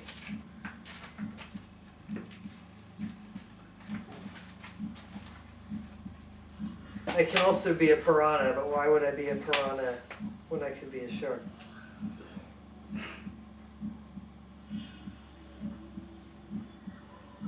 I can be a warhorse instead of a regular riding horse. I've been taking notes for this session so that next week we're not completely fucking lost as what happened. Oh, I've been taking notes. I just like never take notes. Wait, it's bi-weekly, right? Mm-hmm. Oh yeah. So it'll be the next week we Next play. 2 weeks. 2 weeks in the future.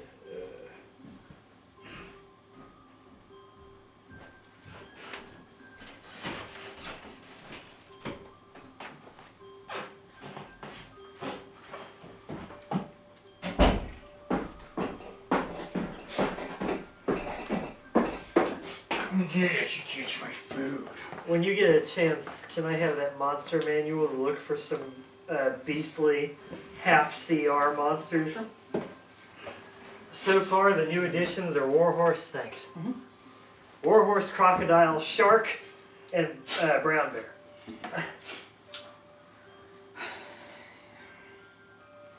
This is going to be fun. Go with a shark. Well, would I have seen the shark in the forest? Probably not, unless it was a coastal forest. What's this doing here? It's a shark. Yeah, what's it doing here? It's a land shark. Just like flopping around. Like, how did it even get here? Ooh. RP it. Oh, I'm sorry, I'm a black bear, not a And you brown just see bear. like a portal open back up and get sucked back in. I can be- Before it closes, you see a future rain. They like open up a portal for the past and like threw it down there. Wow. This'll help you one day.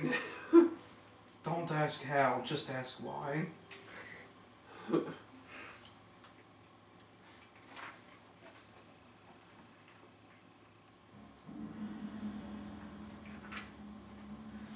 holy crap.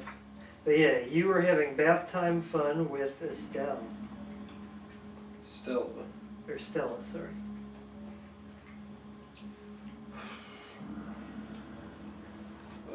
Sorry, I'm looking at my notes. Yes, she just didn't feel very safe around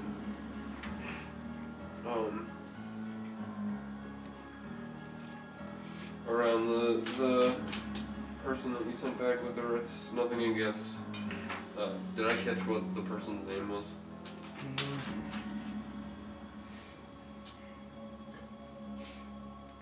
I did a randomly generated one. It was like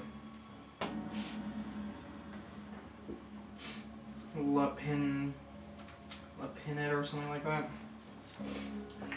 Just something non-consequential. Alright. Nothing against Lapinette or anything. It's just all of the hardships she's gone through. I can completely understand why she would be wary to trust anybody at this point. Well, hopefully she'll be able to regain some of that trust. Yeah, she she can't seems go to around. be already coming around at least a little bit. And she truly wants to help us take down Strahd. Yes, I felt myself like we had gained a valuable ally in our fight against Strahd. Yes, it does feel like a great weight has been lifted off our shoulders. For the time being, at least. We still have a lot of work to do.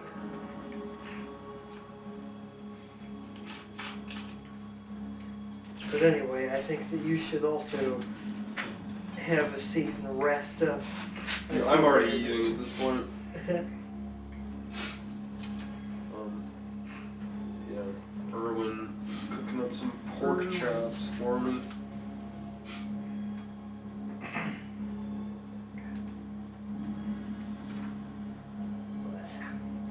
No help there. There's a saber-toothed tiger. It is in here. Yep. It's a CR2. Damn it. Yeah. I'll figure something out.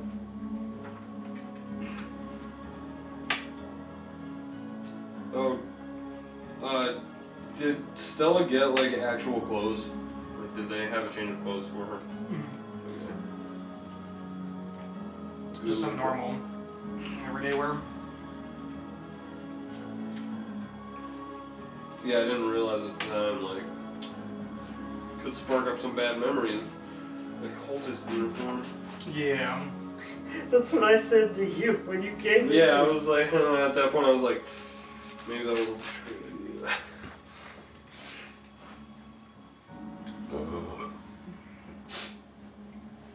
Pardon me.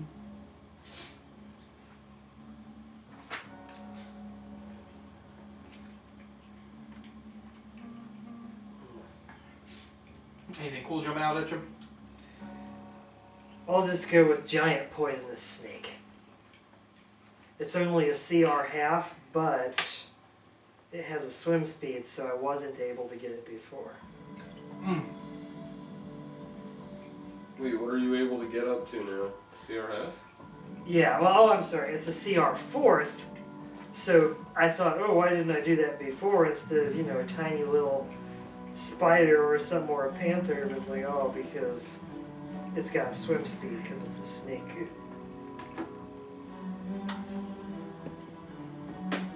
Capture. Okay. And I'll just, Wait, do you really say that to your phone to take a picture? yeah. That way I have both hands free. Is that a native Android thing? I don't have any special stuff going. Huh. I think our phones just took a picture, Kyle. Probably. Well, you have to turn it on. At work, Capture. we all have our phones on, like, well, I don't anymore. But my coworkers have their phones on, like, active listen. Or with the screen locked, it still listens for OK Google. My coworker Mike will just, like, walk through the cubes, and he'll go like, OK Google! And everybody's phone chirps. We all learned quickly to stop doing that. Yeah, that's funny. All right. It's like Xbox, turn it off. Yeah. Gotta actually check. Yeah. All right. But we could. Well, I don't want to go in too early. We do have that request from Blinsky to retrieve the Clockwork Man from Ravenloft. But if we go into Ravenloft before we're prepared to defeat Strahd, then we could lose that advantage and he'll seal off the entry. But you can go anytime. It is Yeah, a sandbox adventure. I don't think that we. I don't think it would be a good idea to go there quite yet. What items, do you remember what items she prophesized? I never wrote that down. No. Because I'm a bum. So, I'm just a DM, I don't even know all this stuff. I think Dewey was the one who like. He wrote all of them down. Yeah. JT had a couple as well. So there's the staff is the key to the Sun Sword. Hmm. So we need a Sun Sword. And then I have written down 6 of clubs, which was Mage Fire. What? Yep, that's what I wrote. I guess I thought like, oh yeah, I remember what that means. We've never had a And staff. then girl driven to insanity, cure her. So we get 6 of clubs for what? It was Mage Fire, is what I had. There was a 6 of clubs and then the 6 of stars. And then a girl. Oh, the 6 of stars was the evoker.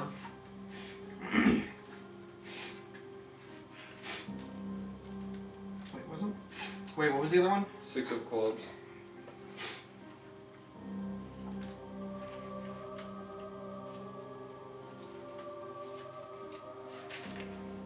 Mage Fire. I take great notes. They're about as good as mine. I've actually taken somewhat detailed notes on what's happened so far.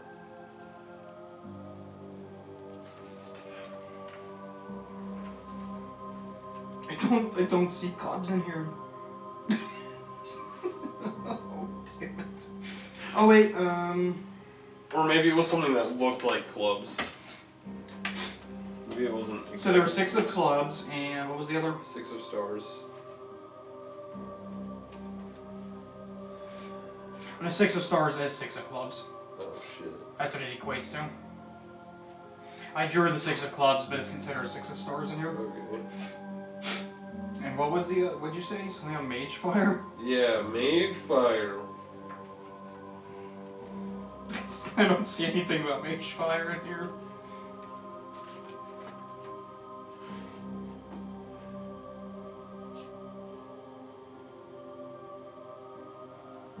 And then I also have written, he lurks in darkness to which he must return.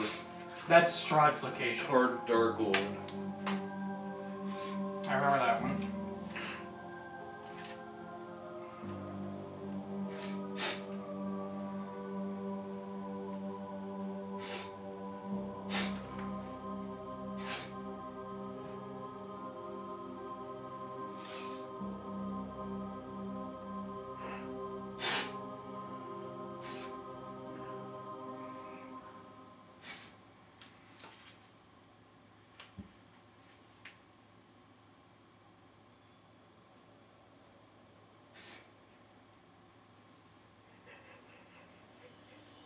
We could search for the sun staff. Oh, Sun crap! Sword. The staff is the key to the sun sword. Yeah. When we were in, shoot. The Walker estate, I overheard Lady Walker saying while she was leaving, while I was outside in the bushes, she and her thief friend are planning on finding out when the Sun Festival is and sabotaging it. So she's trying to destroy the feeling of happiness that the Burgermeister is creating in this town so that Strahd can attack it and take it over. So we'll lose our safe area if that happens. So we need to stage a counterattack. Well, even though the Burgermeister is a horrible evil man, we could just inform him that Lady Walker is plotting to ruin his festival. I'm sure that he'll... Well, he did recently lose his right-hand man. Literally his right-hand man. Yes, maybe this could be a lucrative moment. If we give him that information, he might come to us for help. Maybe. And also, I had the thought while I was eating that since all of these things I stole are rightfully Estelle's, Stella's. or Estella's, sorry, either way. Stella. Oh, I cannot remember where though. We should probably not take the money unless she says it's okay. Since You're right. her family tried to lock her away and broke her leg and probably would have eventually murdered her, she could probably use these possessions. Yes. Well, has Stella gone up to like her room or whatever to rest? Or where is she right now? Is she out here with us or? We'll say. Yeah, she's gone to her room to rest. We could at least Yes. give her the electrum and keep the gold. That way we won't have to worry about exchanging the electrum for real money. We can have a pretty clear conscience. We never accept Electrum as payment. I heard there was one country that its local currency was electrum, and they just kept making more and more of it. So now if you want to buy a cup of coffee, you have to pay like 1 million electrum pieces. It's ridiculous. America.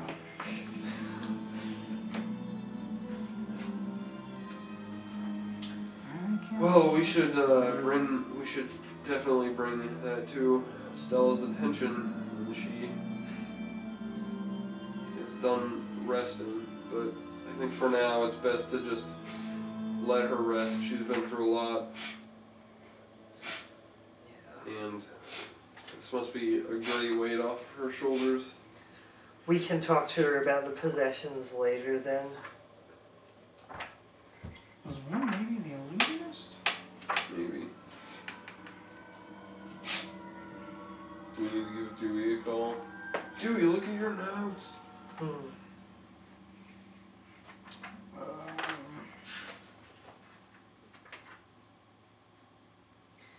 Let's see. Part of me also wants to go to Lake Zarovich and drown a few people as a crocodile. Do we know what's at Lake Zarovich? It's named Lake Zarovich, so I assume there's a lake, and that's really the only thing you need to drown people. That's true. So Yeah, you're not really sure what's there. maybe it's like an Other than ironic 100% name, lake. and it's all dried up, and like it used to be a lake, like Lake Hylia and Ocarina of Time after Ganondorf becomes king and ruins everything.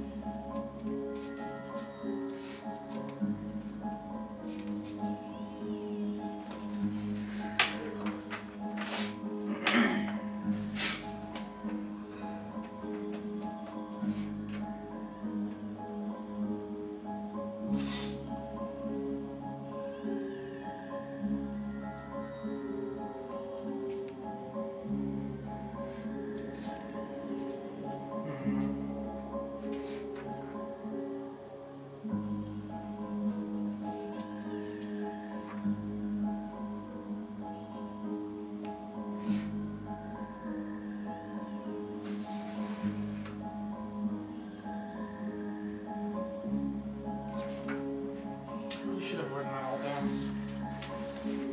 Whoops.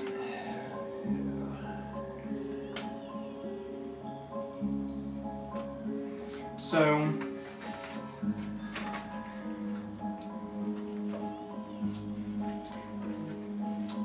I might have written it down. I can check. it was you weren't here for it. Well, yeah, I got a recap of it. That's true.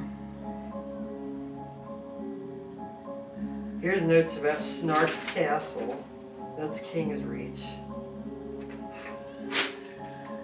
Holy crap, maybe I don't have the notes.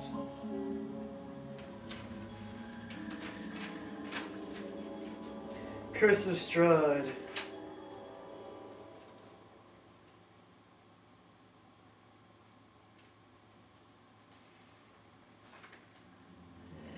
No, I don't have the in my notes, unfortunately. Crap.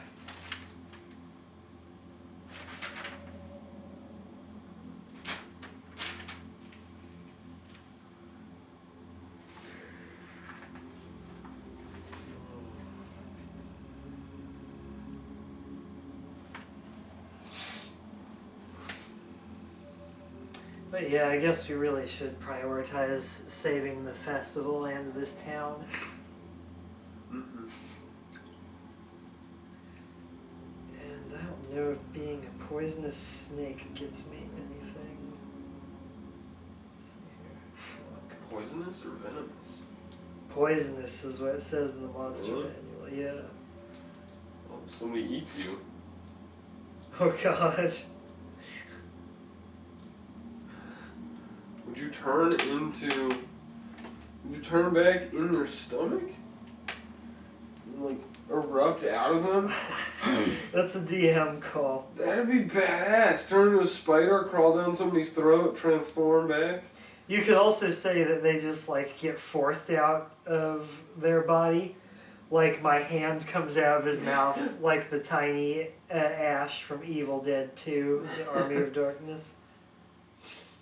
Let's see.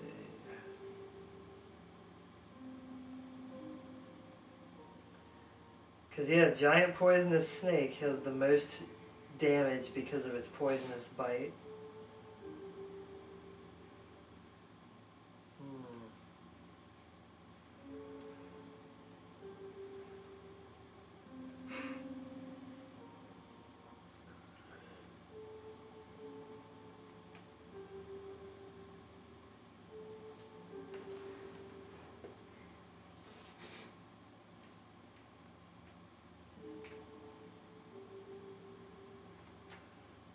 Wait a second.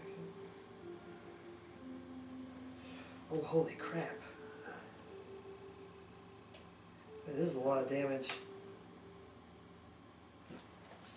Okay. So, Did you ever find it? no. So, as you guys are eating and resting, it's later in the evening now, and you realize it's probably too late to do much of anything. Debriefing! So you can either rest until morning or talk to Stella or... If she dies before she talks, we lose the information. So Sure. I suggest we speak to her as soon as we can. Yeah, if she's up, I don't want to, like, wake her up, though. She's just been up in her room. You think she'd be happier if I turned into a pony? All little girls like ponies, right? I mean, you said she's like 20 though, right? In her 20s, yeah. Yeah. Probably like close to 30. As an elf, I would still see her as a little girl. Oh, that's True. I say, maybe, but I feel we should probably just go try and talk to her.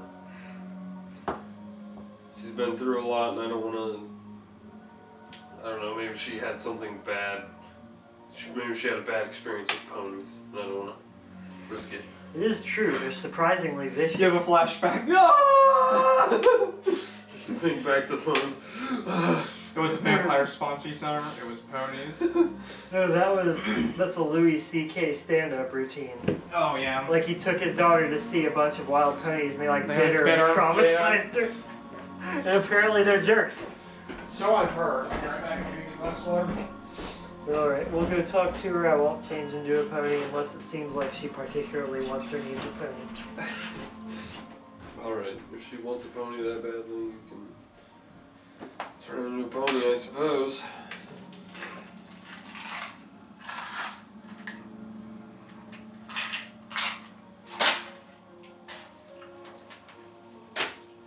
I even got a picture of it. It's like a really weak horse.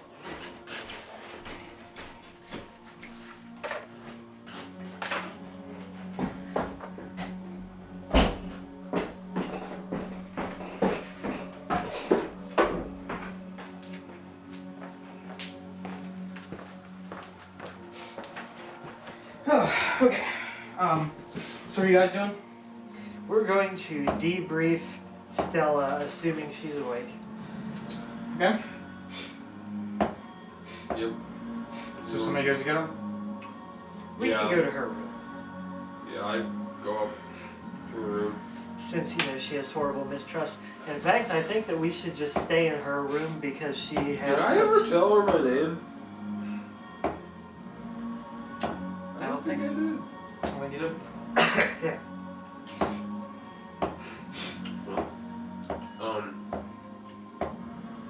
Yeah, so I go up to her room, like knock on the door, and I say, Stella, Are you up right now? It's me, Varis. Are you there, God? It's me, Margaret. You hear her replying. She's walking towards the door and she cracks open. She's like, yes, I've been awake for some time. I've just been resting. If it's not too soon, we would like to ask you some questions. We need all the information we can get to better ensure that we can take down Strahd. If you're willing, of course. If it's too soon, or if you don't feel up to it right now, we can wait a day. That's perfectly fine. We have a pony. I don't think I need a pony, but I suppose I can answer whatever questions you have.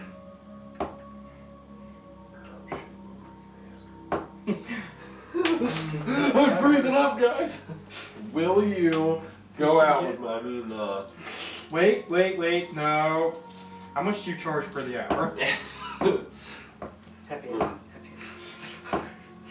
We can just get a piece of parchment and help draw a map of Ravenloft based on her account, as well as the so-called secret entrance. That's what I'd say is the important thing. Strahd's weaknesses, if, for example, there are any foods he's allergic to, like peanuts. Or garlic? Or garlic. Does she let us into her room? Or does she keep the door She's cracked? not actively stopping you. She's just kind of sitting there with the door cracked. Okay. I ask, may we come in to ask you questions? I do trust the people in this inn, but I'd rather us not just be out. She's like, yeah, you can come in. And she opens the door and she goes over and she sits down on the bed. So I sit on the floor, cross-legged position. yeah, I lord over her. Like, Tell me what I the want to know. McCoyle brothers. You stand on the You're bed next to lording. her. You're lording. We're not lording. That's not a thing. No, yeah, if there's a chair, Yeah, there's a anyway, chair. I'll pull up a chair across from her, next to Ray. You sit really cool where you sit with your legs spread against the back of the chair, like your arms on it. Yeah, exactly like that actually. Here's the thing. So you were. So you were sent to Strahd's castle by your mother? Is that correct? Well, not directly. You see, my mother made a little bit of a deal with the Burgomaster. She's vying for power with him. He's not aware of that fact. But her best in was to promise me in marriage to the Burgomaster's son. And the Burgomaster's son is a little deranged in the head, and he decided that to gain more power and favor from Strahd, what better thing to offer up than a food source for some of his vampire spawn.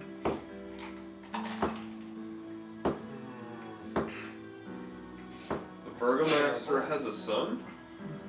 Yeah, he keeps him pretty well hidden from the public.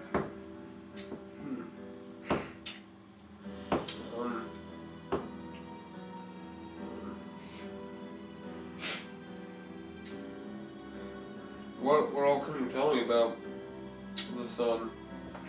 Not much other than what I have said. I was to be wed to him, and I guess I should be grateful that the time we were together, instead of wanting to lay a hand on me, he was too busy in his books of the occult. But isn't that strange that your family is against, or is with Strahd, but the Burgermeister is against Strahd?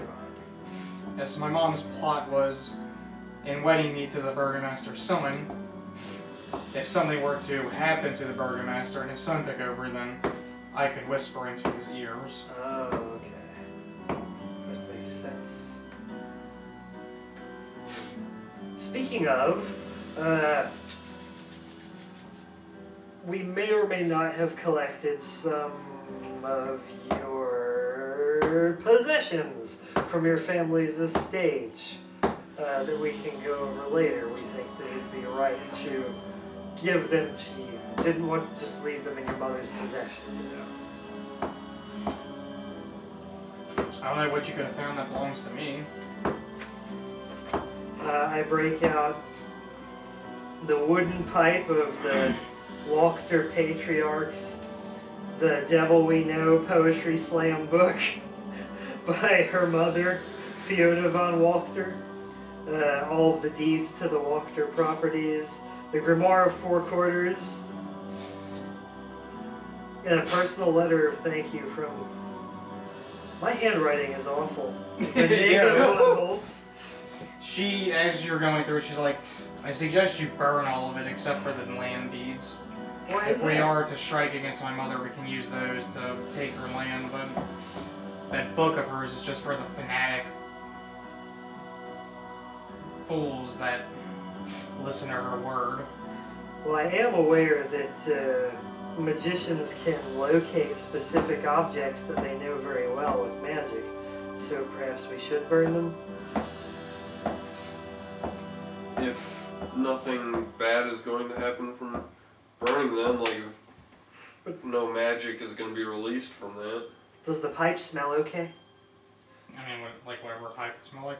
Well, I mean, like, does it seem like it was used by people with poor oral hygiene? Because I want to put my mouth on something where some guy with, like, gingivitis... I mean, as good as hygiene as you can have at the time. I'll douse it with some alcohol and some fire later. Yeah. I'm going to smoke out of this pipe later. I'll use druid craft to make tobacco plants blossom and go all Gandalf on it. Yeah. Be like, No, it needs to be some marijuana. Yeah, maybe. sure, if it exists in regular law. Plus 20 to your wisdom, but minus 20 to your intelligence. Ah. The stars, And man. you gain the hungry trait. All the Yeah. time. Always hungry. Alright, well, if she doesn't want it... Oh, what about the money? You can keep it. But this is your rightful inheritance. I have no need for it. Alright.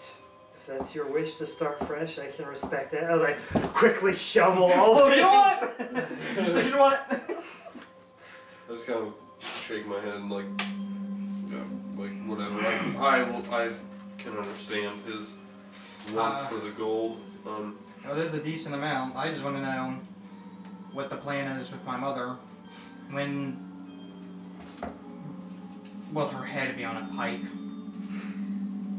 She mentioned a plot to ruin the Sun and Moon Festival that's upcoming in this town. We were thinking of asking for the Burgermeister's help in thwarting her. I don't know how much he can be trusted, but if it's to save his own festival, I suppose he could be trusted. I don't want any part in it if his son's involved, though. Well, we'll do our best to make sure that his son is not part of it. The Burgermeister doesn't even know that we know that he has a son, to my knowledge at least. So, if he hasn't brought it up to us yet, then I doubt he will now. And I also don't trust the Burgermeister as far as I can throw him, but he definitely is only looking out for himself, and if it's to save his festival, then he'll probably do whatever it takes. That is true. He is obsessed with this festival. It seems the obsession runs in that family. As I said, his son was obsessed with that book of his and the spells that it contained.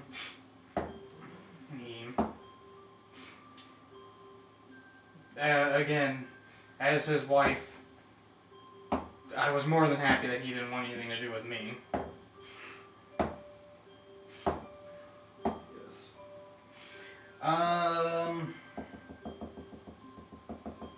Could make me a charisma save. Save? Uh-oh.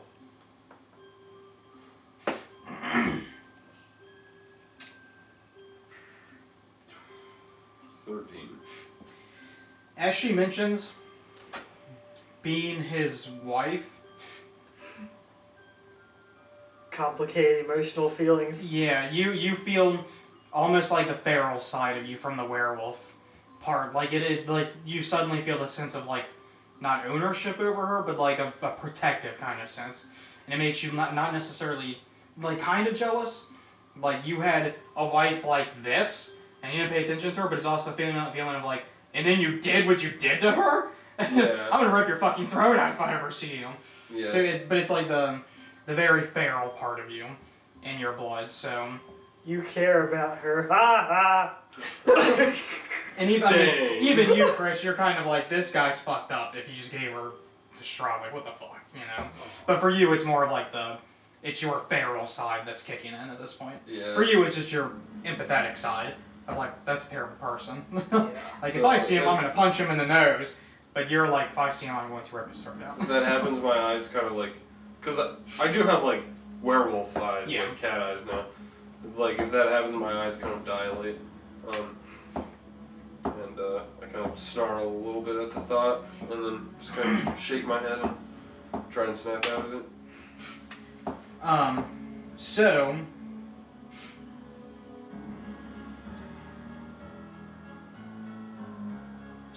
with that, you gain a trait similar to JT's when he came back from the dead, which is that nothing will stand in the way of accomplishing your goal, which is to kill him, basically. Okay. To make him pay for what he did. Like, at this point, you're like, whatever it takes to get to him. Not like recklessly, you're not going to go jumping through the window of their manor. But if it means setting up a plan with his dad and being like, yeah, we're working with you, and then just stabbing his son while he's right next to him, whatever. Yeah. He died. It's like, JT's plan is to kill Strahd at any cost. Like, We'll say he died in a horrible boating accident in Lake Yeah. Zarvich. He was eaten by a crocodile. there's crocodiles. There's no crocodiles, and they're like, well, there was. Explain that. I saw it. You can trust me. And what was his name? She didn't say his name. She just said the Burgermeister's Yeah, I'm son. asking this in character. Oh, She kind of gives a disgusted look, and she's like, his name was Victor. Victor. You can tell the way she answered, she was trying to avoid saying his name. It's just because of like the pain of the memory. A name holds power and all that, you know. Mhm. Voldemort! He who shall not be named. Um, But since this guy was a failure wizard, we'll just call him the Dark Dork instead of the Dark Lord. She's continues to sit there on her bench. She looks out the window. She's like, well, I guess I'll help in any way I can with planning to save this festival. And I feel at a point I thought my mom could be saved, but I don't think she can any longer. yes, from what Rain has seen and from what I've heard and my experiences, I don't think that there's any turning back for her.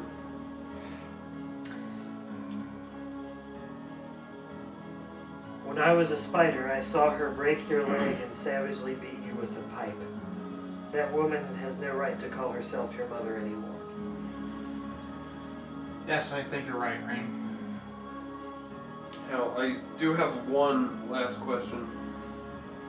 Do you remember anything about Strahd's castle? Like, any secret passages or any ways that we can get in and infiltrate without being noticed?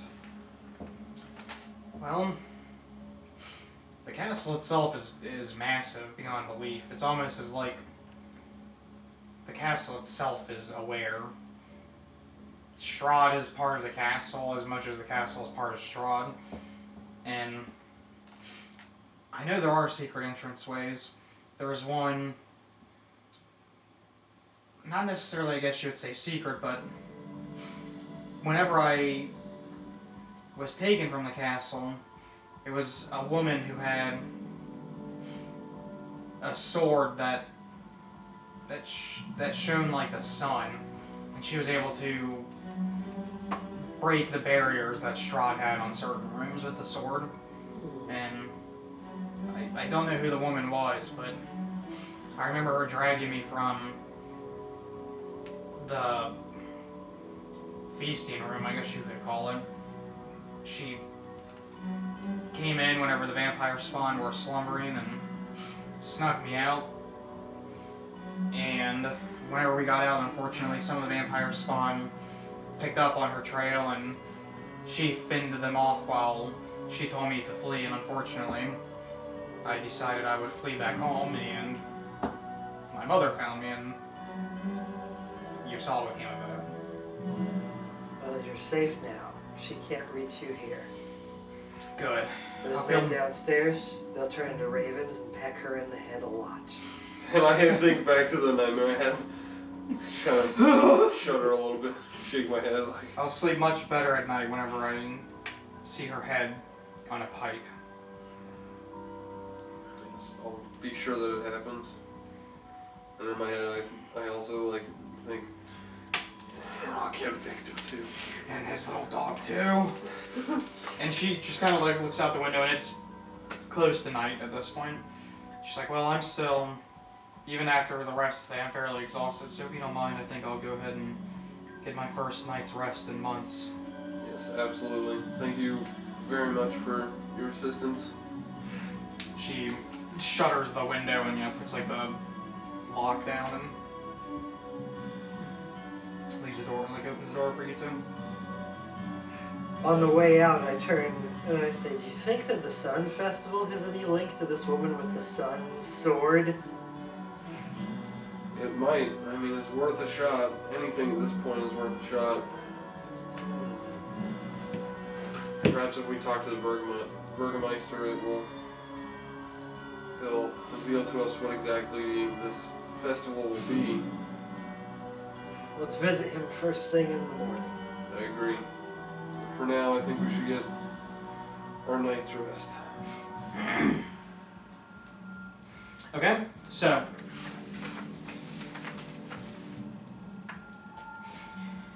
you guys wake up in the morning, and you hear a little more hustle and bustle outside. And as you wake, you remember that this is the day that the Festival of Blazing Sun is supposed to happen. Ah, crap. And it's mandatory that everybody has to go, so all of the people in town are out.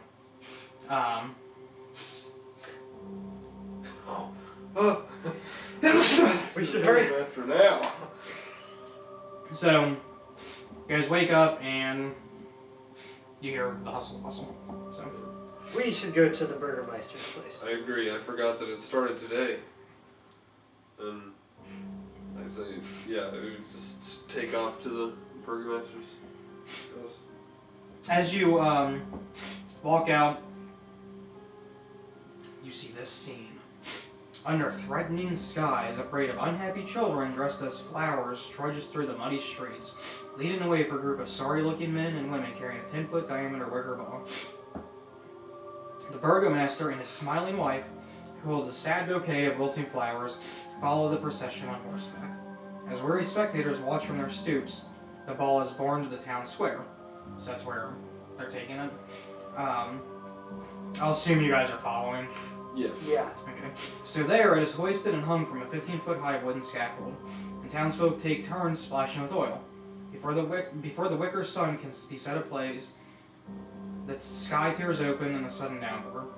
All will be well, cries the burgomaster as he brandishes a sputtering torch and marches defiantly through the rain toward the wicker ball, only to have his torch go out as he thrusts it into the sphere. A single laugh erupts from the crowd, drawing the burgomaster's fiery gaze as well as gasps from the townsfolk. And as you guys look, you see that the laugh is coming from a man who looks like he's part of the militia. And like the other guards are just kind of looking at him like, "Ooh, shit, that's not good." The burgomaster points at him and he says, "Arrest this man! Arrest him and put him in the stock." drew a blank. The stocks, yes. Stockades. Stockades, yes. It was an instance. Put him on the stock market. And the burgomaster, the militiaman grabbed him. He's like, but wait. First, we make an example out of him. And he ties his ankles and wrists and attaches him to the back of his horse. And the burgomaster gets on his horse and starts riding around while dragging the guy around. Are we going to let him do that? I mean, he'll do that to us if we put up a resistance. So. No, he won't. I'll turn into a crocodile and eat him. But there are town guards around too. So They'll watch me eat him. If they can get me after I eat them. I don't think that's the wisest thing. That's just me. I am not in control of your actions, Rain. Does it look like he's gonna stop parading this man around anytime soon? He looks like he's having a good time. The burgomaster, not the man. Yeah. I don't know about you, buddy, but I'm having a ball. And he's just like cackling. The man? The burgomaster. Oh, okay. You'll be an example to all. All will be well. What do we do? I'm gonna wait for him to This stop, I flower guess. children look pretty unhappy.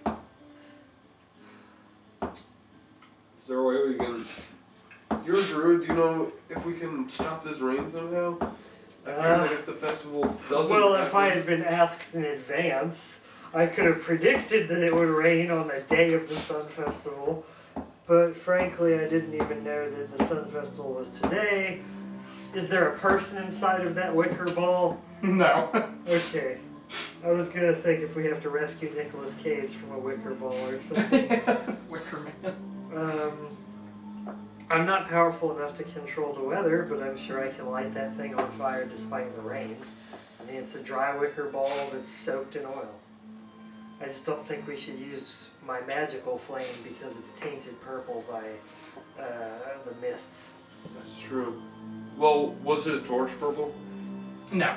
You guys have noticed like natural magical. fire. Yeah, it's magical fire that changes. But I'm afraid I can use druid craft to light the torch again, but then if I use magic to light it, it could be lit purple. Probably will be. Seems right out an impasse. An impasse. Yeah, maybe they'll light the purple fire. We can- Maybe. It's worth a shot. At this point. Alright, I go up and I pick up the torch and I use druid craft to prestidigitation style light it back up. If you go over to the torch, I suggest that you like. What's the range on your prestidigitate for the druid craft? Because I suggest that you don't hold it, as that will bring attention to you, and Oh yeah, good idea. he may drag you through the I street. think Prestidigitate is like 20 yards or something. I'm stronger than his horse, son. Well, No, that's prestidigitation true. is. Especially if I cast enhance ability strength on myself. I'll be like the Arnold Schwarzenegger of war horses. Oh yeah. Druid craft. Druid craft. Are you druid craft? Dramouge, dream, druid craft. 30 feet! Yeah, so I instantly light the torch within 30 feet. Okay. So it Without flares up taking- with a purple flame, Ah! I knew it. and it immediately draws attention to it. Oh. Oh. Sounds like the town from Fable. Does the, does the burgomaster look at it? Yeah, he stops on his horse and he's like, "What's this?" And he climbs off his horse and he picks the torch up and he's like, "Ah! Who did this? Alright. I just... It seems like a message. Yes, that all will be well." And he goes up and he sticks the torch in a wicker ball. There we go. He erupts into a big purple flame. Good idea. I might have been drunk on. But everybody's still kind of just sitting there like like their miserable and opie selves. Just see a couple people shaking their head, and he's just like, they're, you know, like the typical jackass look.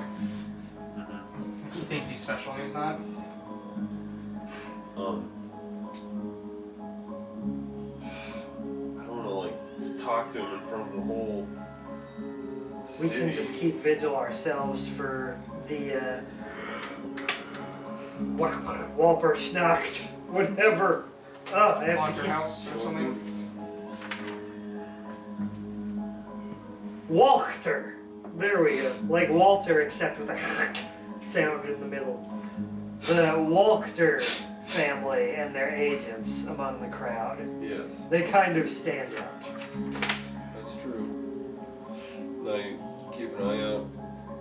Yeah, I scan the crowd for anybody who looks like a Walter or anybody who looks shady, like they're up to something. Nobody stands out. They all look like normal people. Maybe they didn't know the festival was today either. Maybe. Or maybe she's too preoccupied dealing with the apparent betrayal of her right-hand man and the theft Yeah. of... Okay, I meant to ask this. Was that rogue that I saw that like opened the chest? Was that the same rogue that Chris I think saw? it was. He was actually a servant guy who worked with the house. He was like the head butler who was also a rogue for some reason. And we just came at a very lucky time. And now we have a fall guy for the stuff we stole. It's great. That's The cats will back me up. Yeah. True. Yeah, you had Strahd. Yeah.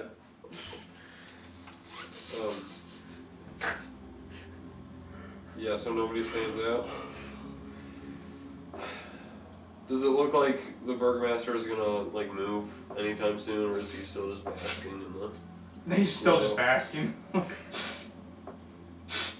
He eventually does, like, he turns around, he's like, all will be well, but he starts just kind of walking around the town hall, and you figure, the town square, you figure, like, this is a festival, so he's probably going to be at the town square almost all day. Okay. Well, as long as he's not like up on a like podium or whatever, if he's like just walking about, then I want to approach him and tell him about the news.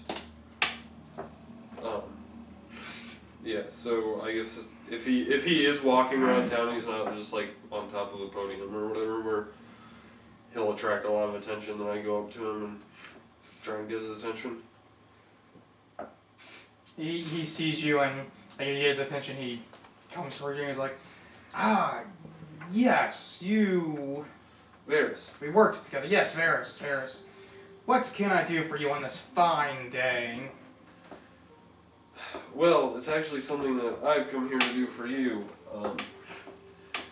I've gotten word that somebody may be here to betray you and try and stop this festival from continuing. Oh? Was it the fool? The fool behind my oh, I should probably have him put him in the stocks. The fool behind my horse? That's the problem. I'm not exactly sure who we're looking for, but I do know that there are people here that are going to try and sabotage the festival. So I just wanted to bring it to your attention and tell your guards to keep a lookout for anything suspicious or seedy that may be happening. Well, I know that they always do a great job of keeping the streets safe, but on this day they need to be on their tip-top shape. yes, well thank you for that information. I'll be sure to tell them. But we need to remember that even then all will be well. Yes. The ball was lit after all. Ah, yes, in such a beautiful purple flame. Yes. Not just your standard flame. This is more exciting too, I think. Ah, yes. If only my son were here to see this. He loves magical stuff. Your son, you say? You have a son? Ah, yes, Victor. He's a bit of a homebody. So he's never out he never comes out to the festivals with you? No, he's locked up in his room, I suppose. That seems a little boring. Shouldn't he be out here enjoying all these festivities? And I look around at all the people that are obviously like super bored. Humdrum. He's Yeah. like,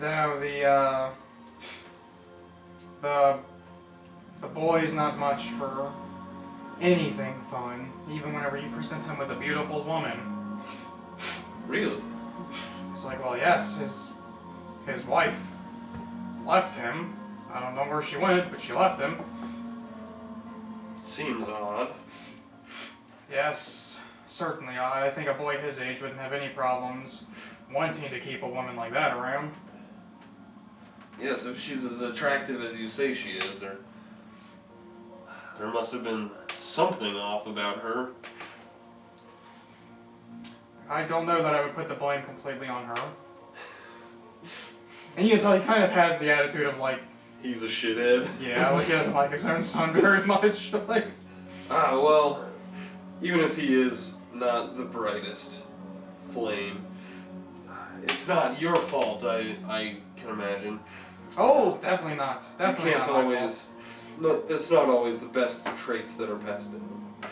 Yes, that is true. Fishing trip. It's the fishing trip. Perhaps if he were out more, he would lighten up a little bit. I suppose. He should come on an adventure with me and my party sometime.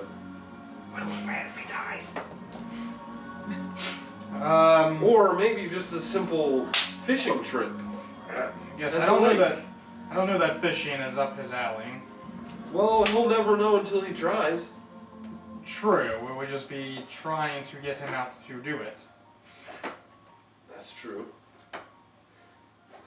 Well, if you ever do convince him to, or if you ever need somebody to try and convince him to, Or to stab him to death. He could be killed. Yeah, it was worth a shot. well, if he's ever interested in going on an adventure with us or anything,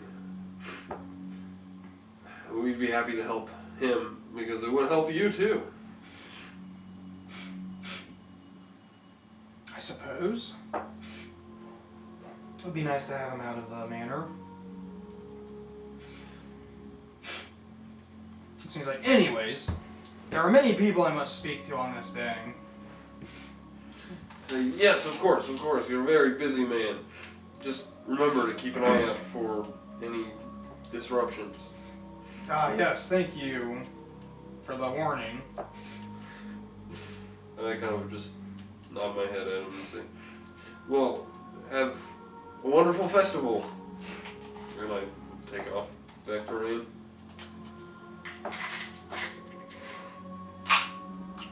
Well, he definitely thinks that it's a good sign. Good. I wasn't sure how they'd react to the purple fire. Did he say anything about a sun sword being related to the Sun Festival? I didn't ask him. Well, we can ask the townsfolk. I'm sure that some of the ones that actually like us would be more willing to tell us anyway. That's true. I did, however, warn him about the sabotage that could potentially happen. Good. So his guards should be on more alert now. We still need to keep an eye out though. I think that dragging the militiaman behind his horse might have been counterproductive to making the townsfolk happy. Because he wasn't a saboteur, he just laughed at the torch going out. Which was kind of funny, gotta admit. Yes, it was. But the Burgomaster has too much pride. Anyway, we should try and figure out about this sun sword. And what was the Or other this- fortune? We can't figure out. We can't remember. Oh, We have a legit- terrible memory. Legitimately can't figure it Dewey out. has it written down. Yeah. Okay. We'll wait for Vorgris to return then. And we'll focus on the sun sword. Why don't we ask Piccolo and Mr. Blinsky? Maybe he's got a toy replica of the sun sword. It's a good idea. I trust that monkey more than anyone else in this whole town. As you guys are going around the town square, you realize that he's got like a little thing set up there. Oh, like a kiosk. Yeah. Perfect. It'd be a perfect festival to pitch sun sword themed toys and merchandise. That is true. And now I can actually afford to buy his toys. Except really, this is your money because I still owe you 1,000 gold. Don't worry about it. It wasn't even my money anyway. Good, thanks. Then I rip up your IOU. And this is our gold, by the way. Literally rip up your IOU. Malark doesn't agree. He tries to kill you for the gold. Wait, I just said it was our gold. Yeah, but he wants the gold himself. All to himself. I'm RP and Malark now. I'm JT. Alright, I cast Enhance Ability Strength Oh, wow, on I myself. am JT because that was a really bad roll. So you guys seek out Piccolo and Blinsky. Blinsky. And from the distance, Blinsky notices you and he's like, friends, come, you, oh. I thought you would have the Clockwork Man. Blinsky is disappointed in you. Getting into Ravenloft is difficult, Mr. Blinsky. That's what a lot of people have said. But the Strahd puppet you gave me has been a huge success. Everyone I show him to seems to like him. Yes, I think the journey. If you start to pull, like, if you pull that out, I say, maybe it's not such a great idea to pull that out at Why a not? festival that is to counter him. Well, the puppet's also like stained dark black and damaged and Yeah. frayed from being hit point blank by a shadow Blinsky just looks fire. and he's like, oh, that's so interesting. Anyways, friends, what can Blinsky do for you? Well, what type of merchandise does he have? Same stuff? Yeah, pretty much. We were hoping that you could tell us some stuff about the origins of this festival, and if it has any relation to an artifact called the Sun Sword. I don't know about that. And the festival is something different every couple of days. I think I'll do a ritual cast of Speak with Animals so that I can ask the animals So, about it. what kind of, like, items is he selling? Like Since I wasn't dolls. here. Same toys. Mobile Well, I wasn't here robots for and the things like first that. description. Oh, that's right. Just like dolls and little toys and trinkets. Yeah. Let me see. There was something cool that I didn't buy because I had to prioritize. I got the Strahd puppet, but there was like a little... It was a gallows! It was a little tiny gallows! Yeah. And I forget what the last thing was.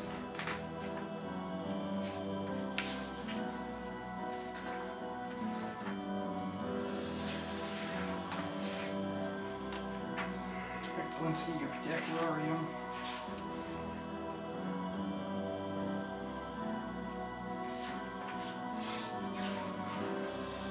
But I use my ritual casting feat to... No, not feat. Feature in order to take 10 minutes and a round and cast Speak with Animals on myself. Okay. So, Mitch, he has a headless doll with a sack of heads, including one of which has its eyes and mouth stitched shut. A miniature gallows, complete with trapdoor and a weighted hanged man. A set of wooden nesting dolls. The smaller each one gets, the older it gets. Its innermost doll is a mummified corpse. A wooden string mobile of hanging bats with flapping wings. A wind-up musical merry-go-round with figures of snarly wolves chasing children in place of prancing horses. And a doll that looks remarkably like Arena. I bought that already. Yeah, but he bought it, so he doesn't have it anymore. I bought the arena doll and Strahd. So it's all like creepy stuff. Pretty much. And I don't know where we keep a tiny wind-up merry-go-round while we're traveling. Otherwise, I'd be all over that. Sure, you can make it fit somehow. Put it in the inn. Yeah, that'd be just our luck, though. It's like we're sneaking through another house, and suddenly hear do-do-do, rah-rah, ah! Do-do-do, rah-rah, ah! Shit! Who's playing the merry-go-round? I don't really need another doll. I've already got 2 if you count little Strahd. Yeah. I was just like seeing if like I don't know. I just wanted to know what he had. That none of that stuff really interests me. And we can use our knives to cut anything that we could cut with the gallows, so that's not even practical. But anyway, so you're gonna talk to Piccolo? Yes, after I finish my ritual cast of Speak with Animals so it doesn't waste a spell slot, I go to Piccolo and I say in Druidic, "Hey again, Piccolo. You know we met your old owner, Mr. Ricolo?" No, that's a cough drop. You don't know my other owner, you jerk! Rictavio. Rictavio. Rictavio, thank you. He's like, yeah, I know, he's still in town somewhere. He was very happy to hear that you're doing well. Good. I hope I get to see him again. He said he'd come back to try and see you sometime. Oh, he better, because this guy's crazy. We were hoping that you'd be able to tell us something about the origins of this festival and if they're related to an artifact called the Sun Sword. I don't know about an artifact named the Sun Sword, and this festival was just the next thing in the line of crazy ideas that the Burgomaster had. But why the sun? Well, I guess because we never see it. Fair enough. Didn't you hear any legends about it whenever you were traveling with Rictavio's carnival? Not that I can remember. Alright, last question. I have the ability to turn into animals and I'm looking for a job. Do you think you could put in a good word for me with the carnival? I can be a dancing bear. I don't really talk to anyone anymore. Okay. Well, I appreciate the thought. Goes back to scratching himself and trying to pick fleas off. Ooh, can I see one of those? I want to acquire a new transformation. Sorry. Hold still, and I try and groom one out of his fur. You find one. Yes! It's too small for me to actually see with my naked eye. Yeah. So, Blinsky, do you have a magnifying glass or a lens I can borrow before he gets away? No, I have these. And he shows you the guillotine. I want something to help me see this bug. Use eyes. Can I see it well enough to get its form down for a transformation? Yeah. Alright, I do that and then I flick the flea. Or no, I give it back to Piccolo so he can eat it. Yes. I'm going to be a 16 armor class flea. And that's how Strahd will die. The most epic murder ever. That's hilarious. So, did he know anything about the Sun Sword?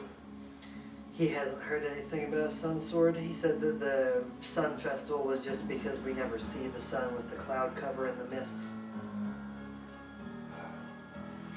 Did you ask him about the staff, perhaps? Because it What is about the staff? the I don't know about a staff. staff is the key to the Sun Sword. He says no. Didn't we meet someone with a staff? No, that's me and my shillelagh. I doubt my shillelagh is the key to his sun sword, but it might be. But in any case, I don't think Piccolo knows anything. I pet Piccolo on the head a couple times and I shake my hands because I remembered he has fleas. Think. Where possibly?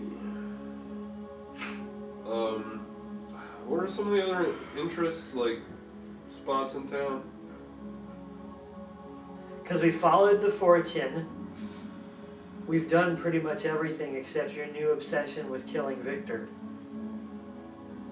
And there's that windmill that we went past Oh yeah! a while back. That was like the first thing we saw after we came to this crazy place. Wasn't there I remember making a Raiders of the Lost Ark joke. Are you sure there wasn't like a staff in there? I mean, at this point, I think that's one of our best bets. Alright, let's go back to the windmill. Now that we've actually got cool abilities and we can explore it without dying from falling. Hopefully. Hopefully. Yep. Fun fact, if a piece of the windmill falls off while you're spider climbing on it, you go with it. Because you're clinging to it. It's true. That's what you get for cleaning.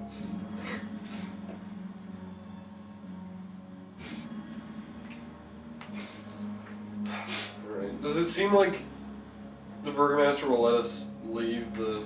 Like, do we feel that if we leave the town, that we'll get our heads cut off by the burgomaster? You wouldn't think so. We might be killed by that. You guys are undead. just travelers, so he probably overlooks you guys being there and gone. But I can use wild shape to transform into a powerful warhorse to be your steeds to speed up our travel time. Well, if you really would like to use one of your charges of that The spell- warhorse has 18 strength in a world where 20 is the max for that stat. I don't think that it's a waste. I didn't say if you would want to waste it on it. I said if you would want to use it. Warhorse. My speed is still 60 feet, but I've got much higher stats. Drastically higher stats. And I can trample people. Yeah, I can finally shoot my bow on horseback. I've always wanted to do that.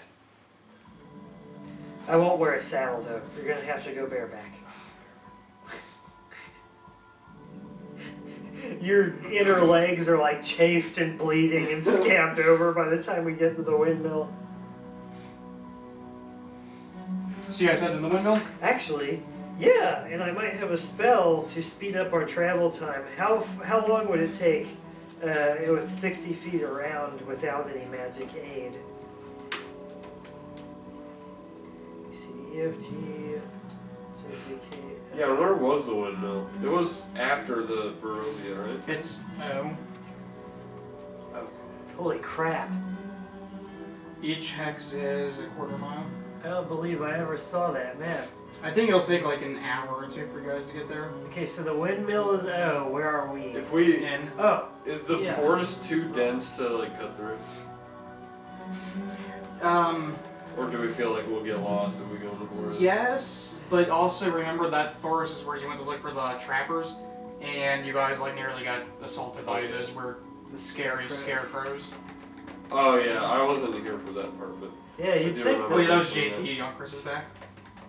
Oh yeah, that's right. so the path is our best bet. Even though it kind of weirdly zips around. Let's see here. It's respect towards nature. You should like that. Yeah, true. Well, I assume they cleared the trees. In fact, this path killed more trees because it cuts clean through the woods up there. Whoa. Unless that was a natural path.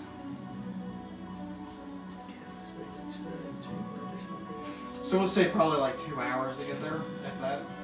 Alright, that's my entire wild shape, so I'll accept that. Okay. Long Strider just gives me 10 feet more per round for an hour, so it wouldn't really help. Now we arrive, that's just about when my wild shape pitters out, and I change back from a warhorse into an elf with you riding on my shoulders. Alright, we're here. You can dismount now, Varis. Yep. So you see the windmill. Step on. You can tell it looks pretty dark on the inside. It's a standard windmill, looks like that. The onion-domed edifice leans forward into one side as though trying to turn away from the stormy gray sky. You see gray brick walls and dirt-covered windows on the upper floors. A decrepit wooden platform encircles the windmill above a flimsy doorway leading to the building's interior. Perched on a wooden beam above the door is a raven. Ritual spell, speak with animals. I take 10 minutes to do a little set of hand motions and focus myself so I can speak with animals. And then I go up to the raven and I say, hello! How's it going? Raven stares down at you and it says, you know you didn't need to do that to speak to me. Then why didn't you say anything while I was casting the ritual? Because it was kind of funny to watch. You look like a fool. Can I understand him? Yeah. You realize that it's one of the members of the flock. He's like, beware of this place. It has a very evil energy. Must be nice to be able to talk to people in your animal form. Well, whenever you're a true animal versus stealing another animal's form, it works better. You've got feathers and wings and a beak. If it looks like a raven and quacks like a raven, I call that thing a raven. That's what I'm saying. I'm a true animal, you're not. What? I thought you meant I was the true animal. How rude! You can only be an animal for a couple of hours a day. I can stay in this room for my whole life. I can't believe this. Can you believe this? I mean, is he speaking the truth? Eventually, I'll have unlimited use of wild shape when I reach my full potential as a druid. But until then... I'm a true animal. I'm as true as it gets. I poop in the woods and wipe with leaves. You don't even have a sphincter in that form. I don't know that that's a problem I worry about. But I was sent here to make sure you were warned about this place. As I said, it has a very evil energy. What kind of evil exactly? It's hard to tell exactly, but it's certainly a powerful evil energy. Do you know what's inside there other than just an evil energy? I've only been watching it for the few hours since sunrise, but no one has come in or out since I've been here. And it's unfortunately too dark for me to see inside. Well, I had dark... Wait, do what else have dark vision? Yeah, we do. We've got good dark vision. Trying to figure out if I can be an animal besides a giant spider that has dark vision and... So he kind of like looks and he's like, anyways, I warned you as I was asked to do, and I must be off to tend to other things for what we're working towards, and it flies off. Before it flies up, I say, very well, thank you. Thank you for the information. After he's in the distance, like a speck in the distance, I really don't like those birds. Their intentions are good. You just have to remember that. I had half a mind to turn into a panther and eat him. But you couldn't. Yeah, I could. I can climb very well as a panther. I can climb as a bear! I thought you used all your charges of... No, now that I'm level 4, the time is half my level rounded down. So when I was level 3, I could only do it for 1 hour. But now that I'm level 4, each charge is 2 hours. So you still have another charge. Yep. Okay, I see what you're saying. And then I can always do a short rest and regain both charges. I have very good endurance as a land druid compared to Moonies. Let's see. Well, we've been warned. Do you think we should turn back, or should we continue on? Of course we continue on. That's not even a question. It's true, we've come too far to turn back. Well, I want to check the door for a trap. Okay. perception, or do you still want perception for checking for traps? Didn't you guys say it's investigation or perception? It was kind of hard to tell from the actual descriptions of the spells. I'd say it's your choice. It honestly doesn't matter. It's actually the same for me now, anyway. So. Like I can see a justification for either of them. 14. You do not find a trap. Well, I didn't find a trap on the door. Would you like to I will check. give it a shot? I'm like super paranoid Plus now 5. that even after I checked for a trap, I still got 11. Less than what you got. Nope, I don't see any traps. Alright, well, do you want to open it, or do you want to go first, or do you want me to? You can tell Why I'm, don't you get I'm obviously, like, still, like, have a little bit of PTSD from when I got knocked unconscious.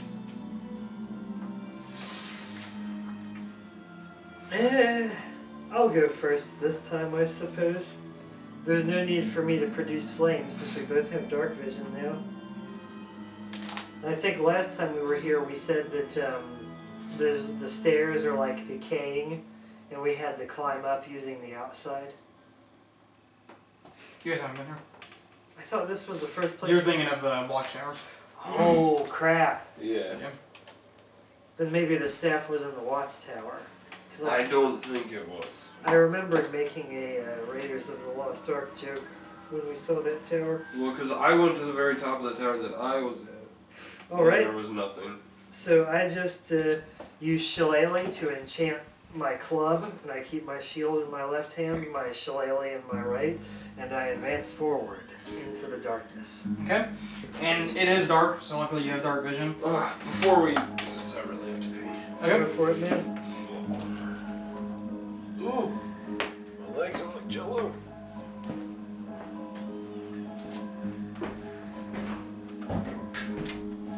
As long as we've got a chance, I wanted to forewarn you about a combo I saw. When a crocodile bites someone, they're grappled and restrained until the grapple ends by the crocodile. And escaping from a grapple is the restrained person's athletics or acrobatics versus the holder's athletics. But if I cast Enhance Ability Strength on myself, that will give me advantage on all my strength checks to keep clamped down on them. That's fine because they can still attack you. They can, but restrained creatures have disadvantage on their attack rolls. But if any damage is done to me by their allies or them, then I'm probably going to lose the spell because it's at least a DC 10 concentration. Right. Yeah, I don't care. I just wanted to let you know about that in advance because it's going to really suck for whoever I bite with Enhanced Ability. It's fine. There's a lot of really strong enemies in Strahd, so Because having abilities like that get them out of the way is actually kind of nice for the group. Alright, good. Because restrain is like really bad. Your speed is 0. Attacks against you have advantage. Attacks that you make have disadvantage. Dex saves have disadvantage. It sucks to be restrained. And it sucks to be restrained by a crocodile with enhanced ability cast on it. Yeah. It doesn't really bother me all that much. Because the whole time he's restrained, I can make another attack roll to just crunch him again with advantage because he's in my teeth. And I can also, if we're near a body of water, I can also drag him half my speed and potentially drown him underwater because a crocodile can hold their breath for 15 minutes before they have to come up. Dang. So yeah, it's a pretty beastly combo.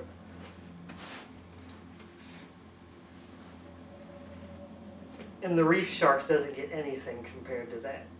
The reef shark just is very fast in water and it gets a +5 against its attack rolls if you have an ally. It has pack hunter tactics, just like wolves and orcs and stuff do. That's insane. But I wanted to let you know about that combo in advance. There's that. There's the bark skin combo to give any animal I turn into 16 armor class no matter what. But of course I lose the spell if I take damage and screw up the con save, so. I could cast Enhanced Ability Constitution on myself, and the only thing that would really do is make me better at not losing the spell, but that's kind of worthless. Yeah. Let's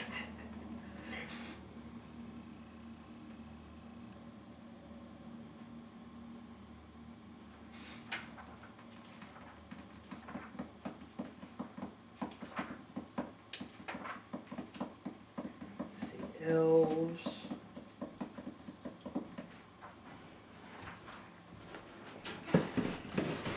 I wonder if they Vision. give. Hey, whenever they give spells to monsters, you have to use a PHB to get them. Oh, like they should gosh. just be listed on their card. I feel. Yeah, well, that was the difference between 4E and the others that I liked, because abilities were all unique and distinct and cool. But then if everybody's referring to the same spell lists, it converges. Yeah. Yeah, our dark vision is better than most animals' dark vision. Our dark vision is 60 feet, as if it were bright light. Oh wait, no, that's dim light, sorry.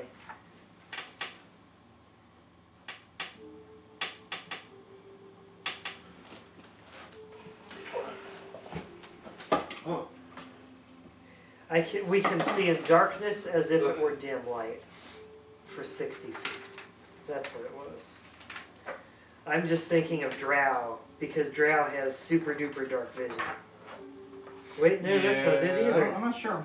Because Drows just get double the range of their dark vision. Oh yeah, that's right. Because I was a Drow warlock and I took Chaos Spear. No, not Chaos Spear, that's what Shadow does. I took Eldritch Spear so I could shoot Eldritch blasts at people in the dark from 120 feet away. Let's see. Okay. So you guys are going in? Yep. Okay. I go in first. Shield in the left hand, shillelagh in the right hand. So you're on the ground floor, and the ground floor has been converted into a makeshift kitchen. The room is filthy. Baskets and old dishware are piled everywhere. Adding to the clutter is a peddler's cart, a chicken coop, a heavy wooden trunk, and a pretty wooden cabinet with flowers painted on its doors. In addition to the clucking of chickens, you hear toads croaking. The sweet smell of pastries blends horridly with a stench that burns your nostrils. The awful odor comes out of an open, upright barrel in the center of the room. Warmth issues from a brick oven against one wall, and a crumbling staircase ascends the wall across from it. Shrieks and cackles from somewhere higher up cause the old mill to shudder. I think we found the witch in the woods house after Hansel and Gretel ate her gingerbread house. That's what's in the oven right now. She's baking her new summer home. Or she's baking children. Yeah, but they wouldn't smell like gingerbread. I've smelled human children. They stink. Oh. Well, you would know better than I. All that cackling didn't sound very good. But perhaps that's the staff that perhaps she holds the staff we need. Well, it was above us. I'm gonna take a peek in that oven real quick. Very well. Then I pull my bow off my back and get ready to keep an eye I on peek it. in the oven quietly. There are a dozen pastries cooking. Yeah. Not what we expected. Very good smelling pastries. I'm not gonna trust evil pastries. I bet they're in like the shapes of like gingerbread men, except they're like shielding their faces with their hands, Yeah. like in these poses of acute terror and fear. I silently close the oven again. Okay. I could turn the heat up on the oven and make the cookies burn, but that's something an evil character would do, and I will that way. Let's. Oh! I'm still under the effects of speak with animals, so I can ask the chickens and toads what's up. I go over to the chickens. I go, bark, bark, bark, bark, hey guys, what's going on here? Why are you guys trapped in this coop? Who lives in this old windmill? And why does it smell like disgusting things and also sweet pastries. They just kind of like stare at you, and So you realize you're talking to like probably the dumbest animal possible. speak with animals. They still kind of stare at you and start eating the little tiny crumbs on the floor. Alright, I turn around and try and find a toad. I say, Ribbit, hey, these chickens aren't helping me out here. Can one of you guys tell me what type of person lives in this windmill? The toads are inside of a trunk with holes drilled, like, punctured into the top. So the only response you hear is, don't know, don't know, don't know, don't know. Prepare yourself, because eventually I get speak with plants. And plants are dumber than chickens. And they still What can you tell me? Sunlight's Water. great, man. I just love the feel of the water in my roots, man. He's talking to a pot plant. These animals are all the dumbest animals I've ever met. I'm getting a PETA-style urge to liberate them all from their cages anyway, though. If you want to. I open up the whole filled box with the toads and I release them. You're free. Fly. Hop to your new lives. The toads actually do start to kind of like hop around. The chickens don't really do much of anything. Wow, they are So dumb. were there stairs anywhere? Yeah, Okay. around the outer wall going up. So if I look up, do I see anything, or is it just like straight on up? Since it curves, so you can kind of see the next floor that it goes to, but you can't like see detail of what's going on up there. Okay. Then I want to go ahead and sneak up the stairs, staying close to like the wall. So that like, put my hood up, stay close to the wall. Hopefully I'm, blending in a little bit with the wall. And also the side of the stairs is the quietest. True. You know what I realized? What? Our Mask of the Wild says that we can hide when we're lightly obscured by natural stuff. Foliage, rain, snow, or mist. Mm-hmm. There's mist everywhere. Take that, Strahd. Pretty much. Go ahead and make me a stealth check. I don't get well, I do not mean to roll that. Does that count? You can reroll it. Okay. I don't know what it was, but Stealth, that is a 21. okay. So as you proceed up the stairs, you don't really make any sound. You get to the point where you can actually see what's going on, and you see a haggard, heavy-set old woman with a face that's as wrinkled as a boiled apple sweeping the floor. You notice that she's pushing around some old bones that stir up a cloud of white dust. She's wearing a blood-stained flour-caked apron, and a long, sharp bodkin impales her bundled-up mound of gray hair. The dirt-caked windows allow very little light to enter the foot-high chamber, most of which is taken up by a large millstone connected to a wooden gear shaft that rises through the ceiling in the center of the room. A stone staircase continues up towards the sound of the cackling. So this wasn't the origin of the cackle. Maybe it's a coven of witches. Maybe it's a coven of witches. Like they're sisters or something. One of them likes killing and eating people. One of them likes baking. So they said, hey, why don't we kill and eat and bake people? They have something in common.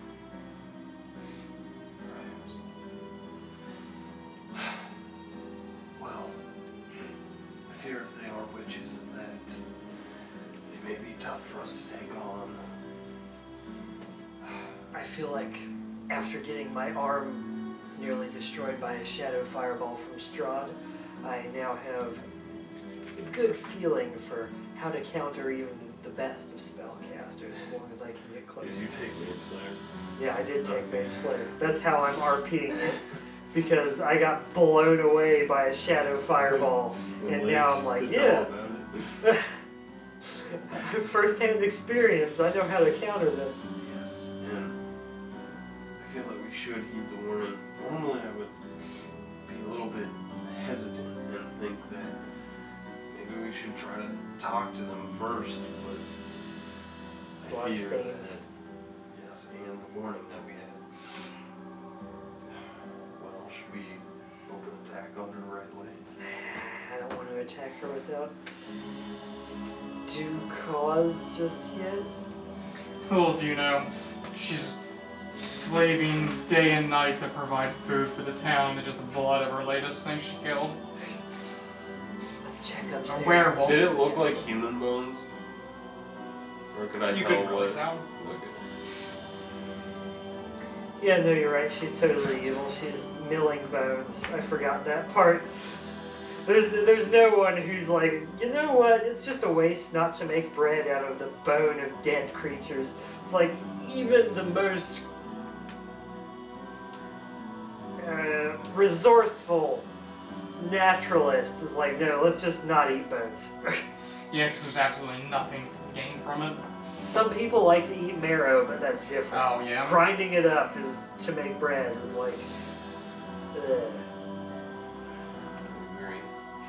But should we see who's cackling upstairs? Maybe it's another Does crazy it look dog. like I can like sneak past the? Like does the staircase kind of keep going, and like do I have to cross the room to another staircase or anything? You'll, like, it doesn't keep going, but whenever you get up, you have to, like, walk, like, 15 feet and then start going up again. You have to be on level with her for a little while. Okay. Like, imagine Use one of- this is a staircase, then you have to walk and then go to that staircase, kind of deal. Okay. We could use Does one it- of the chickens as a distraction. Set it loose on this floor and have her go after it. Perhaps, but then they might know someone's here. Get a drink. and I'll be it right would- back. And it could That could alert ruin them. our element of surprise. Right. How about I'll just scout ahead and I'll report back. Alright, that works. If necessary, I can camouflage myself with the chickens. Yes. It's just like this whole pen or a coop of chickens going, bro, and their eyes are like crossed and they look stupid, and I'm just there like looking shiftily back and forth like, yes, everything is normal.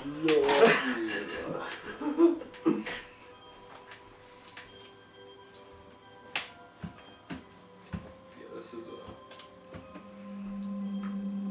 well, because I want to surprise them. Because Yeah. We can always. Oh, wait! We don't need to feel bad about killing people because we have the dual evidence of you can't even die here, and some people here don't even have souls. So it's not murder. Well, it's not that you can't die. It's that your soul never goes to the afterlife, so you go insane. That's why whenever Millard came back, he was just a little bit crazier. I would say it still doesn't constitute murder. But anyway, she's eating bones. If you want to sneak up behind her and garrote her to death, go for it. In fact, I can give you enhanced ability strengths. Is it a grapple when you garrote somebody? I don't typically garrote anybody. I was thinking of. I don't think like a Correct. garrote exists. I was thinking of shooting her with an arrow. Oh yeah, do that. Would Try that out that count? sharpshooter. I didn't take sharpshooter. Oh, I took that's right. observant. You took observant. Okay. So, is her back turned to me? Yeah, she is, I think. based on Yeah, the description. well, you saw her apron, so Oh wait, yeah, so she. that means she's maybe to the side of you, like at an angle to her. You can see her, but she can't see you. Okay. Because I basically want to take a surprise attack on her. Okay. So I kind of turn my head and kind of look back at you and say, Now, just one more time. This is exactly what we're going to do, correct? Sure. She can't die. It's fine. She doesn't even have a soul. Oh, that's true. And I nod, and you see me take a deep breath and pull back and aim down the sights for a little bit, aiming for her head. Whenever you suggested they were coming, does your character have knowledge of hags and covens? Not explicitly. I mean, I'm a outlander. I've been totally forgetting to use all of my outlander shit. God damn it. Yeah, we'll say that I do, because hags haunt the woods, because I'm sick of all this, let's cut a tree open and put a human sacrifice in. I want blood dripping down out of my trees. That's gross. So as he goes to knot his arrow, you notice that he's just knotting a normal arrow, and you suddenly remember hags are resistant to almost everything but silver. Shit. Alright. So if she is in fact a hag, you gotta use silver. And if she's not a hag, either way the silver still works. I just figured out what to do with all that electrum. Well, I thought don't you have silver tipped arrows? Oh, for the wolves! That's right. Damn. I don't remember if I actually ended up making any, because I know that we talked about, like, because I talked about, wow, when we get back to town, I need to make arrows. Yeah, I think we ended the session and you forgot, so we'll just say you made some. Yeah. Okay. But You yeah, say that I'll stop you and you say have 10, 10. but since silver is not as durable as iron and steel, that there is a 50% chance that you won't be able to use the arrow if you collect it. Like, that's the only ammo you have to track as special ammo. Okay.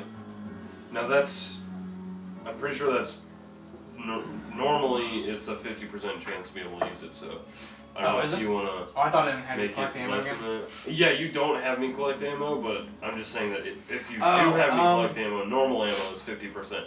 I'm pretty sure.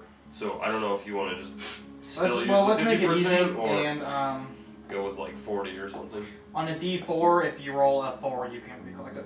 I can? Yeah. Okay. So it's a 25% chance. You Okay. can. So. and it's probably too damaged to mend. Oh, and I still have the silver dagger, correct? Mm-hmm. Oh, my shillelagh might be a magical weapon too. It I is. think it is. But I don't think it overcomes. It's not like a I paladin. think any spell that imbues a weapon is magical at that point. Yes, but I don't. Paladin holy weapons and Smite Evil specifically say you trash any resistance because you're meant to slay demons. But I don't know if Shillelagh does that.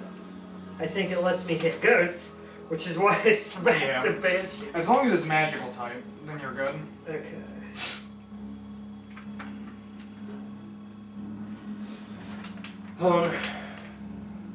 Yeah, so if you told me that, I'd say, oh, yes, good idea, thank you. And unknot it, put it back in the quiver, and switch to my silver arrows. Go to aim again, look down the sights, and yeah, go ahead and let loose. Okay.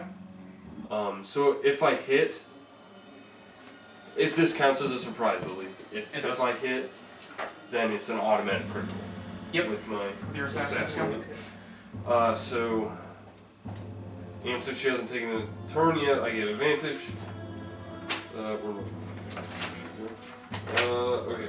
So that is so 22 to hit. You hit. Well, it's an automatic critical, so you hit. Yeah, but if I hit, then it counts as a critical. Okay. Okay. I get what you're saying. Yeah. You hit. Okay, so how do you want me to roll for like sneak? Do you want me to still roll sneak attack, or do you want me to like amplify sneak attack damage, or Double sneak attack dice. Yeah, it's double the dice. double So dice? your weapon damage, you get max +1, but then you double the dice roll of everything else. So Like that's how Dewey and I are So doing it. 6 You just get guaranteed max plus weapon 1. damage once. could I So borrow 6. a couple d6? Plus a d6. Sure. Plus 6d6, right? I have 2 d6 right now. As my sneak attack at least. So you should get 6 guaranteed. So 6 plus 5d6. 6 plus the weapon damage Tight. plus Plus your 2 4, times yeah. my. Double hit you. Thank you. Alright, that's not bad at all. Okay, so 6. Oh man.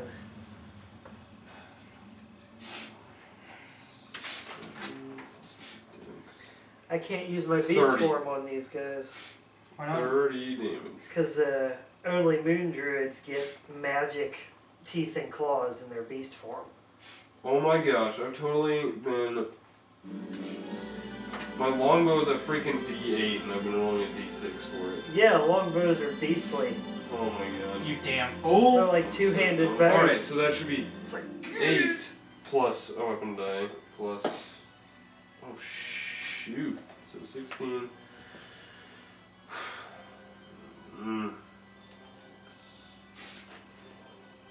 So 34 damage. Right? Because 8 plus 8 is 16, 26, plus 5 is 31, plus 3 is 34. Yep, 34. Okay. So, Gosh! as your bow, as your arrow strikes, the It- curse one rolled well. goes like right into her side, like where her lung would be, and you hear her like howl in pain as you see it like burning and sizzling her skin. She grabs it and throws it on the floor, and she's like, "What was that?" Oh, And there then- goes our cover.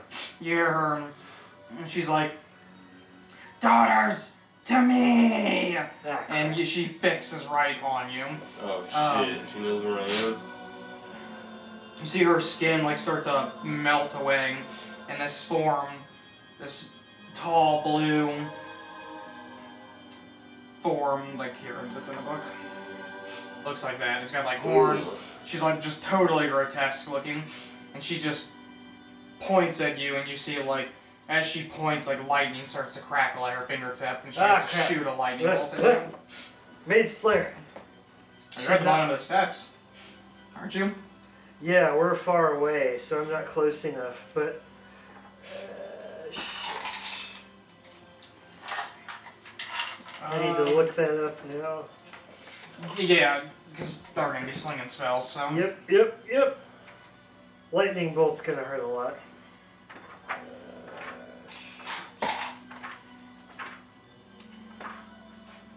Here we go. There's too many damn spells.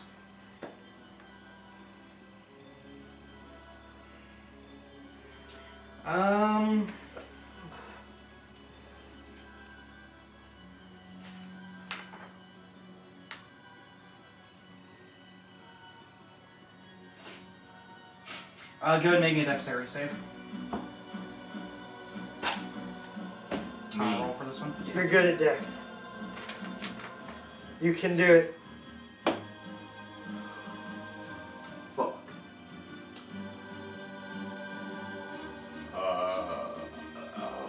8. Um, I rolled Probably a 3 because- on the face. probably because you're on steps and rain is like right behind you, you just can't get out of the way and you take the full force I'm about to fucking die, I think. of this spell.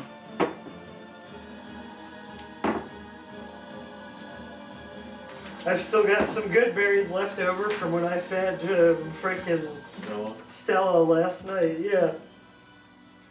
You take 31 points of lightning damage. Oh god. You know what? We're not prepared for this. We should go. Alright, well, as soon as she hits me with that. Oh,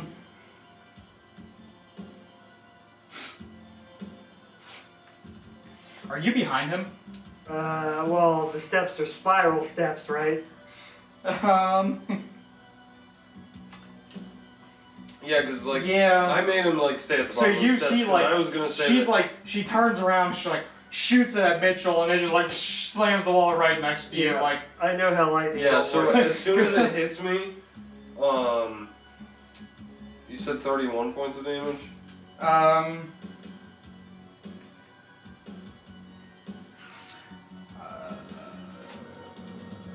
31 was what you said, yeah. Yeah. Alright, well, that just completely, like, you just see the lightning bolt hit the wall, and then you just see me stumble down the stairs. Ah, crap, you're unconscious. Put a good berry in his mouth and run! Ah, I do that. I run after him down the steps, I try to catch him, and put a good berry in his mouth, it's like, eat it! And as he does so, you hear footsteps from the steps above starting to head towards the stairs to come down towards you. You know what's great about being a wood elf? We're faster than any other race with 2 legs. Let's get out of here. Yeah, and I'm unconscious, so. Now Well, you it's That was negative- also just bad luck on your part that you rolled so low. Because I'm like, I'll hit Mitchell with a dex attack.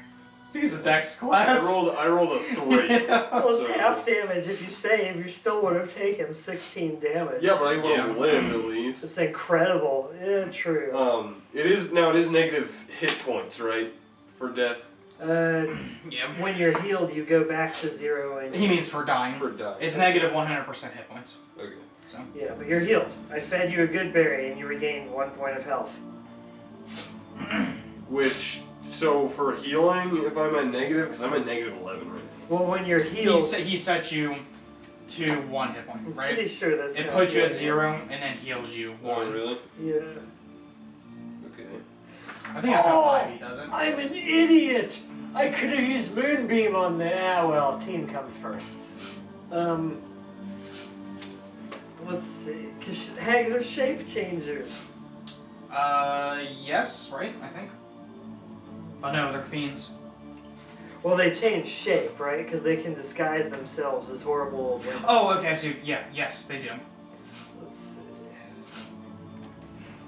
So does that, like, make me not unconscious anymore? I Believe shove so. a good berry in my mouth? Yeah, let me look it up. All of these tabs, and I still am missing, like, healing, feats. God, it's crazy. Alright.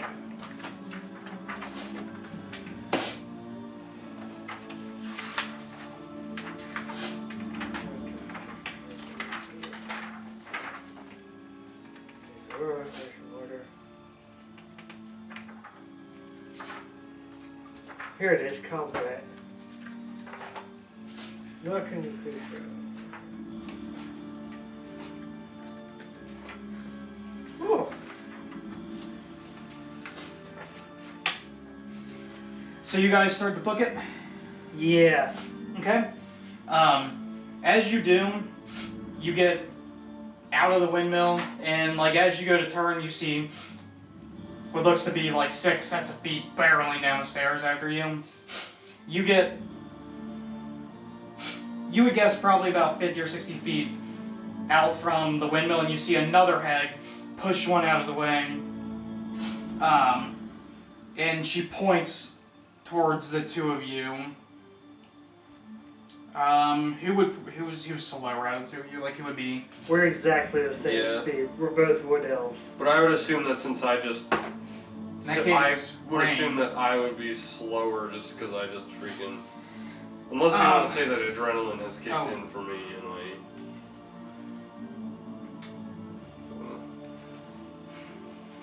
This spell always confuses the hell out of me.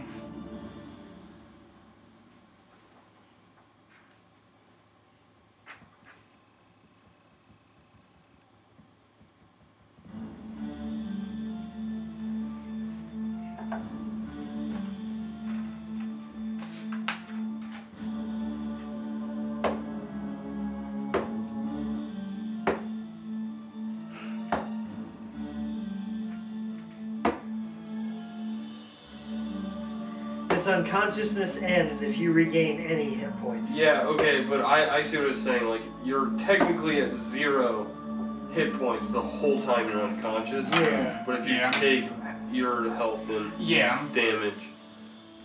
And as she points her finger out,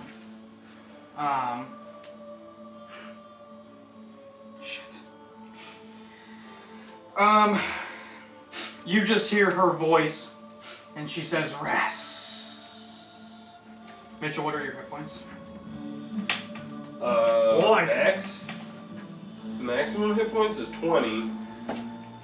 current hit points is 1. Everything goes black and you fall over. Chris, what are your hit points? Oh God, she used sleep. Elves can't be put to sleep with a Oh sleep. yeah, you guys are elves, aren't you? Yeah. Yeah, you can't be affected by them. So you feel her.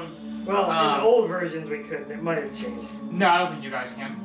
Because half elves can't be charmed and elves can't be put to sleep. Because we don't sleep, we trance. Yeah, exactly.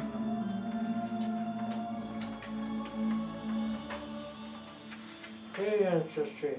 Yes, yes.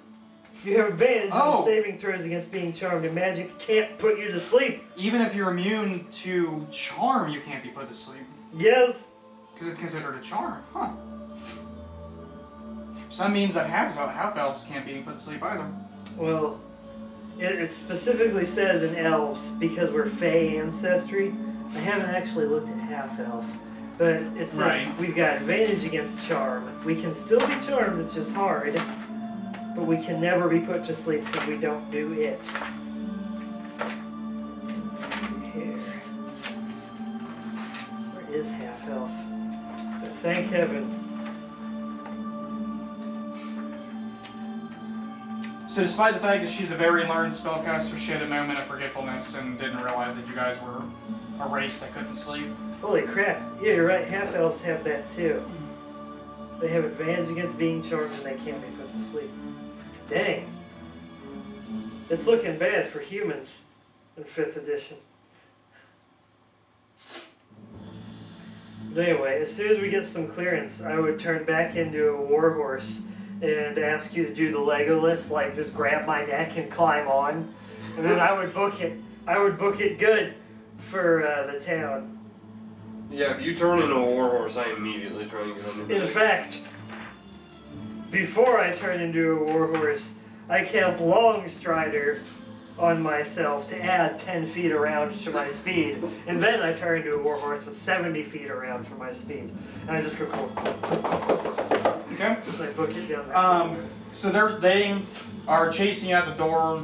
One of them tries to sleep, another one pushes past. Closing the distance, you go to transform. Knowing about Lightning Bolt though, you see her, the third one go to fire a Lightning Bolt, and you know Lightning Bolt has an extremely long range. Yeah. And she goes to launch a Lightning Bolt at the sexy horse. Has the old Spice guy on it. Nay! Oh no, actually make me a dex save. Nay! I Both of used us the or horse's just Chris? dex. Just Chris. I don't think you're technically in a line because you're above where the lightning bolt will be hitting. I'm gonna say a horse is tall enough that you Yeah. don't get hit by it. Or a large-sized creature. Oh, warhorse specifically. Yeah. Shit. I was like, yeah, 34 damage. That'd probably kill her. No. Yeah.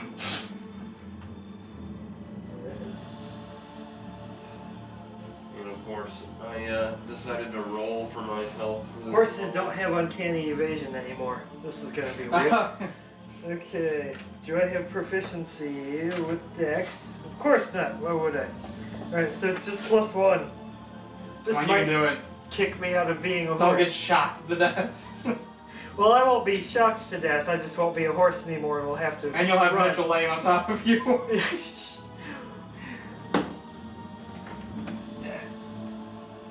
Is that a natural 20? Yes, it is. Thank God. It is. Natural 20. No way. 21. So, since Chris, luckily since Rain is acting like a bat out of hell, knowing that you guys are about to get the shit kicked out of you, his adrenaline's pumping and he just ignores the lightning bolt completely and keeps going. And if you like look over your shoulder or anything, you see that they stop. They're not chased. They're not giving chase or anything. Like they were just attacked in their own home and they're just defending themselves at this point. Yeah, right. Well, defending themselves because they're obviously not good. Yeah. I also really most people don't turn to shocking you to death in self-defense. Yeah. So, Well, it's not shocking you to death. The lightning bolt is just like instant crisp. yeah. Shocking grasp would be shocking you to death, like Darth Yeah, that's Sidious. true. Yeah. The lightning bolt is just like, bam, dead. But yeah, so I run. I don't stop running until we get back to Valaki. Valakai. Yeah, if I look back and see if they're not like chasing us anymore, like Nope, nope, not gonna stop until we're surrounded by other people. alright. I mean, I guess I wouldn't say anything because I want to get back to the inn as soon as possible and and I'm rest. booking it. I'm not just trotting along. I believe I'm probably cleaving through cobblestones with my hooves. Okay. Well, cobblestone's too good for Barovia. Who am I kidding? So It's a really good thing we didn't go in there at level 1. Yeah. It's a level 4 area, but you guys are a group of 2. Yep. Yeah. Well, lightning ball. And always even though sucks. you didn't kill her, you took a good chunk of her health out. Does she regain it now? Depends on how long you let her wait. That's okay. We must go back immediately. No, the most important thing we gained was knowledge. Knowledge, yeah. We know that she's a caster and that she can cast lightning bolt. So I've got to make sure I creep up on her and I get within Mage Slayer range to disrupt her spells. Because she can't disengage and attack. And you are pretty sure that it's coming too, so. Yeah. Which your She character did would say know about daughters. breaking. Yeah. Yeah. Your character would know. If your character is on covens, they know that if you break a coven, they become a lot weaker. I do want to make that actual part of my background is because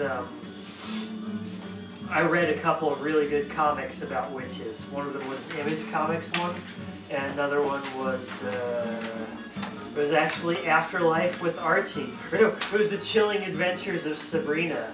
It was a gritty remake of Sabrina the Teenage Witch, except they're actually horrible, evil witches that worship the devil and eat people. It's really cool. Nice. So as you guys are on your way back, it kind of sets in that you're just in a mill where they were grinding people's bones into pastries. Yeah. And you guys probably don't remember, but your characters remember. The first town you were in, there was an old lady trying to sell pastries to people. Oh. And it was that lady that you attacked. So they were grinding something up, humans or probably, more than likely, definitely, and feeding it to people. And you were commenting on how good it smelled. So go ahead and make me charisma saves as you are trying to cope with that fact. Did we eat the pastries? Then? No, They neither were of you ate them. No. Rain was smart enough to know that they were not good enough to eat. 2. You said charisma? 13. Yeah, charisma is what you said. 18. Didn't I ask her if they were vegan? And she was just like, She didn't really say anything, she just walked away from you. Yeah. Rain, you take 3 points of sanity damage. As you're just like, you're pretty worn out. Like, you didn't take damage, but you're hauling ass right now, so you are kind of tired. Yeah. And you'd like as a druid, like the sheer thought of grinding humans or elves or anything and eating it is like a total perversion against nature. Like, it's bad enough that humans eat animals, but for humans to eat humans is just like, that's horrible. It's a big black hole and a big black pitch. It's filled with people who are filled with shit. Exactly. I forget what the pie making song was. I don't know, we need to check for that one. It's been so, I've seen it recently, but I can't remember. You need Elena, what's her name, Elena Bowman? Helena Bowman Carter? Yeah, that's it. Oh, Helena Bonham Yeah. Carter, yeah. As you are running back, Galloping. Riding. You know what? It might be a good idea for you to consider mounted combat feats. well, that's not a bad idea, actually. Because I thought Ian about agrees it. with this. Because I said, if I'm a spider on Varis. Yeah, would that count as mounted combat if you're on a human? Yeah, Varis' shoulder.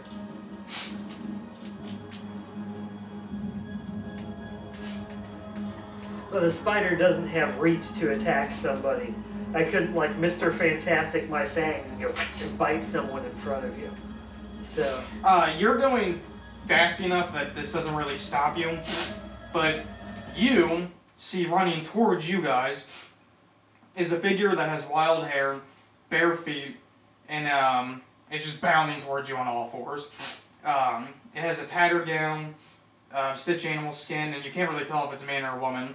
And then as you guys go running by, it stops and sniffs the air and laughs like a lunatic. And there's a bunch of little twig monsters that you fought before. You realize it's a druid. And it's not a druid that you want to stop and talk to by any means. You just get that feeling. As a druid, you're like, that's a bad druid. She's wearing a gown made out of skin. Exactly. I think. Yeah. In her So- animal form. But you're going fast enough that it doesn't stop to really give you much mind. Thank you, Long Strider. You guys eventually make it back to Valakeen. As you do, I will say it's probably midday-ish probably about noon by the time you guys left. So get an hour talking, fighting, 2 hours a little bit over 2 hours to get there, about 2 hours to get back since you're hauling ass. It's evening now. The festival has died down. People have gone back home. The Burgomaster has gone back home. But everything looks normal, like it doesn't look like Yeah, it looks anything normal. was sabotaged. No. We'll say, because of the time of year it is, the sun's going down, and you're starting to see the moon come up.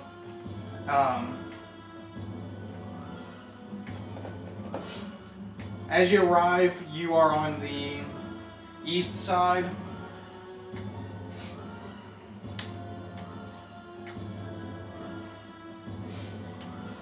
And you can see in the distance towards the west, like an orange glow. Oh, it's the sun. You know it's not sun. It would be purple. It's an orange glow of a fire. And the militia, you see them like scrambling. And you hear like people running in their homes and screaming. And like the militia guard, they're talking to each other. One of them's like, I'm not going. Not if it's Strahd. No way. No way. And another one, he looks like he's maybe a bit higher ranking. He's like, come on, man, we need to get to the church now. Strahd is there, and he's going after, I forget, was he a priest, or was he just a child rapist? I should have a little bit more time since I used Long Strider on myself. The Yeah. Long Strider would have only lasted for the first hour of travel, but since it increases our speed, it wouldn't take 2 hours to go. So I don't know, whatever. You guys decide how long. He yells out that that Strahd is going after Father Lucian.